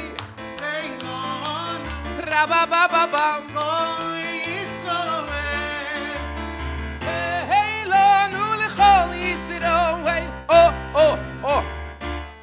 but we go straight into the bonus round. We got it. The fun is just beginning. That was all a preparation. Jetzt kommen erst Shuvatan. We have a very special guest. We promised you. We promised you a special guest. I told you it's the B&H candies. All right, we said we have the Yoshev Rush of Footagers, one of our teams that has really brung it. So I'll let Rabbi Taub introduce a very special guest. But like I said, you should refresh the page, SoulWords/live, and you should see us coming to bonus round any minute. In the meantime, that is a great segue to remind you that we are running a campaign. And the campaign is why we're here. And that allows Rabbi Taub to continue his vital work to bring these important concepts that are much more than concepts. They're the live stream that helps us continue, that connects us with our neshamas, and that takes work, it takes money. So thanks everyone for bringing us to 180,000, which was where we started this campaign, but we knew from the start that we would go well beyond it, and we're just 10 minutes shy of 10 o'clock, and we're in perfect timing to know that we knew for sure we would surpass our goal before 10 o'clock, and that's exactly what happened. And we're going to be here for quite a bit longer until we hit the bonus round and maybe even more. So, besides for every donation being tripled, which is continuing through the bonus round, and besides for every donation, no matter what the size, going into a raffle to get all of what you see on the table, that means the mapping of the Tanya CDs, the Ami Letters, Volume 1 and 2, and God of Our Understanding, Rabbi Taub's first book. If you donate $18 as a recurring monthly donation, you get a Zaza. You get a Zaza, and you get a mapping of the Tanya. If you donate $36, you get this CD set, and you get the Ami Letters. Prize 2 is the steak knives. Prize 3 is you're fired. If you donate a recurring monthly donation of $108, that's 12 installments of 108, Eli Schwebel will personally dedicate a song for you to whoever you choose. Really? Yeah, he told me that just before. Yes, so that's a recurring, well, $108, it's got to be recurring. So you just, when you go donate, you select, make it a monthly donation. And that's so kind of you, Eli. I know, it's wonderful. Do we have a special guest, or he just left? He said 2 minutes. 2 minutes. Okay, in the meantime, Rabbi Taub, how does it feel? You're at your 180? It feels very good. You have an extra mic? Feels very good. I'll tell you like this. I knew that we would reach the goal because Hashem is good, and for sure we would reach the goal somehow or another. But the truth is, the goal could have been reached. Somebody could have just come, and one person could have just paid the whole thing. And I'm looking here at the dashboard. That's what, by the way, anyone who notices me like looking over at my laptop the whole time, I'm looking at the dashboard. And I see 638 donations. That's 638 people who cared enough to be part of this. And so to me, that's, I mean, obviously, yeah, we reached the goal, and we wanted to reach the goal, and Baruch Hashem, we're extremely grateful for that. But 642 donations. That means 642 people who cared enough that they felt that whatever it is that I'm doing is meaningful to them. And Baruch Hashem. Yeah, and it's clear that, like we've been saying, there's something unique that is resonating, and from the comments, that's very, very clear. They just keep coming in. Keep up your great work and keep giving to others. And speaking of giving to others, there's a clip that we wanted to play. Shama, would you cue clip 13? That should be giving it away.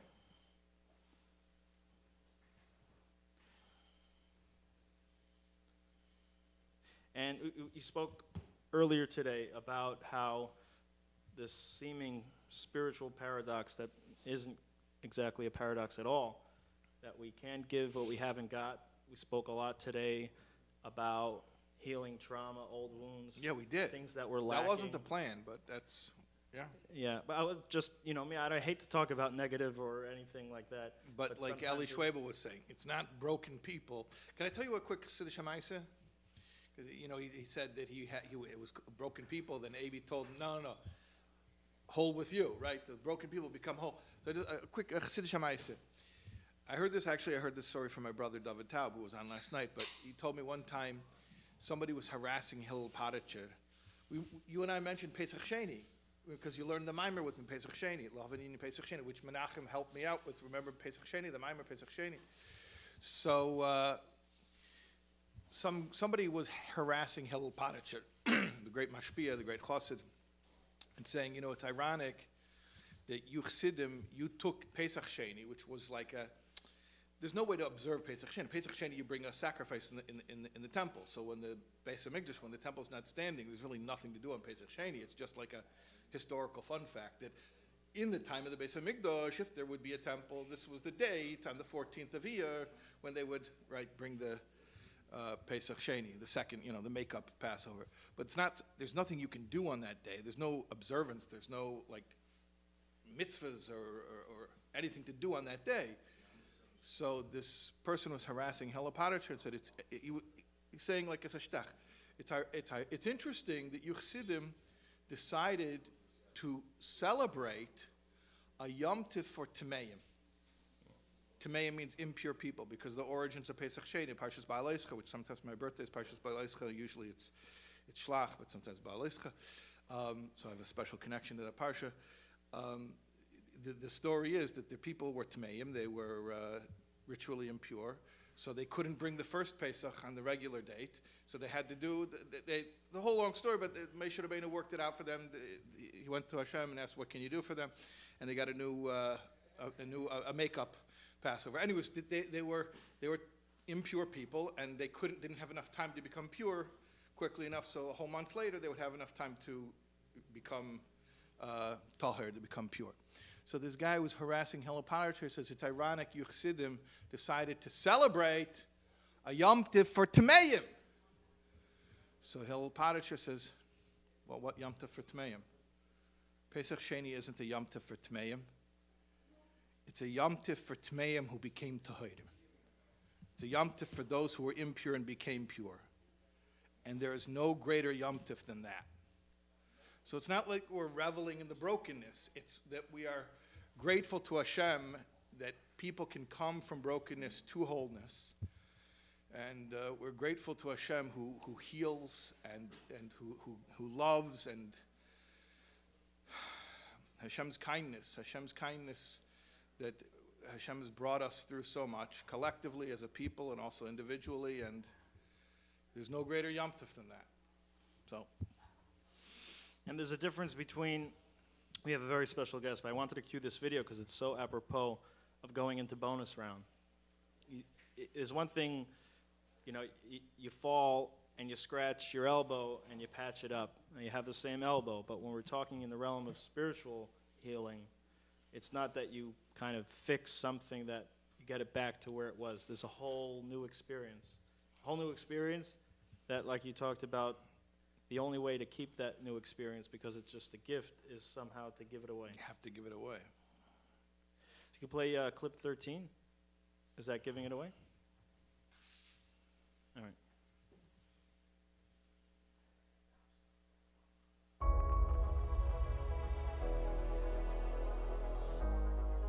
The story I'll tell quickly about a Yid who was in the Sinai Desert in the Israeli Air Force. It was Purim. He didn't even know it was Purim, and he got a Shalach Manos. It's a Shalach Manos from the Lubavitcher Rebbe. This moved him deeply, and this started his path of tshuva. And it was eventually, like many Israelis, when they leave Eretz Yisrael and they go Chutz La'aretz, they become more religious. He ended up in Chicago, and Rebbe Daniel Maskowitz, Olav Shalom, brought him to Machne Yisrael, and he met the Rebbe, and the Rebbe asked him a question. How come everything in Yiddishkeit puts the emphasis on the right side? When it comes to the heart, which is such a vital organ, Hashem seemingly put it on the wrong side. He put it on the left side. Let it be like the brain that's in the center. Or if it has to be off-center, off to one side or the other, put it on the right. Why put it on the left? This guy couldn't answer the question.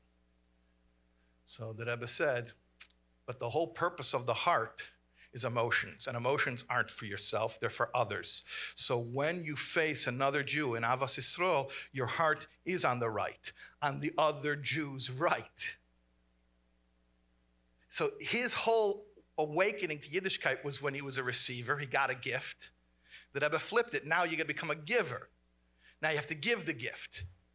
Not just because, one good turn deserves another, now it's, now you got to step up, but because that's how you were designed. You were made. Your heart was placed on the other guy's right side. When are we healthy? When are we functioning according to our design? When we're giving. So don't give me this business that I'll do everything else but the Avas Yisrael part. The whole purpose of it is to share it with somebody else. Or perhaps you could say it like this. And I think everyone here knows this, and I think it's something we try to teach our children, and I hope it's something we try to teach every Jew that we meet. That when it comes down to it, the only Yiddishkeit that you really have is whatever Yiddishkeit you are actively giving away.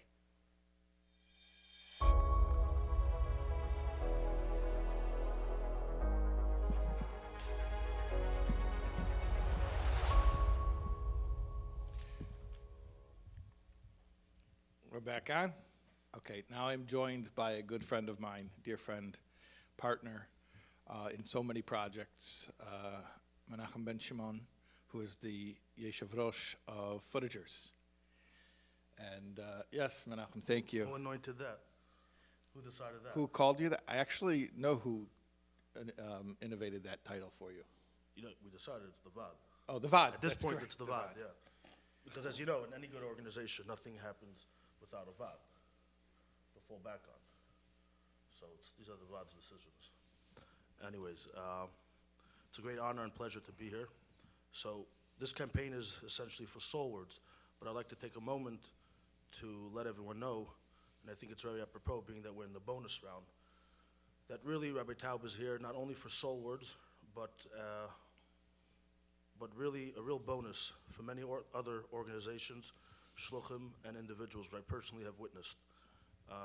Just to give a little sample of what I'm talking about. So I've known you, I've gotten to know you. Rabbi Ephraim introduced me to you. When was it? About a year? Well, the first time we really met was on the corner of Kingston and President. Yeah, but we're not going to get into that. We're not going to get into What happens at the corner of Kingston and President stays at That's Kingston right. and President. That's right. That was Okay. 11 years ago. 11 years ago, yeah. Yeah, and then I spotted you a few times checking eggs for the Bukhari over there at the Kingston Bake Shop. He asked you once a favor, and you kindly did that. I think I trolled you a bit. I'm like, what's Rabbi Taub doing checking eggs? You know, I thought you're supposed to be good at SoulWords, but I guess that's what the bonus is all about. You were there when I was checking the eggs? Yeah. At the bakery? Yeah. Yeah. They It was asked me to after check Big the Vermeer, bags. and I came for a stick of breakfast. Because as we say in Yiddish, best to essen fahren daven to daven fahren essen. That's right. Yeah. Better before Right. than for davening. So I was recommended to hook up with you by Rabbi Ephraim Mintz of JLI when I had this idea called the Gimel Tammuz Gazetten. And basically, many people... Chaim Schall called it the Gazette. Right. That was his. That was his featured on contribution to it. Mashiach would stay in the Gazette and based on the Torah Shalom. So as many of you have remembered, this was from the 25th yard site of the Rebbe. In 2019, we had in 25 spreads this beautiful awareness for Gimel Tammuz. We did it in Hebrew, as well as for the more non-religious crowd, a full spread. And I just want to let everyone know that it was really Rabbi Taub behind it in terms of writing and really nailing and coming up with the wording and the concept. We spent hours. It was a last-minute project, and you never got paid for it. And I just want people to know that $180,000 is good for SoulWords, but he does a lot more than just SoulWords. Yeah, and that's why we're here, and for the bonus. In addition to that, so as many of you know, I've been involved in making many events, if I may say beautiful events for Crown Heights, but essentially for Anash and for the Frum world at large. And one of the first events, which led because of Gimel Tammuz, was Chafav. An evening of tribute. An evening of tribute, Chafav, when we the marked Rebbe's father. 75 years of the Rebbe's father's yard site. And I said, okay, you want to do an event? We could tell stories. You said, no, we're going to learn the Rebbe's father's Torah. I said, the Rebbe's father's Torah is very complex Kabbalah. I don't think it's really possible to do it in like an event type thing. It's like you sit at a table with 10 guys and you learn from a sefer. You said, we're going to do it. And the Rebbe said, Lilmaid. The Rebbe said, learn.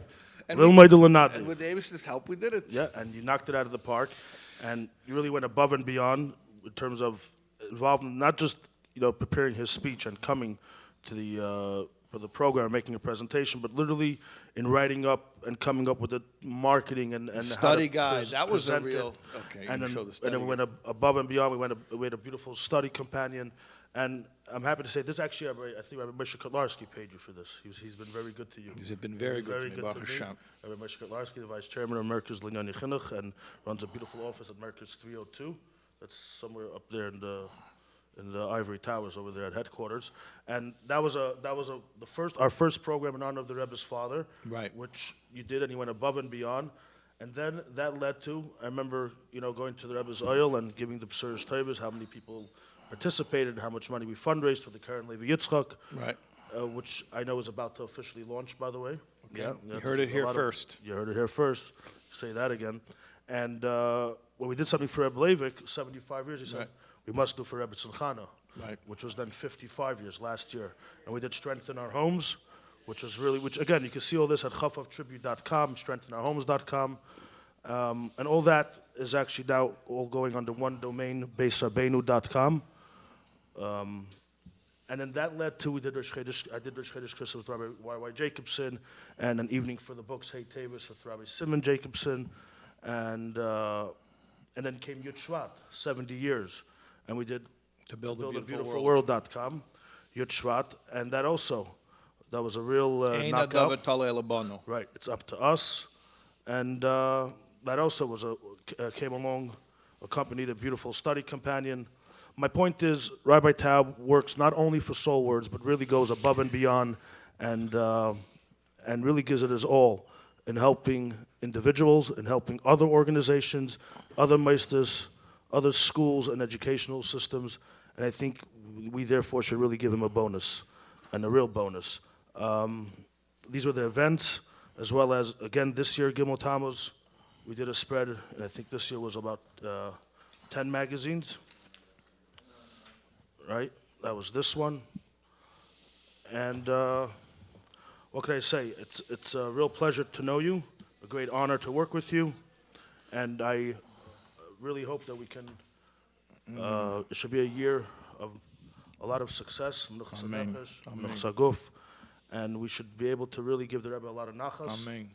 and to keep inspiring people, and to, and once and for all, really, l'havi l'moisa Mashiach, that's the goal. That's it. You know, we had a dedication that came in straight up. Supposed scholars Mashiach came. Opa. Really what it comes down to. So Please. we got an item of business that we need to take care of. I need Rabbi Taub. I need your attention outside just to take just a quick matter of business, because we are officially in bonus round. You're gonna leave the room with a live mic. No, we're with not. Nachum Ben Shimon. No, we're not. Benny Friedman and Ellie Schwebel are outside. Benny, we're waiting for you. Menachem, the Gazetten. Schon a lang Zeit in this Okay, we are officially in bonus round. We are now coming back on. The show is just beginning, and we have Ellie Schwebel back, Benny Friedman, and we're going to take the Gazetten outside with Taub to get some, in the meantime, keep donating, because this is a campaign. All right. Yeah, do me a favor. Give Benny so he can hear through those speakers. Can I have my piano back, please? Well, no, it's not. I can get it on. My wallet. Okay, ladies and gentlemen at home, we're here. Myself and my dear friend Benny Friedman, so lucky to be here to be performing for you, for our friend, our dear friend, Rabbi Shais Taub. Really hope we're in bonus round right now. We're here to perform, but we're here for the greatest pain in the world. Benny, what is the greatest pain in the world? Campaign. Campaign. Thank you. Okay. So What's Benny, the best ship in the world? Relationship, friendship, Sponsorship. sponsorship. Oh man, I missed that one. Gold, sorry. gold, Well, I'm and wearing my KMR mask over here. We're going to take it off because it looks kind of strange, but I'll show you a little bit later. 1 second. Okay. Benny, what are you feeling tonight? Would love to hear that Tanya song. I know we couldn't do it before. Let's but do it for now. me- Let's do it now. So we do an A minor? What do you like to do? F. F minor. I'm sorry about that. Okay. Can I have a little more piano and vocal? You could bring the guitar if you'd like. Maybe we'll use it. A little more piano, a little more piano. Bring that speaker over here. More piano, more vocal. Give me Benny. I want to hear Benny in the speaker. Let me have a little harmony. Little harmony. Ready? Oh yo yo yo yo yo yo yo yo. Tanya. Oh my Rabbi Ishmael ben Elisha. Hab mir gelernt. Hat gesagt der einige Rabbi Ishmael ben Elisha. You know, I was speaking to Yossi Green on Erev Rosh Hashanah, and I said to him, we need this year to mamash be... Oh no, first he told me a word that came from the Daf Yoimi Daf. He says, the Daf that we're going to learn in a few days. And he gave me a whole word on it. I said, Rabbi Yossi, your mamash peeking ahead? In Daf Yoimi, you're peeking ahead? And then I said, I know why. Because Tov Pei Aleph is Tehei Shnas, peeking ahead. But then I said to him, we ask from the Eibishter that everything should be, all the gezeiros that seem like negative gezeiros should turn into positive and happy and joy, like Sheich B'Shur Achmecho Askascha. And what's the remez? Tehei Shnas, Pam Achas Nichnasti. Oh, Pam Achas Nichnasti. Haile Yakti. kitoires lifnai velifnim viroisi akasri keil ko Hashem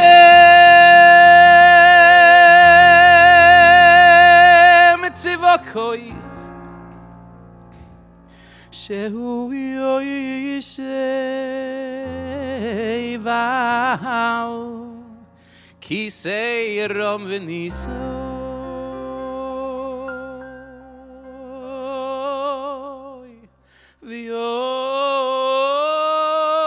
v'yomadli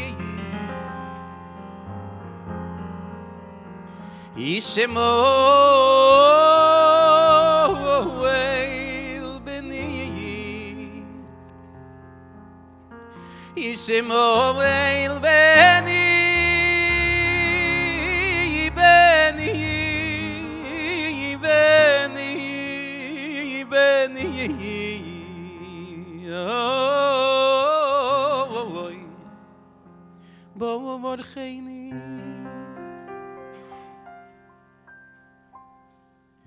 O marti lo yehirotzoy milfonecho sheikh beshurach mecho eskascho v'yogoy lurachmecho al midoisecho rachmecho al midoisecho yehirotzoy milfonecho Sheikh b'shurach mecho eskascho v'yogoy lurachmecho al midoisecho rachmecho al midoisecho ay ay ay v'sis na heigim bonecho b'miyidas sorachamim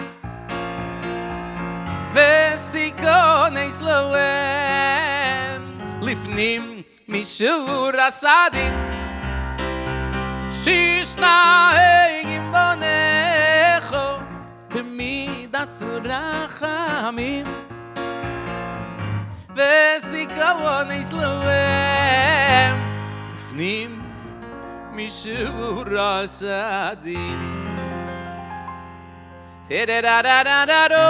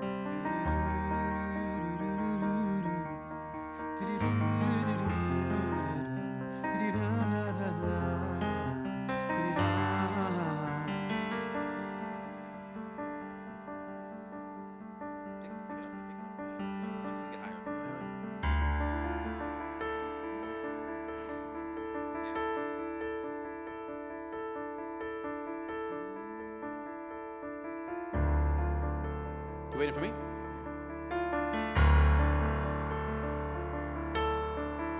הלב שלי נקרא לשניים, מה שלא ראתה שפחה למים, כמו סופה מן הים הולם, כמו תופעה של מרים פועם ואין תנופה בעולם.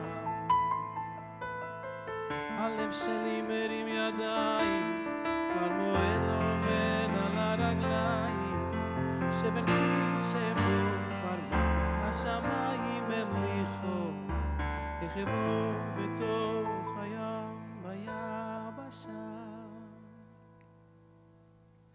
ורק אתה יכול להפוך מספדי למחור, לזכך את החור, לרכך בי הכל.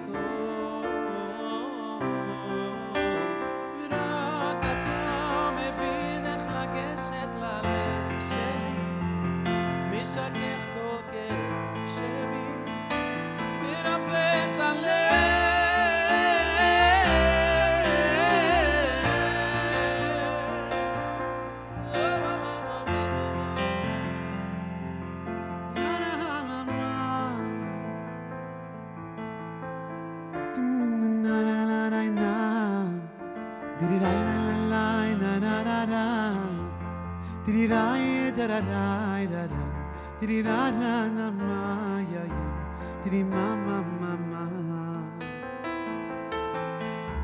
שלי נקרא לשניים, חציו השם וחציו לשם שמיים, כמו סופה מן הים עולה, כמו תופעה של מרים קורמת, תופעה בעולם מלא.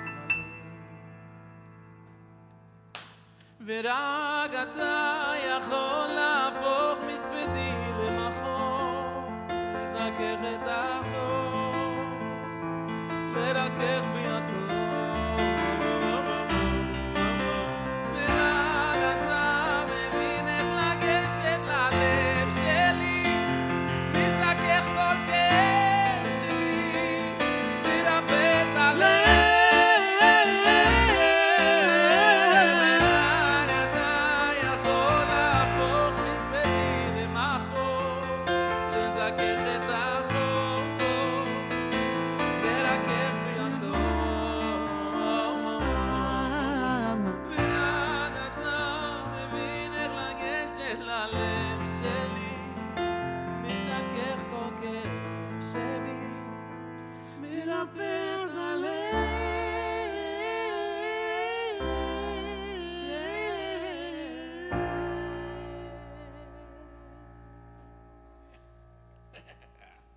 What is that a songwriter or what?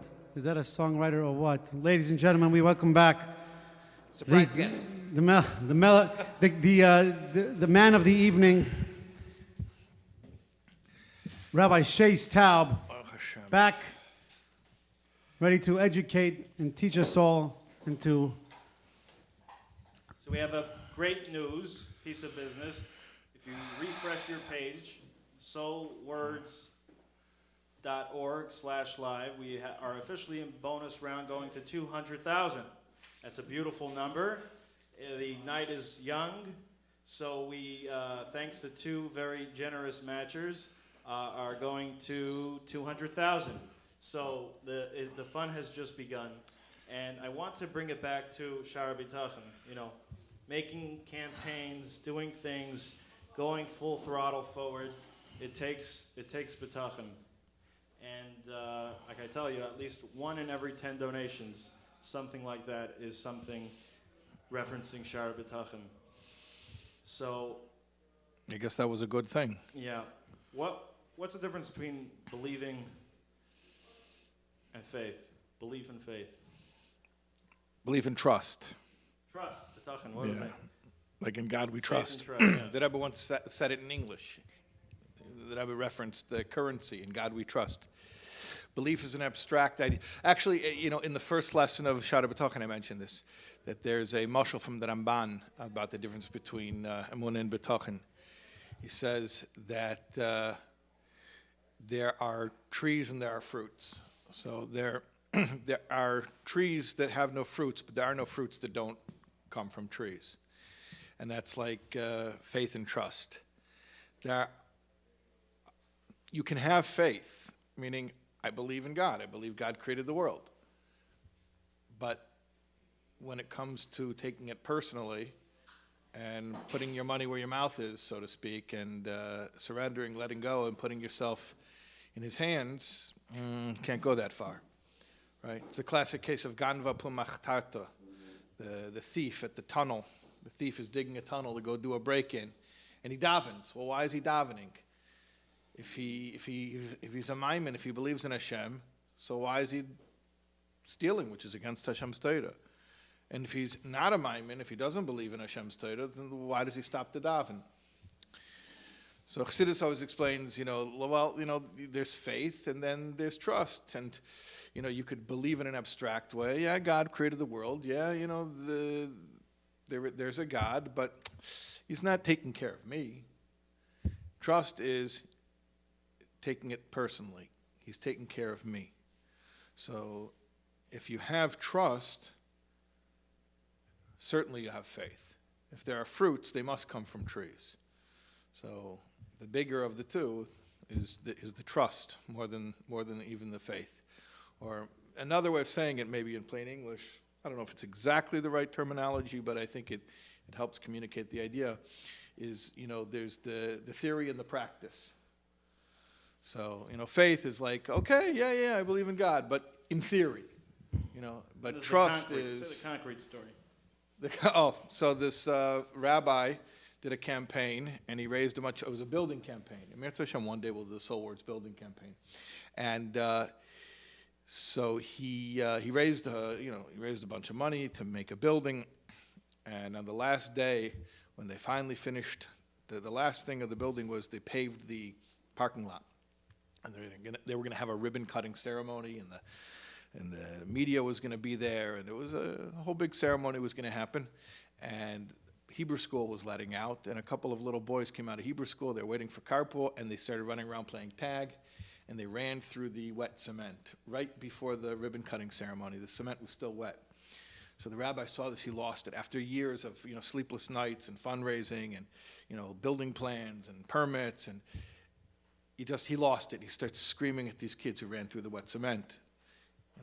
They ran through the wet cement. They ruined the perfect day. He starts screaming at them.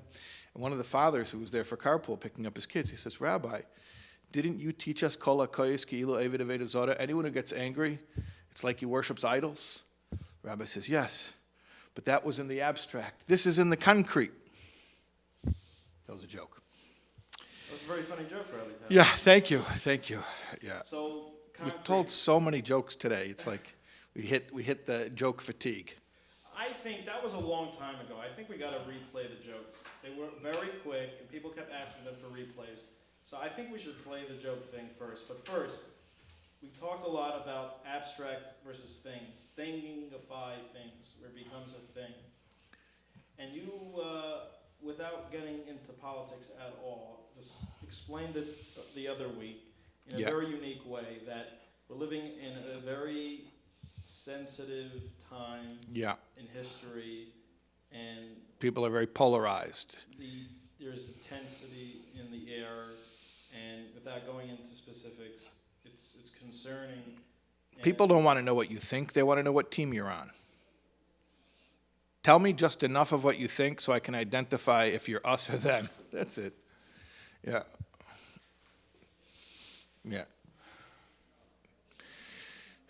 So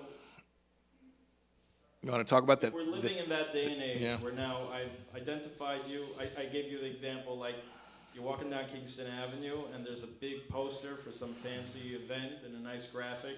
And before I actually look at what the event is, my eyes to the bottom.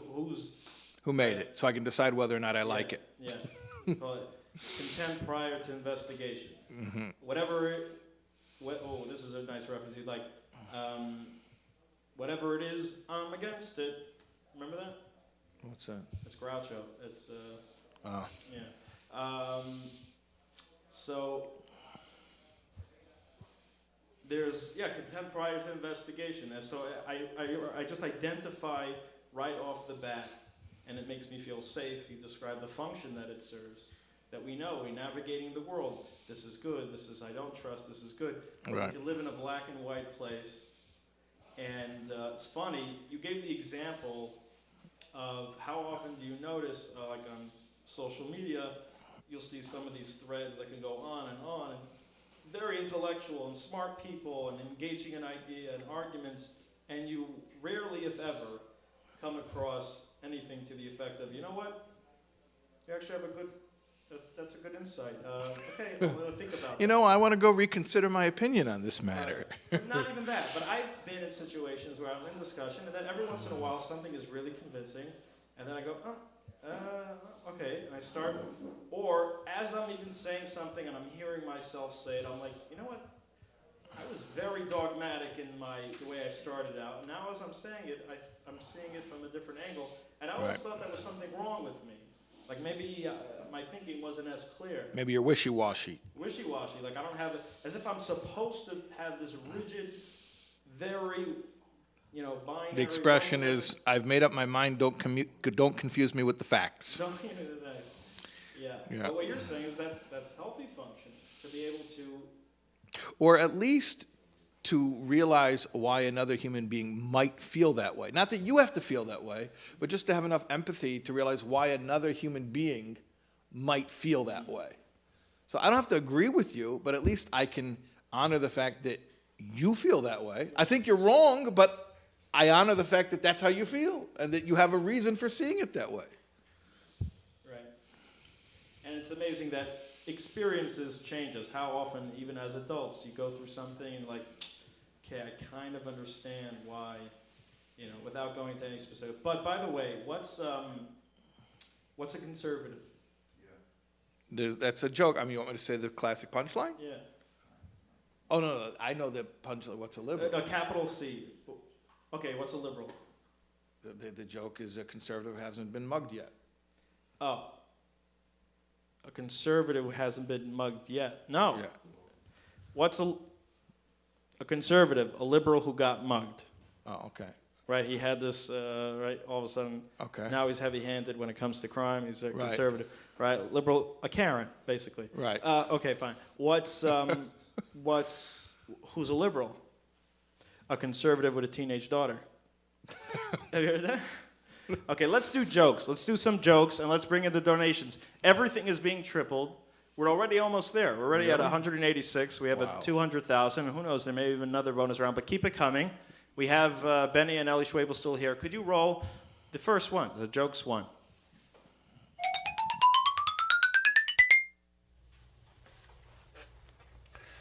I don't like political jokes. I've seen too many of them get elected. Neil Armstrong used to go around telling people really unfunny jokes about the moon, and when they wouldn't laugh, he would say, well, I guess you had to have been there. A little Jewish boy comes home from school, and he tells his mother that he got a part in the school play. She says, oh, yeah, Bubala, what part? He says, I'm playing the part of the Jewish father. She says, oh, no, go back to your teacher and tell her you want a speaking part. The husband says to his wife, look here, this article says that the average man speaks 10,000 words a day, and the average woman speaks 20,000, twice as much. His wife says, well, that's because women have to repeat everything because their husbands don't hear them the first time. The guy looks at his wife and says, what?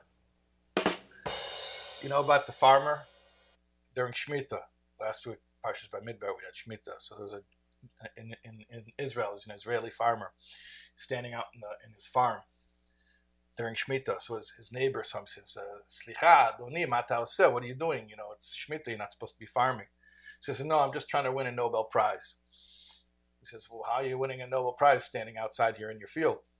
He says, don't you know, every year they award a Nobel Prize to someone who's outstanding in his field. Okay, the Chief of Staff of the United States Air Force opens up a nearby base to new recruits, to try to get some new recruits for the Air Force. So he's walking along the base, and he sees a couple of twin brothers who have wandered onto the base. Apparently they want to enlist. So he goes over to the two twins, and he says to the first one, he says, what do you do, young man? What skills do you bring to the United States Air Force? He says, I pilot. Ooh, pilot. Okay, very good. Sign him up. He says to the next brother, what do you, young man? What do you do? He says, I chop wood. He says, you chop wood? Well, this is 2020. The U.S. Air Force doesn't need people to chop wood. He says, but you hired my brother. He says, yeah, because he's a pilot. You chop wood. He says, well, heck, if I don't chop it, he can't pilot. If a man speaks alone in a forest and his wife's not there to hear him, is he still wrong? What's worse than finding a worm in your apple? Finding half a worm. sure everybody's familiar with this classic joke, right? Because if you find a half a worm, it means you already ate the other half, right? Okay. Well, anyways, by deductive reasoning, one could then further argue, what's worse than finding half a worm in your apple? Finding a quarter of a worm. What's worse than finding a quarter of a worm? Finding an eighth of a worm. And what's worse than finding an 18th of a worm, a 16th of a worm, and to finally, what's the worst thing you can? No worm. If you find no worm, that means you ate the whole worm. Okay, but obviously nobody actually reacts that way. Have you heard about the garlic diet? Yeah, the garlic diet. After every meal, you eat a bunch of garlic, and you don't actually lose any weight, but from a distance, your friends all think you look thinner. A drunk woke up with a hangover, remorseful, remembering how he'd gotten drunk the night before and got into a terrible fight with his wife. And he was so angry with himself, he went downstairs, he saw all the empty beer bottles strewn all over the place. He gathered them up, he went outside, and he took the empty bottles, he started throwing them against the wall, smashing them. With each smashed bottle, he would scream at the bottle, "You're the reason why I fight with my wife." And he would take another empty bottle, he smashed it against the wall, "You're the reason why I fight with my wife." And he took another empty bottle, smashed it against the wall, he said, "You're the reason I fight with my wife." He grabbed another bottle, oh, it looks, this one is sealed, it's full, still full of beer. He looks at it, he says, "You, I know you have nothing to do with this, you stand aside."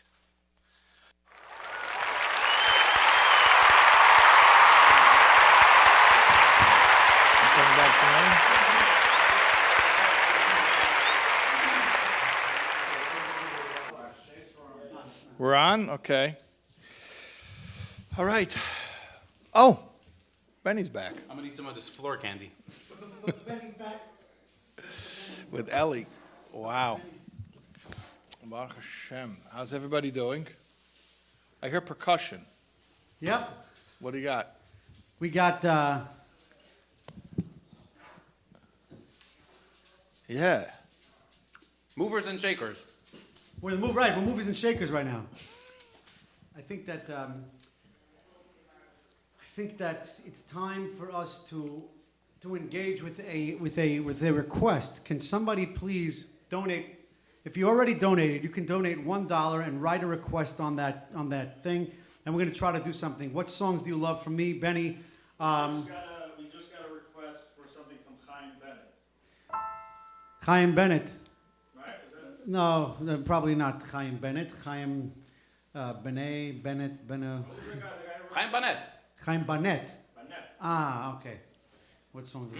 What This is candy it? was a terrible idea, though. Huh? Machnise Rachman. Oh. Wait, it's a little low, higher? A little lower? Can you do that? Could I do it? How much did they donate? Then I'll know if I can do it. Yeah, guys, come on. You know what? The more you donate, the higher the key. Benny's gonna reach. The more you donate, the higher the key. Right, so we go C minor, then we go, ha. No. Too low? One higher? You want to push it? You can do it high. A little higher? Want to go higher? That's perfect. That's higher, do it lower, whatever you want.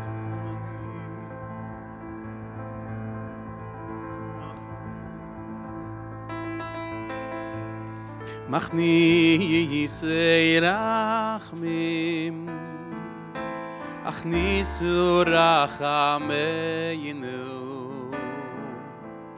lifnei balo rachamim mashmiyei tefilo shmiyu tefilo sebeinu Lifnei shoymei tefilos Mashmiyei tziyoko Ashmiyu tzakoseinu Lifnei shoymei tziyoko Machniyei seidimo achnisu di moi sebeinu Ifnei melech misratze bidmois Ay ay ay ishtadlu mi'aru d'chiyinu Ay mi'aru d'chiyinu v'akom v'osho Li-yi-yi-yi-v'nei melech keil rom v'ni-yi-yisoy melech keil rom v'ni-yi-yisoy oy-oy Ishtalu v'yaru d'chiyinu v'yaru d'chiyinu v'akom v'osho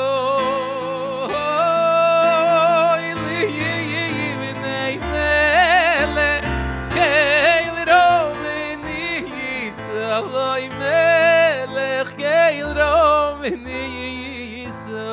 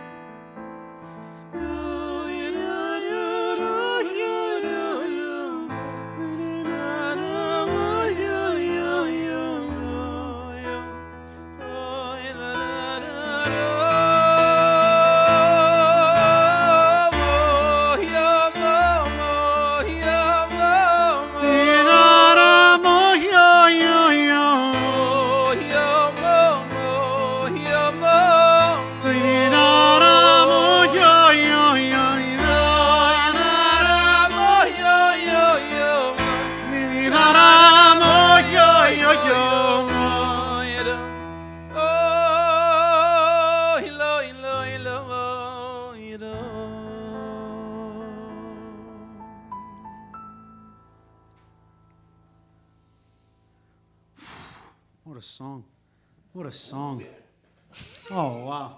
Oh, yeah. Remember that? Oh, yeah. Chicka-bo-bo, chick-cha, chick. Oh, yeah. I don't remember that, but that I was do a Twix. remember- That was a Twix commercial. Oh, I love Twix. I'm not going to talk about that right now. We have Zaza's here. Zaza's with the Mazel Tov candies. Zaza good. Zaza good. Zaza good. Zaza good. Oh, something about Zaza is like Charashua. Yeah. But Zaza, it's like there was a studio. Ellie, tell Benny Sounds about to the me- song that we started writing. Maybe Benny will finish the song. Oh, right. We started writing a song together in Arizona. I thought of you in the song. It went. He thought of it. you. Went da. Da. First of all, you'll say the word. That also sounds Russian. Exactly. That's what that I was. said. That was a pun. That's mama's what I said. Check it out. I was going to say, let's do the song together. Says in Let's Pirkei write the song. You ready? Avos, Says- da ma'ala ma'ala mimboch. Okay, which means know what is above you. The Maggid said, da ma'ala ma'ala, everything that goes on in heaven. Mimoch. It's from Da. you. Ma. Da. Ma. Lamaila mimoch. Something like that. So Something I forgot like how the song went. Da, ma, da. It was like da.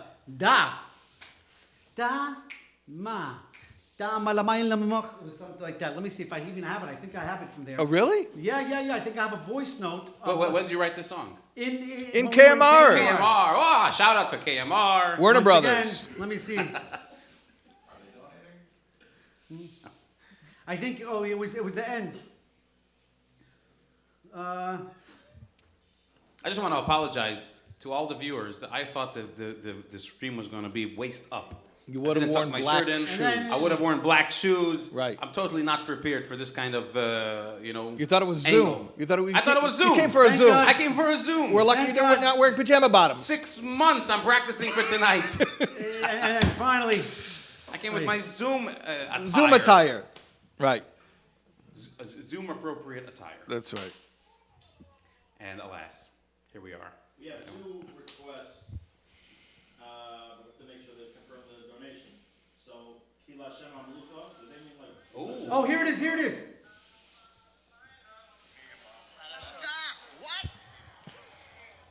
What's the second one? Da. Mimoch. Mimoch.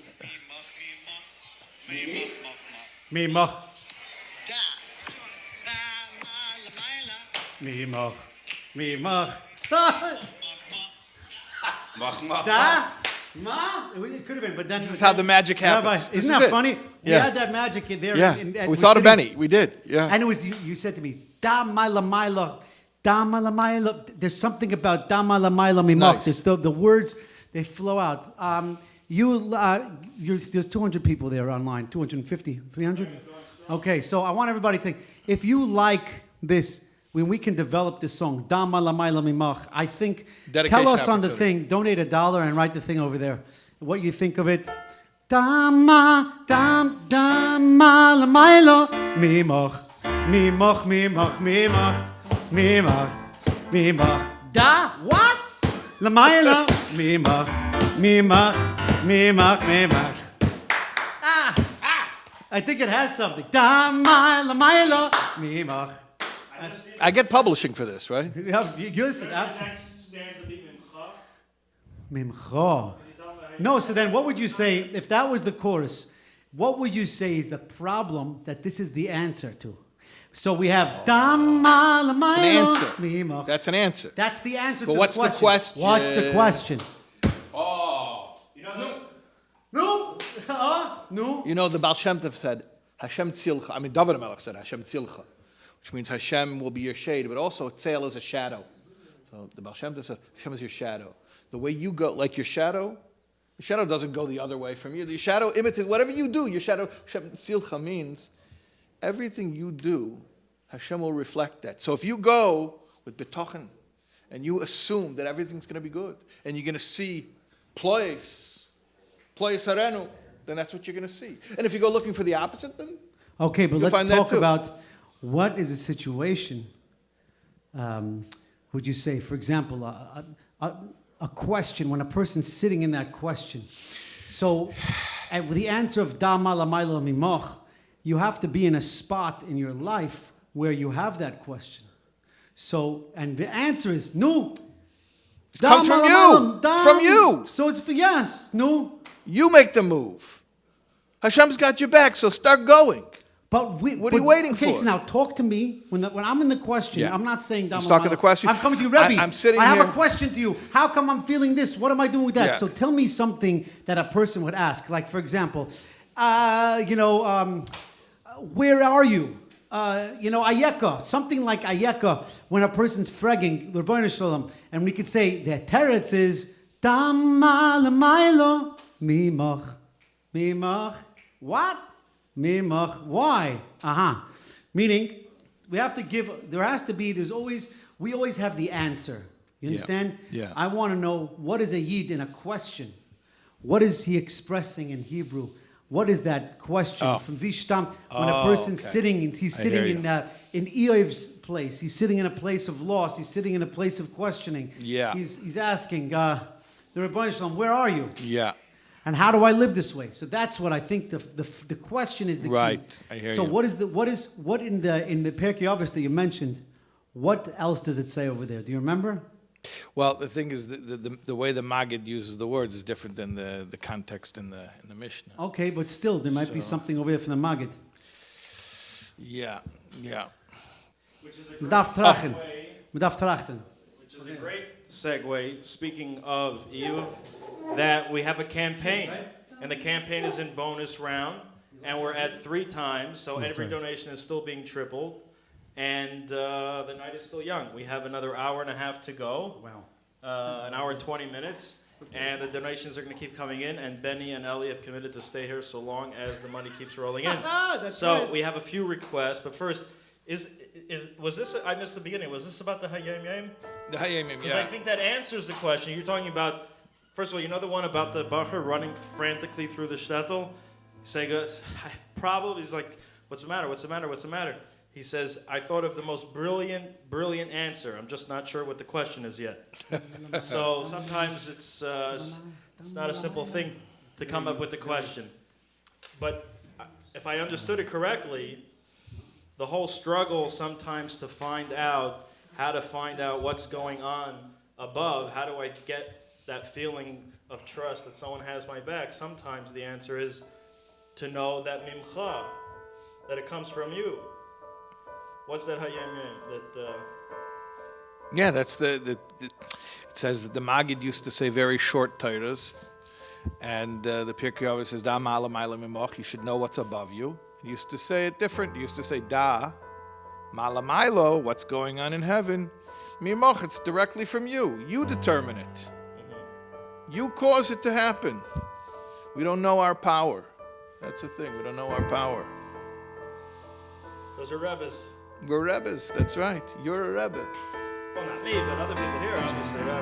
Okay, so we have a request for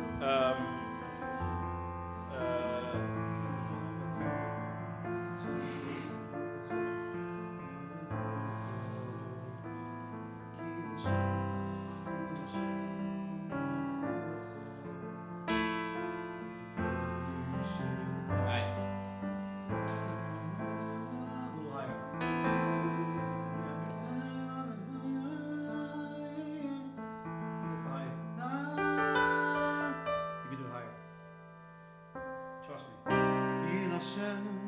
Ki Lashem HaMelucha, Ki Lashem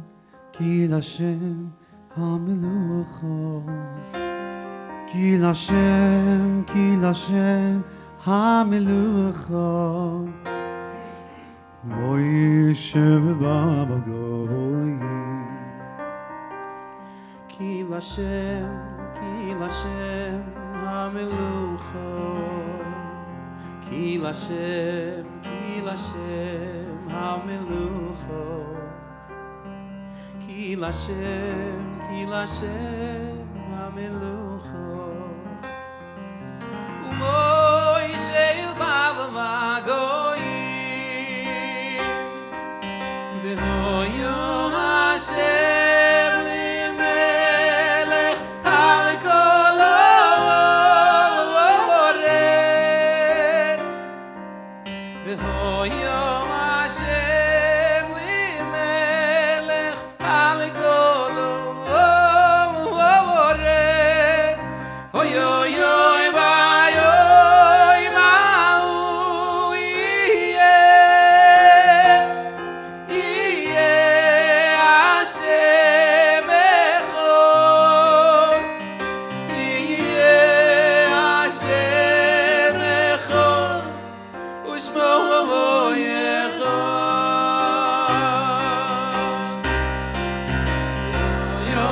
Hashem li melech al kol haaretz, v'hoya Hashem li melech al kol haaretz, oyoy vayoy ma'u yeh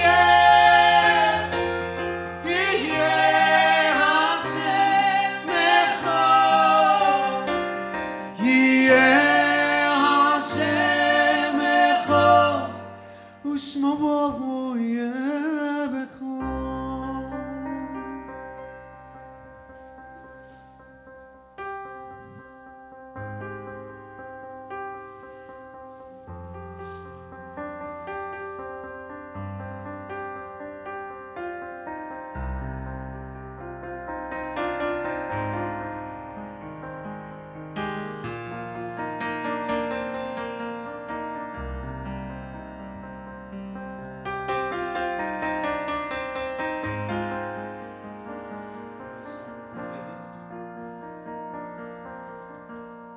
we have a donor request.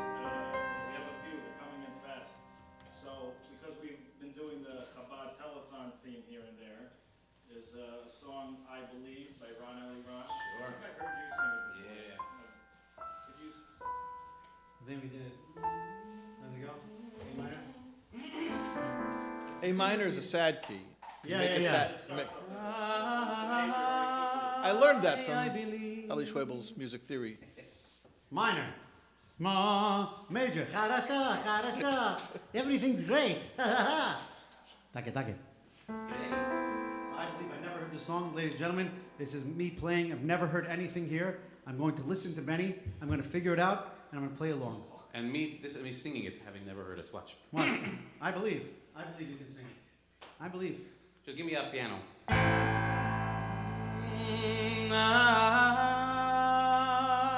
believe. I believe. Till the end of time, Lord of Abraham.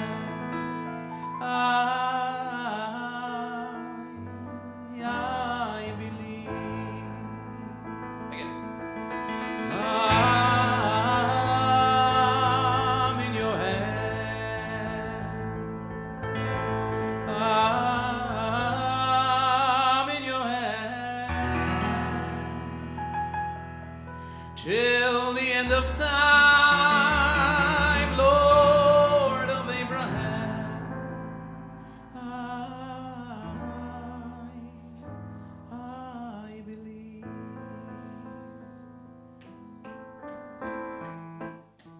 You, Lord, and only you, Lord, and only you, Lord, and only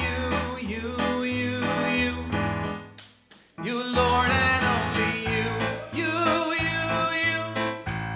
since the world began, you made me understand, since the world began, you made me understand. I exist, tell the world that I am well. I believe, I will live to tell the tale. I exist, through the fire, through the hail. I believe, I'm the son of Israel.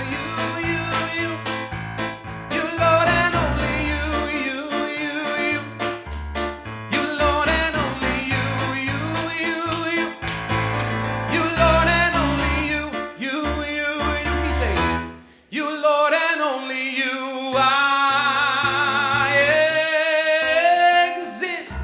I exist, tell the world that I am well. I believe, I will live to tell the tale. I exist, through the fire, through the hail. I believe, I'm the son of Israel.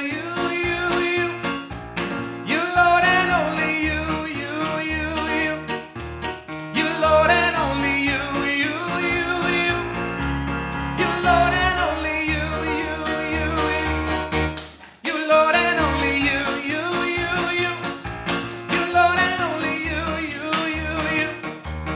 Lord, and only you, Lord, and only you,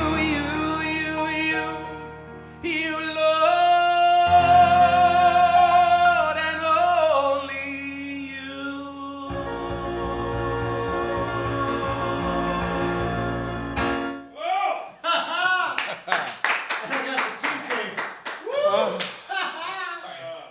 Sprung that I on don't you. mind.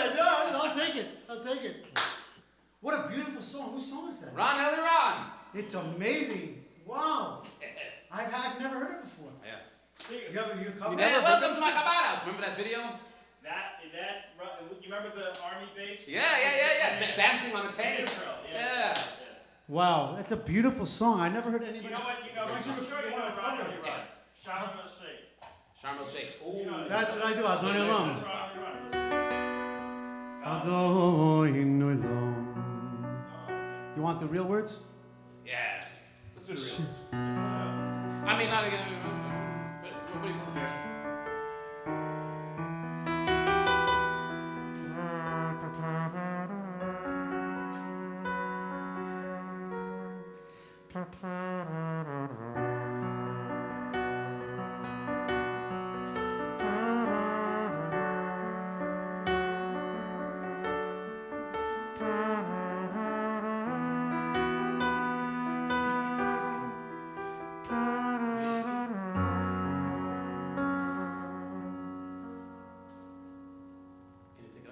Want even higher?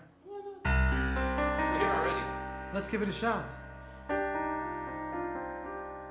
גדול הוא הלילה ולך מחייך חזרנו עם בוקר אל שער משך עברנו הלילה בים ובהר ובאנו עם בוקר אל תוך המצר עד שער משך חזרנו אלייך שנית את בליבנו ליבנו תמיד הים והמלח יראו את השיר חזרנו אליכם טירנוס נפיל אותם השמיים מעל לבבך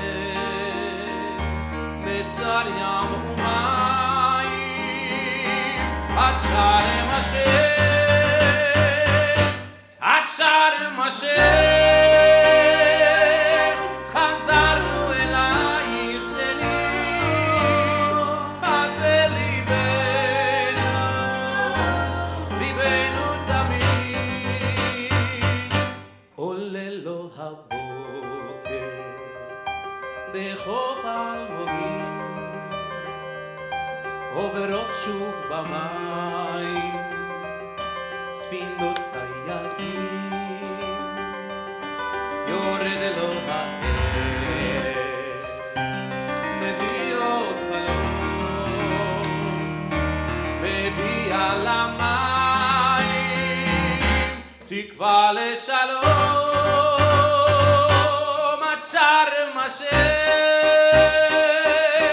חזרנו אלייך שנית את בליבנו ליבנו תמיד עד שער משך חזרנו אלייך שנית את בליבנו ליבנו תמיד אוי שער משך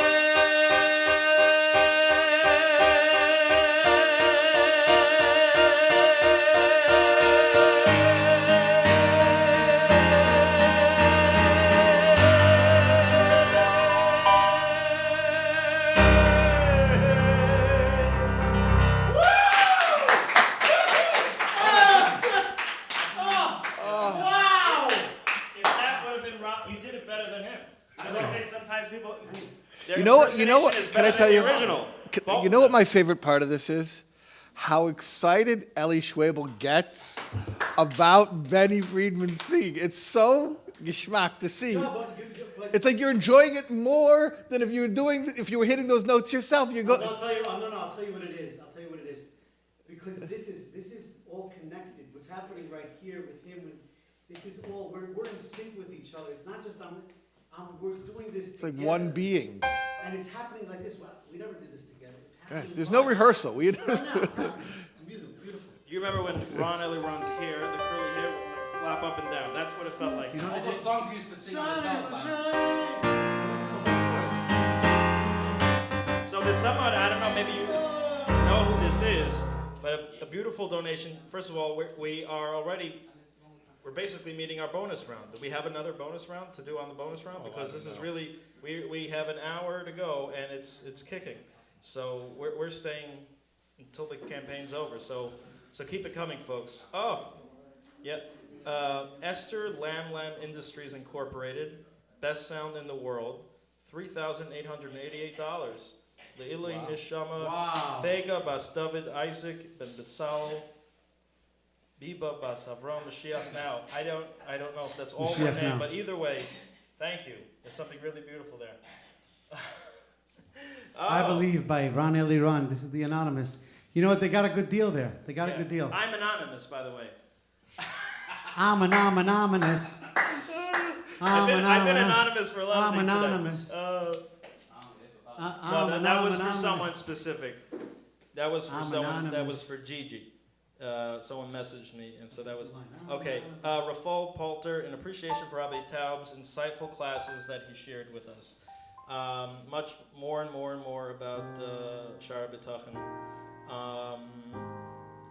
Yeah, blessings for continued success. We have some. Oh, somebody just, confirmed Eli about Schwebel, the Daven somebody Malach. wrote it. Yeah, Chaim Rothstein, who's a friend of mine. He just What did he suggested say? the lyrics. You liked it? Essa Einai, Me'ain Yove Ezri, that's who, Me'ain Yove Ezri, Da Malamayla Mimach. You know, yeah, Mein you got- Yove Ezri, you know what's so Da crazy? Malamayla Mimach. I'm working on a song with Yossi Green, his new album, and it goes, Sinai El Hashamayim. Say loud. Well, the lady from Charidy, Chaya, I don't know her last name. Ladayev. Ladayev. Ladayev, who's been very helpful. I don't know her. We've been on the phone. She said her son, I guess he's still up. I guess. He's up late. Well, she's up late helping us extra overtime. So to pay gratitude to her for all her work, well, she requested that her daughter would really love to hear Todah from Benny Fried. So, can you do it? I know sometimes people, okay. What key? B minor. Oh, whatever you want. I don't know the song. I'll figure it out. תודה לך, תודה לך, תודה לך, כלי. הולך איתך ורק איתך לא יכול בלי. תודה לך על חושך ועל האור הטוב. תודה לך, אתה תמיד קרוב. תודה לך, שמש בשמיים בכל יום. על אהבה מלווה לכל מקום. תודה לך על הניסים ועל הטבע גם. אני מלך, חי וקיים, תודה, תודה לך השם, הלב דורש ומבקש, מה שיש לומר, תודה, תודה, תודה לך השם, כל הנשמה תעלקה מחכה רק להשיב תודה, תודה, תודה לך השם, הלב דורש ומבקש, מה שיש לומר, תודה, תודה, תודה לך השם, כל הנשמה תעלקה מחכה רק לשיר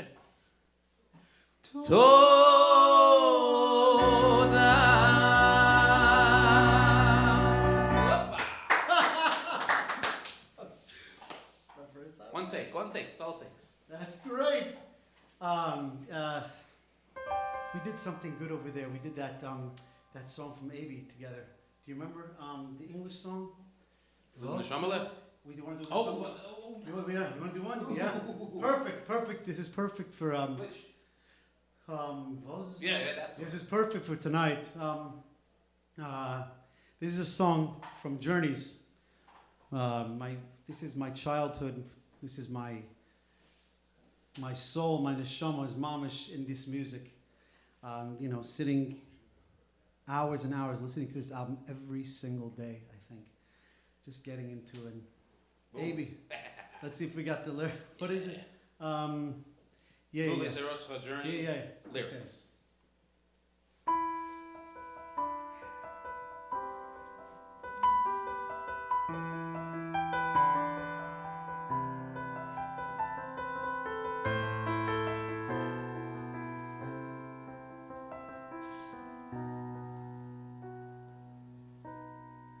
He sits late at night in the soft candlelight as it casts its warm glow on the pages. And the words that he sees are the secret, the key that has kept us alive through the ages. Why does he cherish the wisdom of old and delight in its study each day? He knows only Torah can nourish his soul. Come listen and hear what he said. Vos og beis Hillel, vos mein beis Shammai.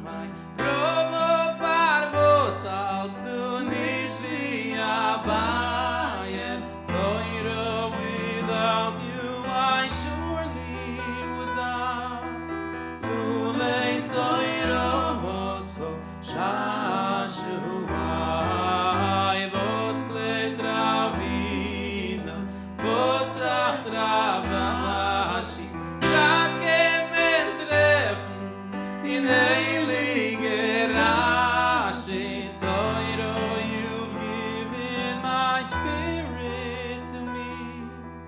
Kivom, kivom, chisoni.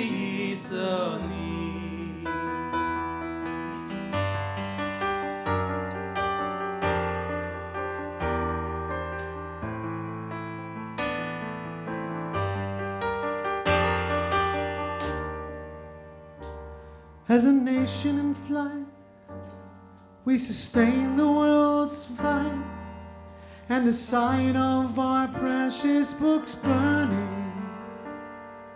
We ignored our grief and the world's disbelief. Never, no, never stop learning.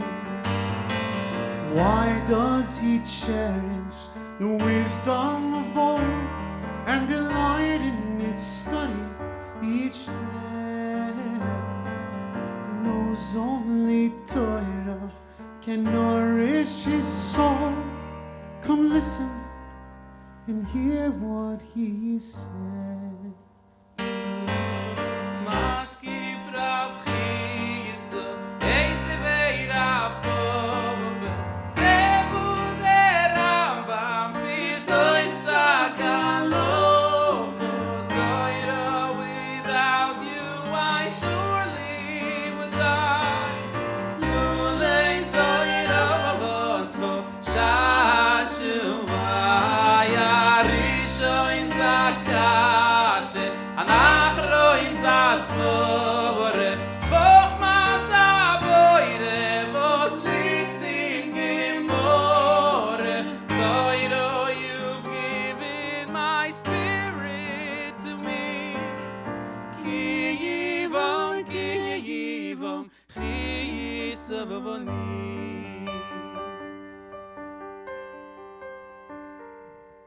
And now we remain with our faith yet sustained by our passion and love from this treasure.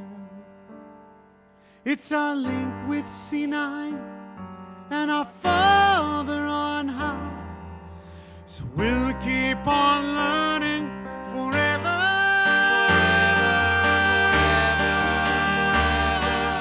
Why does he cherish the wisdom of old and delight in its study each day? He knows only Torah can nourish his soul. Come listen and hear what he says. Lulei Soira Voscho, Shashumai. Lulei Soira Voscho, Shashumai. Vos ovadeti veyoni. Vos ovadeti veyoni. Le'olam lo yeshkach pikudecho. Le'olam lo yeshkach pikudecho.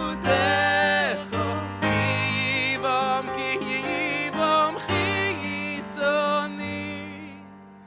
Ki yivom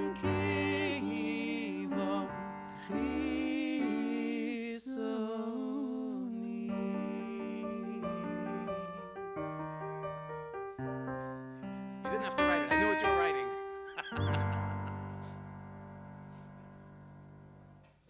Gewaldig! Oh my goodness. Ah. It's showing. People are loving it. Yeah, guys. It's just Wow. unstoppable. Henny, that was great. Oh. You know, when everybody over there, out there, I think it's when we are singing, we're also listening to ourselves and to each other. So it's not like we're performing to you. We are inviting you into what we are going through with these songs. We're experiencing the songs too. And that's really what you're with us. Just know that.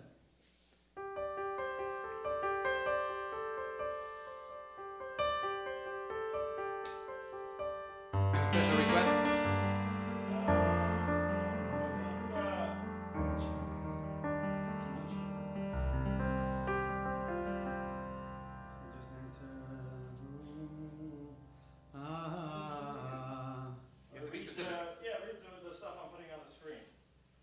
I should read it? Yeah. Zalman Vyshetsky, 1500. All right. Keep Oh, up the wow. great work. Oh, wow. Okay, and I got another. 7 minutes ago. Okay. It's a real time, Kevin. 1 second.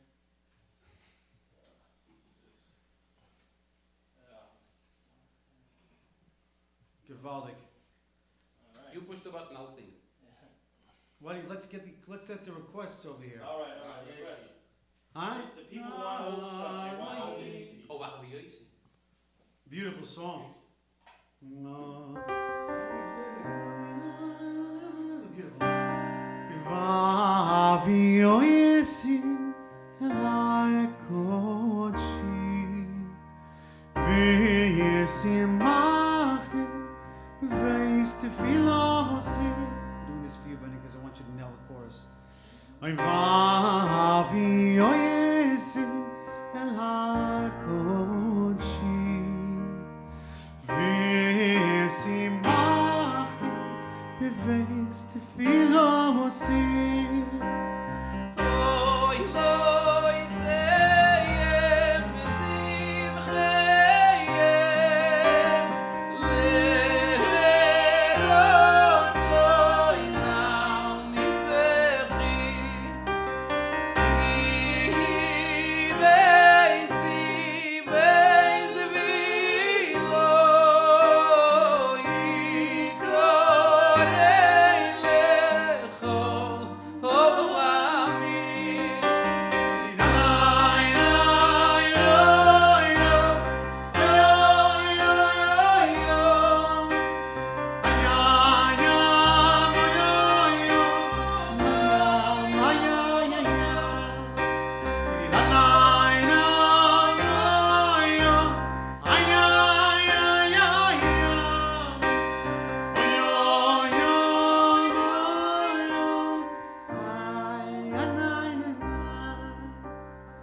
You know, it was my father was there when Shlomo Kalabach wrote.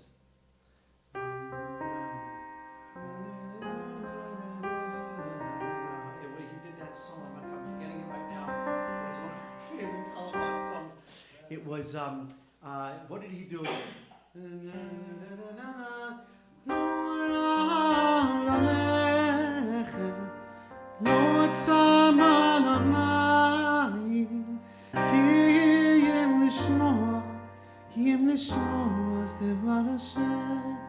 הנה ימים באים ליום השם שלחתי לארץ לא אהב ללחם ולא צמא למים. לא higher?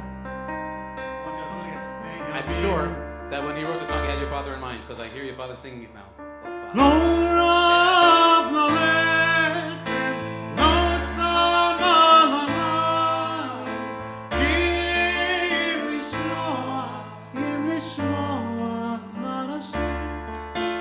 לא רב ללחם, לא צמא למים, כי אם לשמוע אז דבר השם.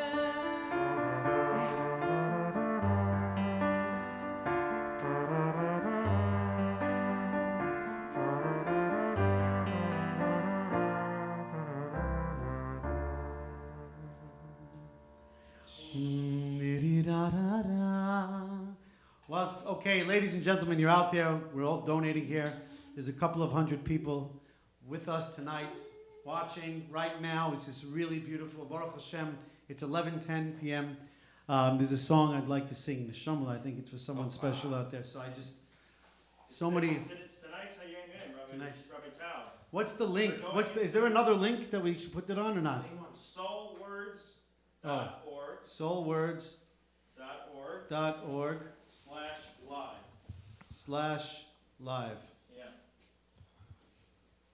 Let me just make sure these people get it because Could you put up, before he sings the Shambhala, the Hayom Yom that's coming up in an For hour? tomorrow?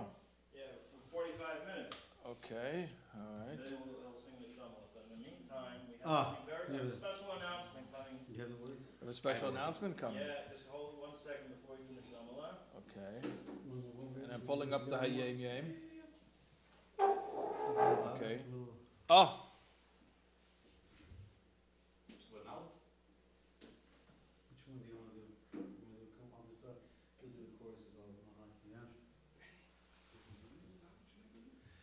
Do I know Lubavitch? My grandfather was like this with the Lubavitch Rebbe, telling me the Lubavitch from the Gunim.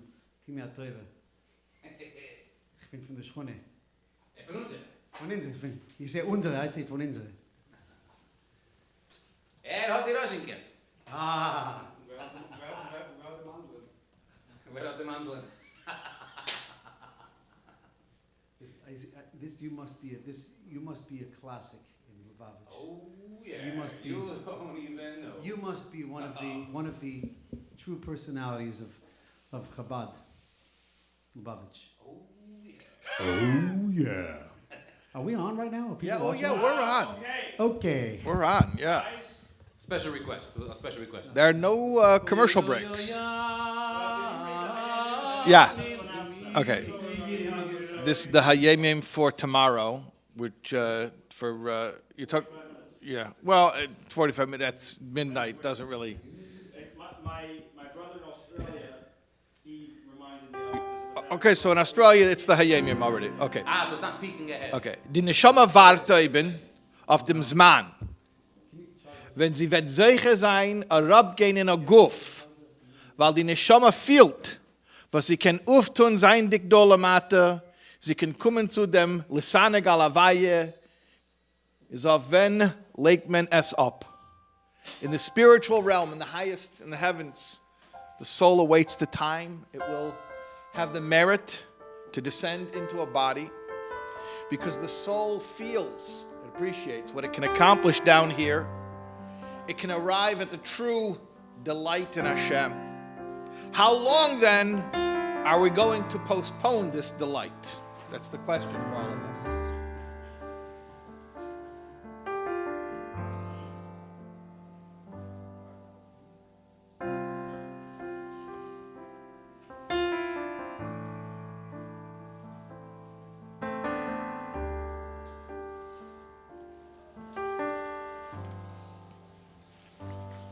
Come with me, little Nishamele, and let me hold you in my hand.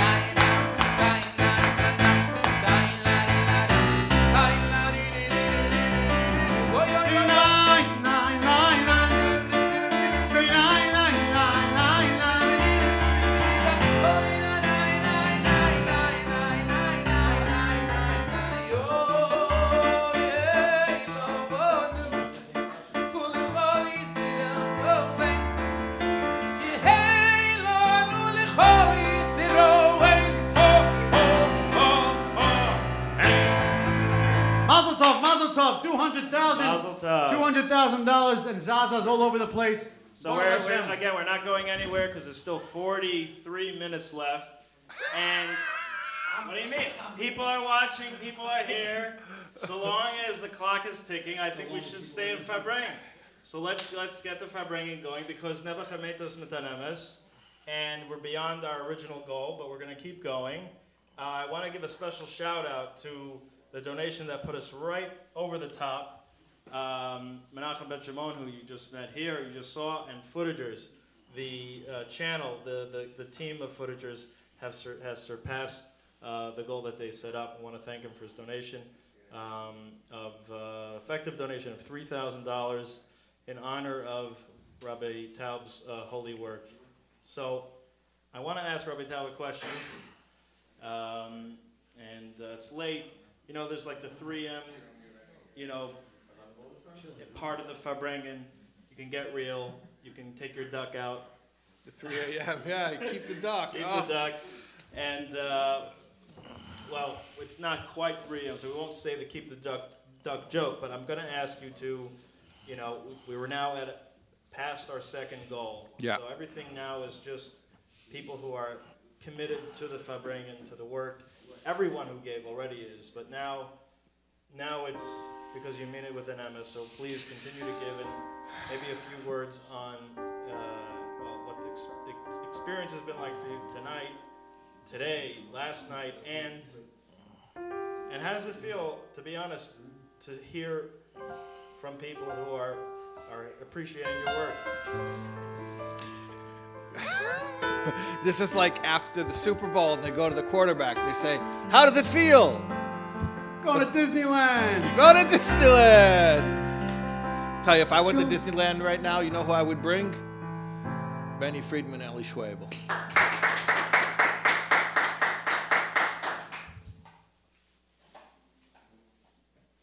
No argument here. All right, Have a Disneyland. great time. We're going. All right, this song is something special. Double overtime. Yeah.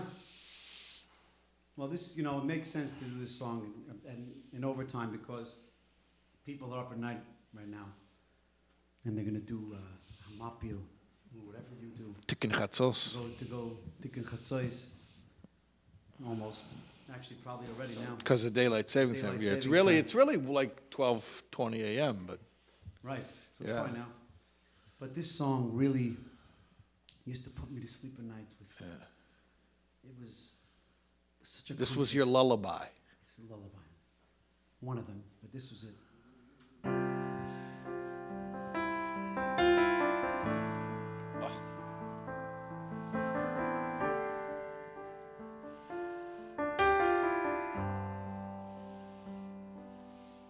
Come with me,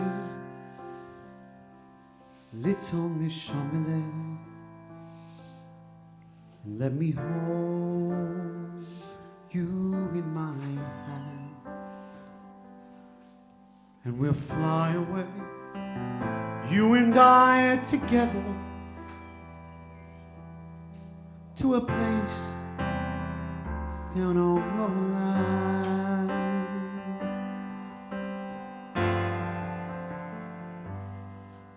Come with me, little Nishamile. Don't shy away, do as you're told. There's a little child waiting to be born today.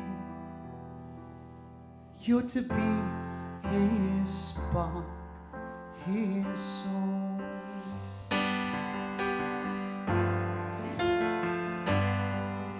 But dear Malachul, no,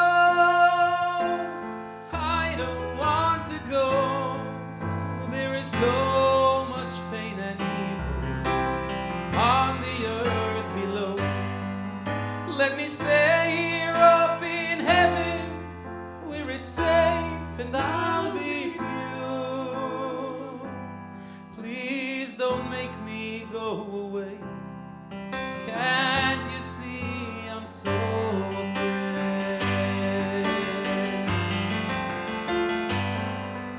Come with me, little Nishamile.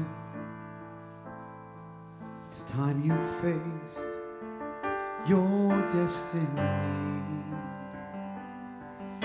As we fly beneath the clouds, now I will show you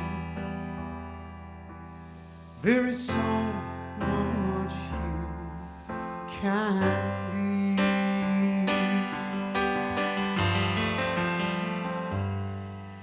Yes, dear Malachul, I can see Kedusha over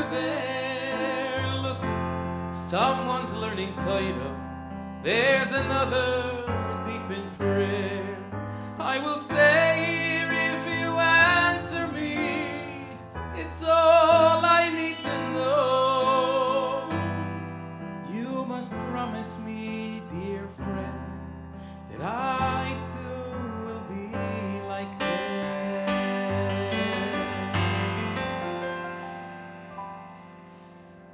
Come with me, little Nishamele. It's a task that I must do. As I tap you on the lip, you will forget me. You're on your own, it's up to you.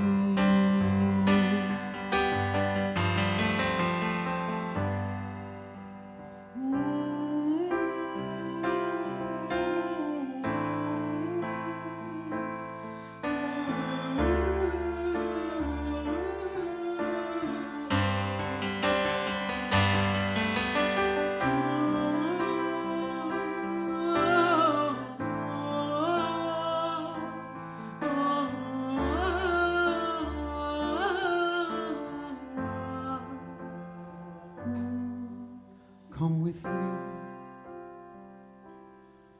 little Nishamele. Let me hold you in my hand,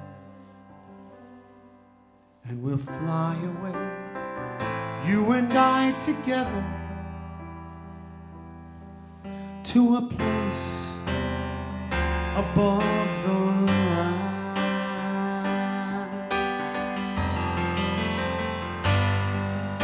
But dear Malachul, no, I don't want to go. I'm not ready to go with you.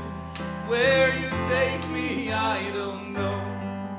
Let me stay right where I am. There's so much more I need to do. Please don't make me go away. Can't you see I'm so afraid?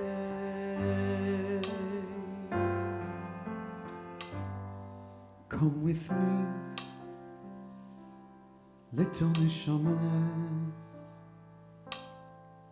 I've only come to take you home. There is no need to fear your destination. You've earned a place right by the throne.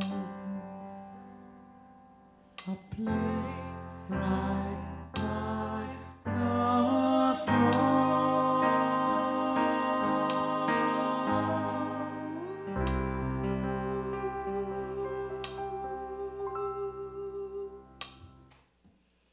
Nice. Wow. That's good. Yeah. Perfect. Is that how you The metronome. was pretty much. Perfect. Couldn't have planned it better. Robert, Fanny Freeman, you got a special relationship with duck shits, right? Hoppa. So we're gonna put Ellie on the spot if you can figure out the duck shits. Oh, sing it, I'll figure it, baby. I got you. That's Kind of major-ish. G, G. I think it's mine. Try G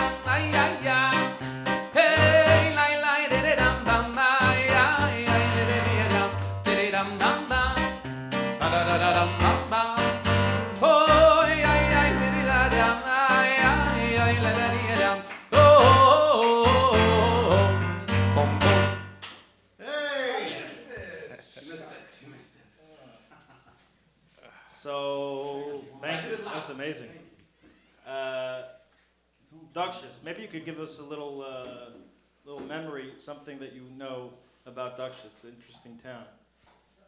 Yeah, no, what we know about, What we wanted to do last night, a different Duchess and Nick, that maybe you'll do for us in a moment. But I want to remind people we have a half hour to the campaign to go. And at this point, the sound people, the studio people have been going overtime already, an hour and a half today, an hour and a half last night, and they've been, anyway, we have to pay them overtime and a half, I think, but really they're just committed to the cause. But we're staying late because we have a half hour left, but we're here because we want to see the donations coming through. So if you like the Farbrengen and you wanted to continue going for another half hour, then pony up, because that reminds me that we're running a campaign. So you could donate any amount, which is great. It's not being matched anymore, so now it's just, you just want to be here for the Farbrengen. By the way, speaking of Duckshits, which I assume, I'm assuming that Benny's Duckshits connection is the Gordon. That's the, yeah, okay. So Yechen and Gordon, you know Yechen and Gordon? You spoke about it. You spoke about it. No. Yechen and Gordon from 5 Towns. Oh, of course. So Yechen and Gordon from 5 Towns, he texted a request. Should we read the? What is it? Yeah, it wasn't the Duckshits and Niggin, I'll tell you that. It was my fellow Jew. But that's your cousin. Yechen and Gordon's your cousin. Cousin, give me the tough ones. Give me the tough assignments. I so with all my heart and soul, let me honor you. A gentle people with a faith of steel.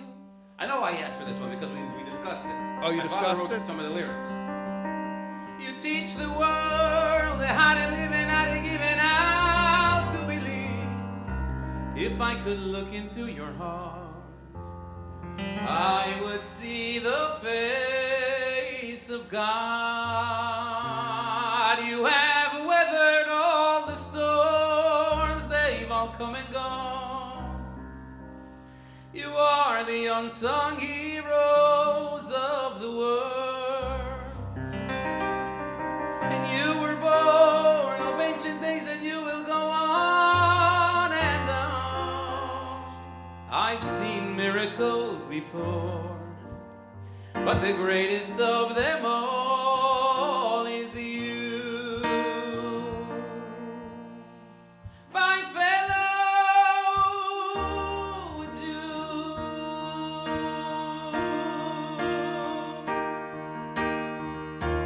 Keep going. I don't know the song. I'm doing what you want to do. It's a nice song, I'll tell you that. Oh, it's an old school Fried, right. Avremel. We're gonna do an Avremel song. What Avremel song should we do We've now? been talking a lot about Kikara Velecha. Kikara Velecha. But before that, you got to start from the whole. I think we did it already, didn't we do it? Not today. Oh. We've been here for a long time. We did a lot of songs. At KMR we did it. Warner Brothers, KMR. How does it go?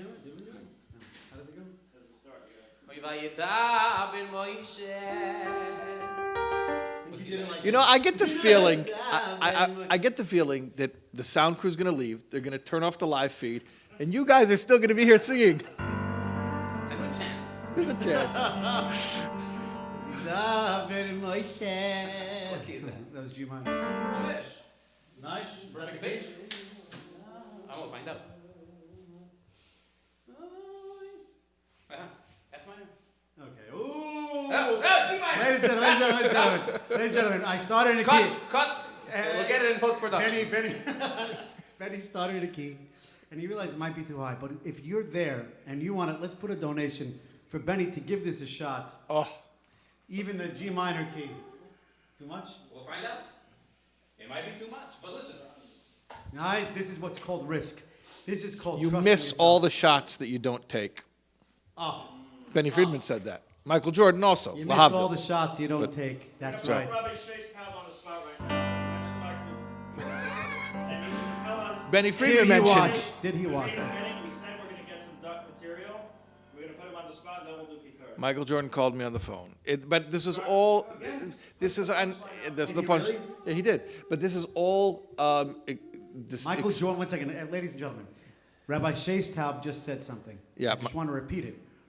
Michael Jordan called Rabbi Shais Taub on the phone. Okay, continue the story, Rabbi. The whole story, actually, Chaim Marcus does a podcast called, do you remember what it's called? I just called it the Chaim Marcus podcast. People with purpose. People with purpose. People. It's on the tip of my tongue. I knew it wasn't meaningful people. Right. That's Nachi Gordon, who's also your cousin. That's Nachi Gordon. That's right. meaningful minute, meaningful people. Meaningful people, That's your cousin, Gordon. Right. 5 towns. But I knew it was 5 people, towns. meaningful people. But people with purpose is the Chaim Marcus, who's also your cousin. That's You right. have a lot of cousins. Baruch Hashem. You're lucky I have a lot of cousins. No, Jackie Mason. I'm lucky I have a lot of cousins. So Chaim Marcus interviewed me about this, about when Michael Jordan called me. So if you want to hear the whole story, you have to go on Chaim Marcus's podcast, People with Purpose. No, you see, you're so Chaim, consumed in yourself. nobody sees you. See, Chaim, you're I know afraid the to part share that Chaim this wants. story. No, I know what You think Chaim because wants I to want hear. sensational? I You know think what I'm Chaim not wants. like that moment Chaim for Cohen, people? I know what you want. No. I'm going to give you what you want. I know what you want. Just wait a minute. I don't think you do. To me, the story is about your father, not about you. That's If- true. If you're thinking That's what I about told Chaim yourself, Marcus. then you're uncomfortable sharing it. That's what I told Chaim Marcus, the story about my father. Long story short, I was a little kid. But people should still listen to the podcast. Absolutely. Of course, people with purpose. Chaim Marcus, people with purpose. Long story short, a bunch of kids were going to get Michael Jordan's autograph, and I was the last kid. And Michael Jordan really wanted to go. He was trying to get into his blue Corvette, Air 23, North Carolina license plates. He wanted to. I grew up in Chicago. He wanted to go. He wanted to leave, but I was standing there like a nudnik, and he was closing the car door. Says, "Get your hands away, or they're going to get chopped off." So instead of understanding that basically he's a tired person, a bunch of kids were mobbing him, and he was warning me to take my hands away, I took it as Michael Jordan said, "I'm going to chop off your hands." So I went home and I told my father, "Michael Jordan's a jerk." So you know what my father did? He wrote a letter to Michael Jordan, said, "Dear Michael, I know you're too much of a class act to lose even one fan." Instead of mailing it to the Bulls, where it would just, they'd send you back like a photocopied 8x10 photograph with a, rubber stamp autograph. He found out where Michael Jordan lived. Wow. And he went to his house. This is, by the way, back in 1985, when Jordan still lived in a duplex in Northbrook on Willow and Finkston. Yep. And this is before he lived in Highland Park, and then he had a second house on Route 22 in Highland Park, which is like a huge mansion. But he lived Willow and Finkston in Northbrook. This is like his first place he lived in Chicago. My father went to the house. He knocked on the door. And I didn't know this, by the way, until after the podcast with Chaim, because my father called me up and he told me more of the story, which I never knew, which is I thought he put it under the door at Michael Jordan's house. I knew he brought it to the house. Michael Jordan's mother, Dolores Jordan, answered the door because she was living with him, sort of coaching him, managing, sort of supporting him, emotional support. And he gave the letter to her. I didn't know that before. So she made sure that her son read the letter. Anyways, point is, I get a call on the phone, and it was Michael Jordan, and I couldn't believe it. And then I realized it really was him. And he's like, "Are you still my fan?" And I said, "Yes, I'm your fan." He's like, "When's the next time you're coming to a game?" So I told him. He said, "Next game, you come down to the locker room. Whatever you bring, I will sign it." Yeah, that's right. That's true. And I had the Nike poster with the, with the black and red shoes that he wasn't allowed to wear because they didn't have white in them. Pump? And no, it was before Pump. No, Pump was a Reebok shoe. Oh. No, but this was the original Jordans, the black and red Jordans. This is 1984, 85. And anyway, so I went down and he signed my thing, and yeah, so that was it. So no matter people, so the reason that Chaim Marcus interviewed me, because apparently there was a documentary about the Bulls and about Michael Jordan. Maybe he wasn't such a nice guy. I said, listen, to me that's all propaganda, because my experience, Michael Jordan's a mensch. That's it. Wow. But the real story is that my father decided he didn't want his kid to be sad, so he went. It's a story about your father. It's really a story about my father. Not about Michael Jordan. Yeah, that's right. And I told Chaim Marcus, I said, when I was a kid, I thought the hero of the story was Michael Jordan. Now we realize the hero of the story was my father. 1 second. Yidla, in the back over there, we have a big fan base over here. I know you guys love what's going on. Everybody please go outside. Yeah, everyone's doing overtime. So everybody out. Okay. Chassidim v'yan Shemaisa. We have, by the way, over here, we have a crowd of about 40 people here watching. And Baruch Hashem, you know, because every person has 10 people inside of them, you know, that they love. It's mamish, 40 people. Tefillah b'tzibur is the Baruch, Asakei there's a Chasanaf. minion. Ask Benny to tell you the story. It's a Chabad story. But before you say that, Yeah. I realized something. When they said you should make a minion, yeah, it doesn't mean at least 10. It means at most 10. Oh, really? Wait. Hang on a second. Think of it. Think of the power of 10 people together. Right. As a choir, as a cappella, versus 20 people in a choir. How many people do you want in a choir? I don't know. You don't want more than 10 people because you can't be in sync. So a minyan is not pshat that you have to have a minyan and then 1,000. There is a time for hakel. Hakel asam, there's a time. Once in 7 years. Right, but there's a time for also 10 people sitting around and singing together in unison. There's something about it if you're all together as a cappella. It's a concept that came up. Okay, weiter gegangen. Write it in your chibur. Your chidushim. I like it. I feel like it has a. It's like half a song. It's still waiting for the either the chorus Needs to be developed. It's like half a million. It's almost. It's half a million. Shais, like that. You got what I'm saying, though, right? There's something there. But it's okay. It's a concept. Okay, fine. Weiter. There you go. And it's used. Magical. Like transports you. We are now entering the Shais zone. All right, cut to the Shais. Cut to the Shais. No. We'll call you in a second.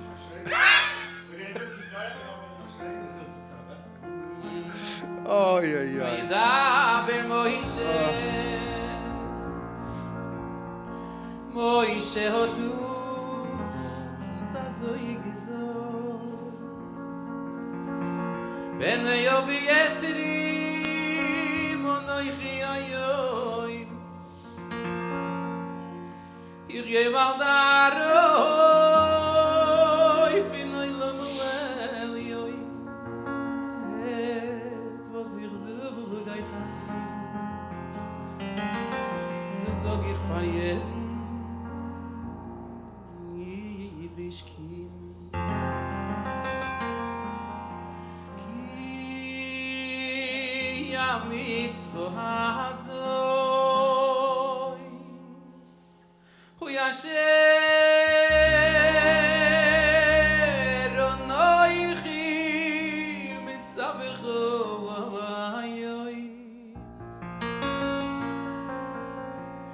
Loy nifleisi mi mecha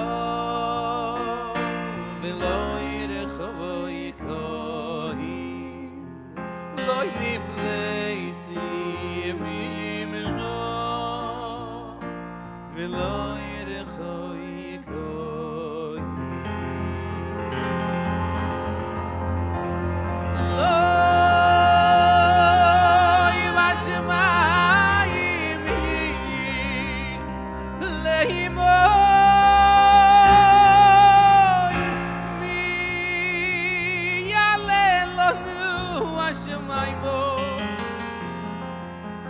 Oy vey koche olovonu Oy viash mi yinu voiso vinavaseno Oy viloy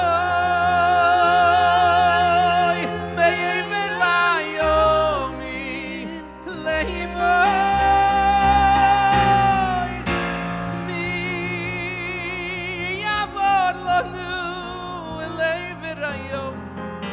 Oy vey koche olovonu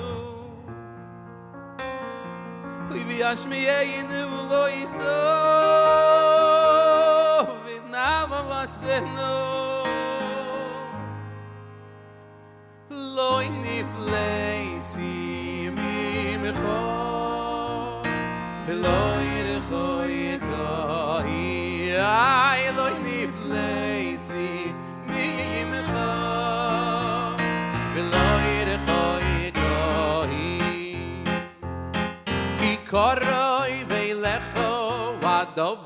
vor me yoy hey lecho wado vor me yoy ki koroi ve lecho wado vor me yoy hey lecho wado vor me yoy ki koroi ve lecho wado vor me yoy be firo vil vo of kholas oy so ki koroi ve lecho wado vor me yoy be firo vil vo of kholas oy so ki koroi ve lecho wado vor me yoy be firo vil vo of kholas oy so ki koroi ve lecho wado vor me yoy Ficho vil vovicho la soy so noy niflei mi mego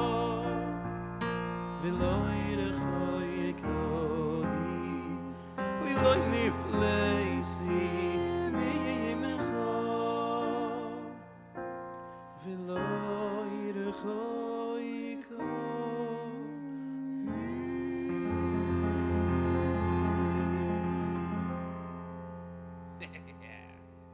Ashreinu, Ashreinu, Mawatoy Chelkeinu, O Manoim, O Manoim, O Manoim, Goyroleinu, Ashreinu, Ashreinu, Mawatoy Chelkeinu, O Manoim, O Manoim, Noim, Goyroleinu, O Mayofa, O Mayofa, O Mayofa, Yerushalayim, O Mayofa, O Mayofa, Oh my God, for Yerushalayim, aha, ha, ay, ay, ay, ay, ay, Shreinu, matoy chelkeinu, ahay, ahay, ahay, ay, ay, oh manoim goyroleinu, ahay, ahay, ay, ay, ay, ay, ay, Shreinu, matoy chelkeinu, ahay.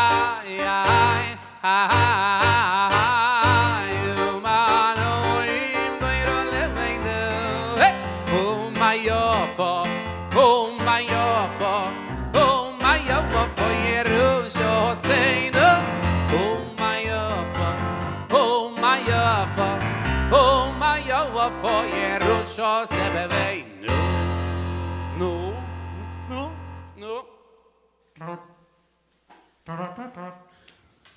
Yeah. Hine Matoy? Hine Matoy, that one? Let's do something that we like. Don't forget before you finish, you want to listen. Hine Matoy, Vumanovoyim, Sheves Achim, Gam Yovochad. Hine Matoy, Humanoim, Sheves Achim, Gam Yovochad.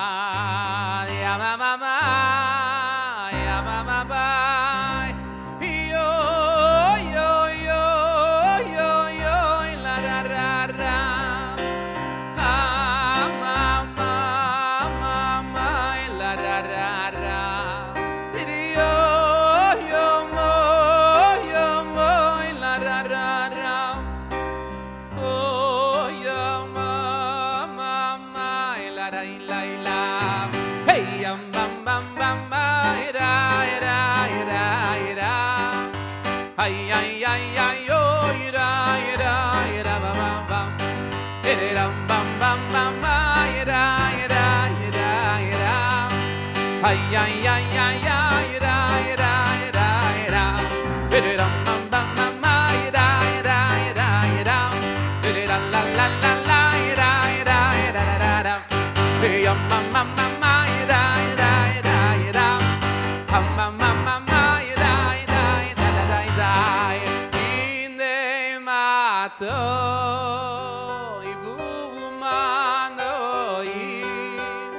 sheves achim gam yo.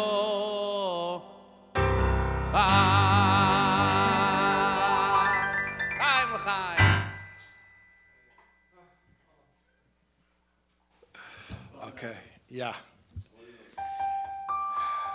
I'm afraid if I mention any names, I'm going to leave out a name. So I'm going to say like this. I want to thank the matchers, all the donors, all the talent who joined me, the crew who made this live stream possible, everyone who watched, and most of all, obviously, all thanks goes to Hashem, who gives us strength. And when Hashem gives us strength, that means because we have a job to do. So, Baruch Hashem, each of us with our talents, each of us with our whatever it is Hashem gave to us, we've got work to do, because we have to bring Mashiach, we have to bring the Gula Shlema, nothing less than that. That's the goal, and that's what it's got to be. And Mirza Hashem, like your father Benny was saying today, we had him on Zoom, that in her last days, your grandmother composed a song about we should find out that Mashiach is already here. Do you know about this? That not that Mashiach is coming, but we missed it already. Like you look at your WhatsApp, oh, Mashiach was here 5 minutes ago. That's it. We should find out Mashiach is already here. Mashiach is showing up.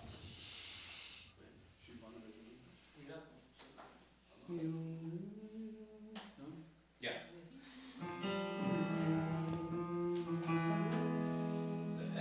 No, you want an F?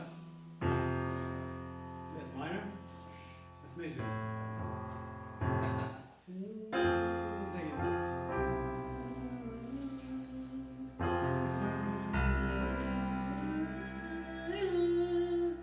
No.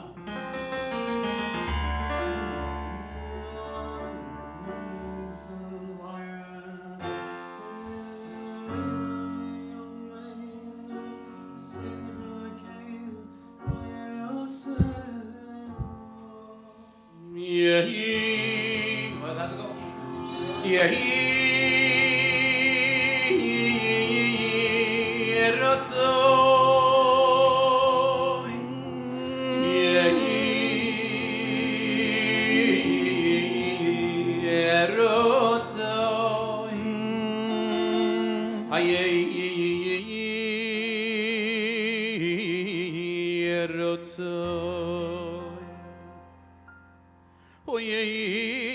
Rotzoy mi lefonecho Hashem Eloikeinu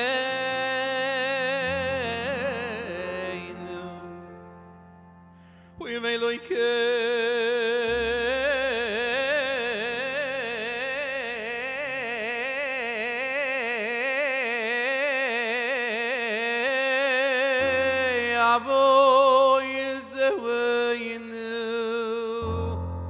Sheyebonne beisamidos Bimeyro biyomeinu Beseichel keinu besayro sebecho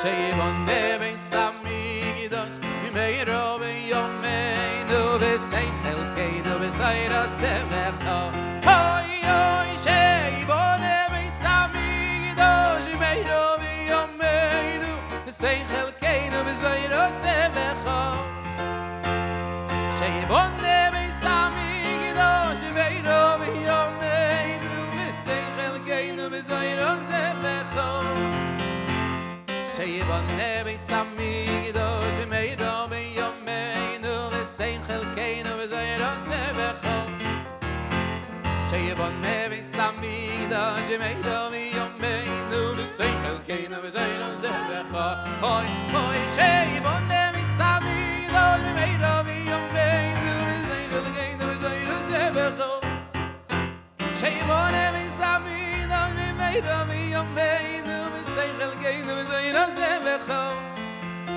Sheyebonne beisamidos Bimeyro biyomeinu Beseichel keinu besayro sebecho Sheyebonne beisamidos Bimeyro biyomeinu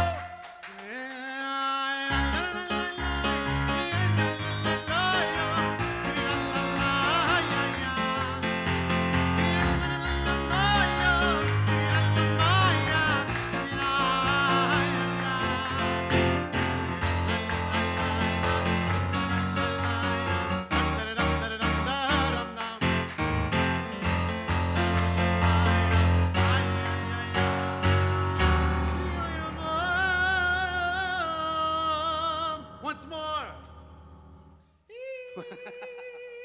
כי מאוי לא מוכשונים.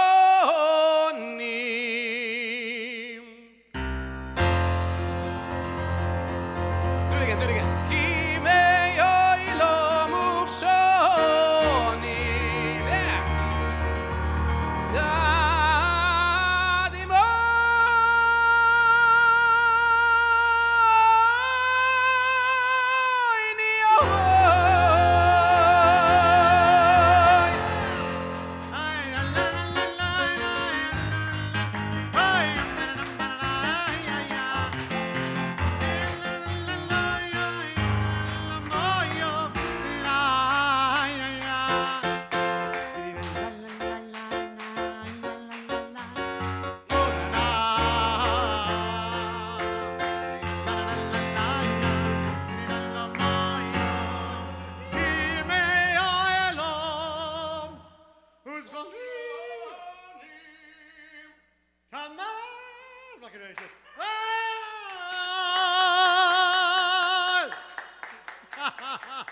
I gotta get that note.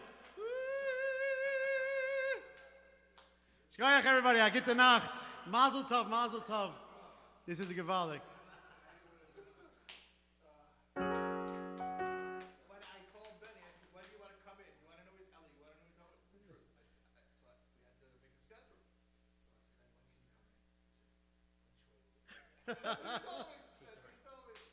I'm glad you did that because I had a blast. Oh man, we've been here for 5 hours. Supposing people come across the video after the campaign left, can they still contribute to the work? And I think on the charity page there may be other links how to contribute. This has been an incredible day, an incredible 24 hours, and well, I think the comments, the donations speak for themselves. So you have obviously a lot of work cut out for you for the series. We didn't make a plug tonight, but we did yesterday about your new series that is in conjunction with Chayenu. So, yeah.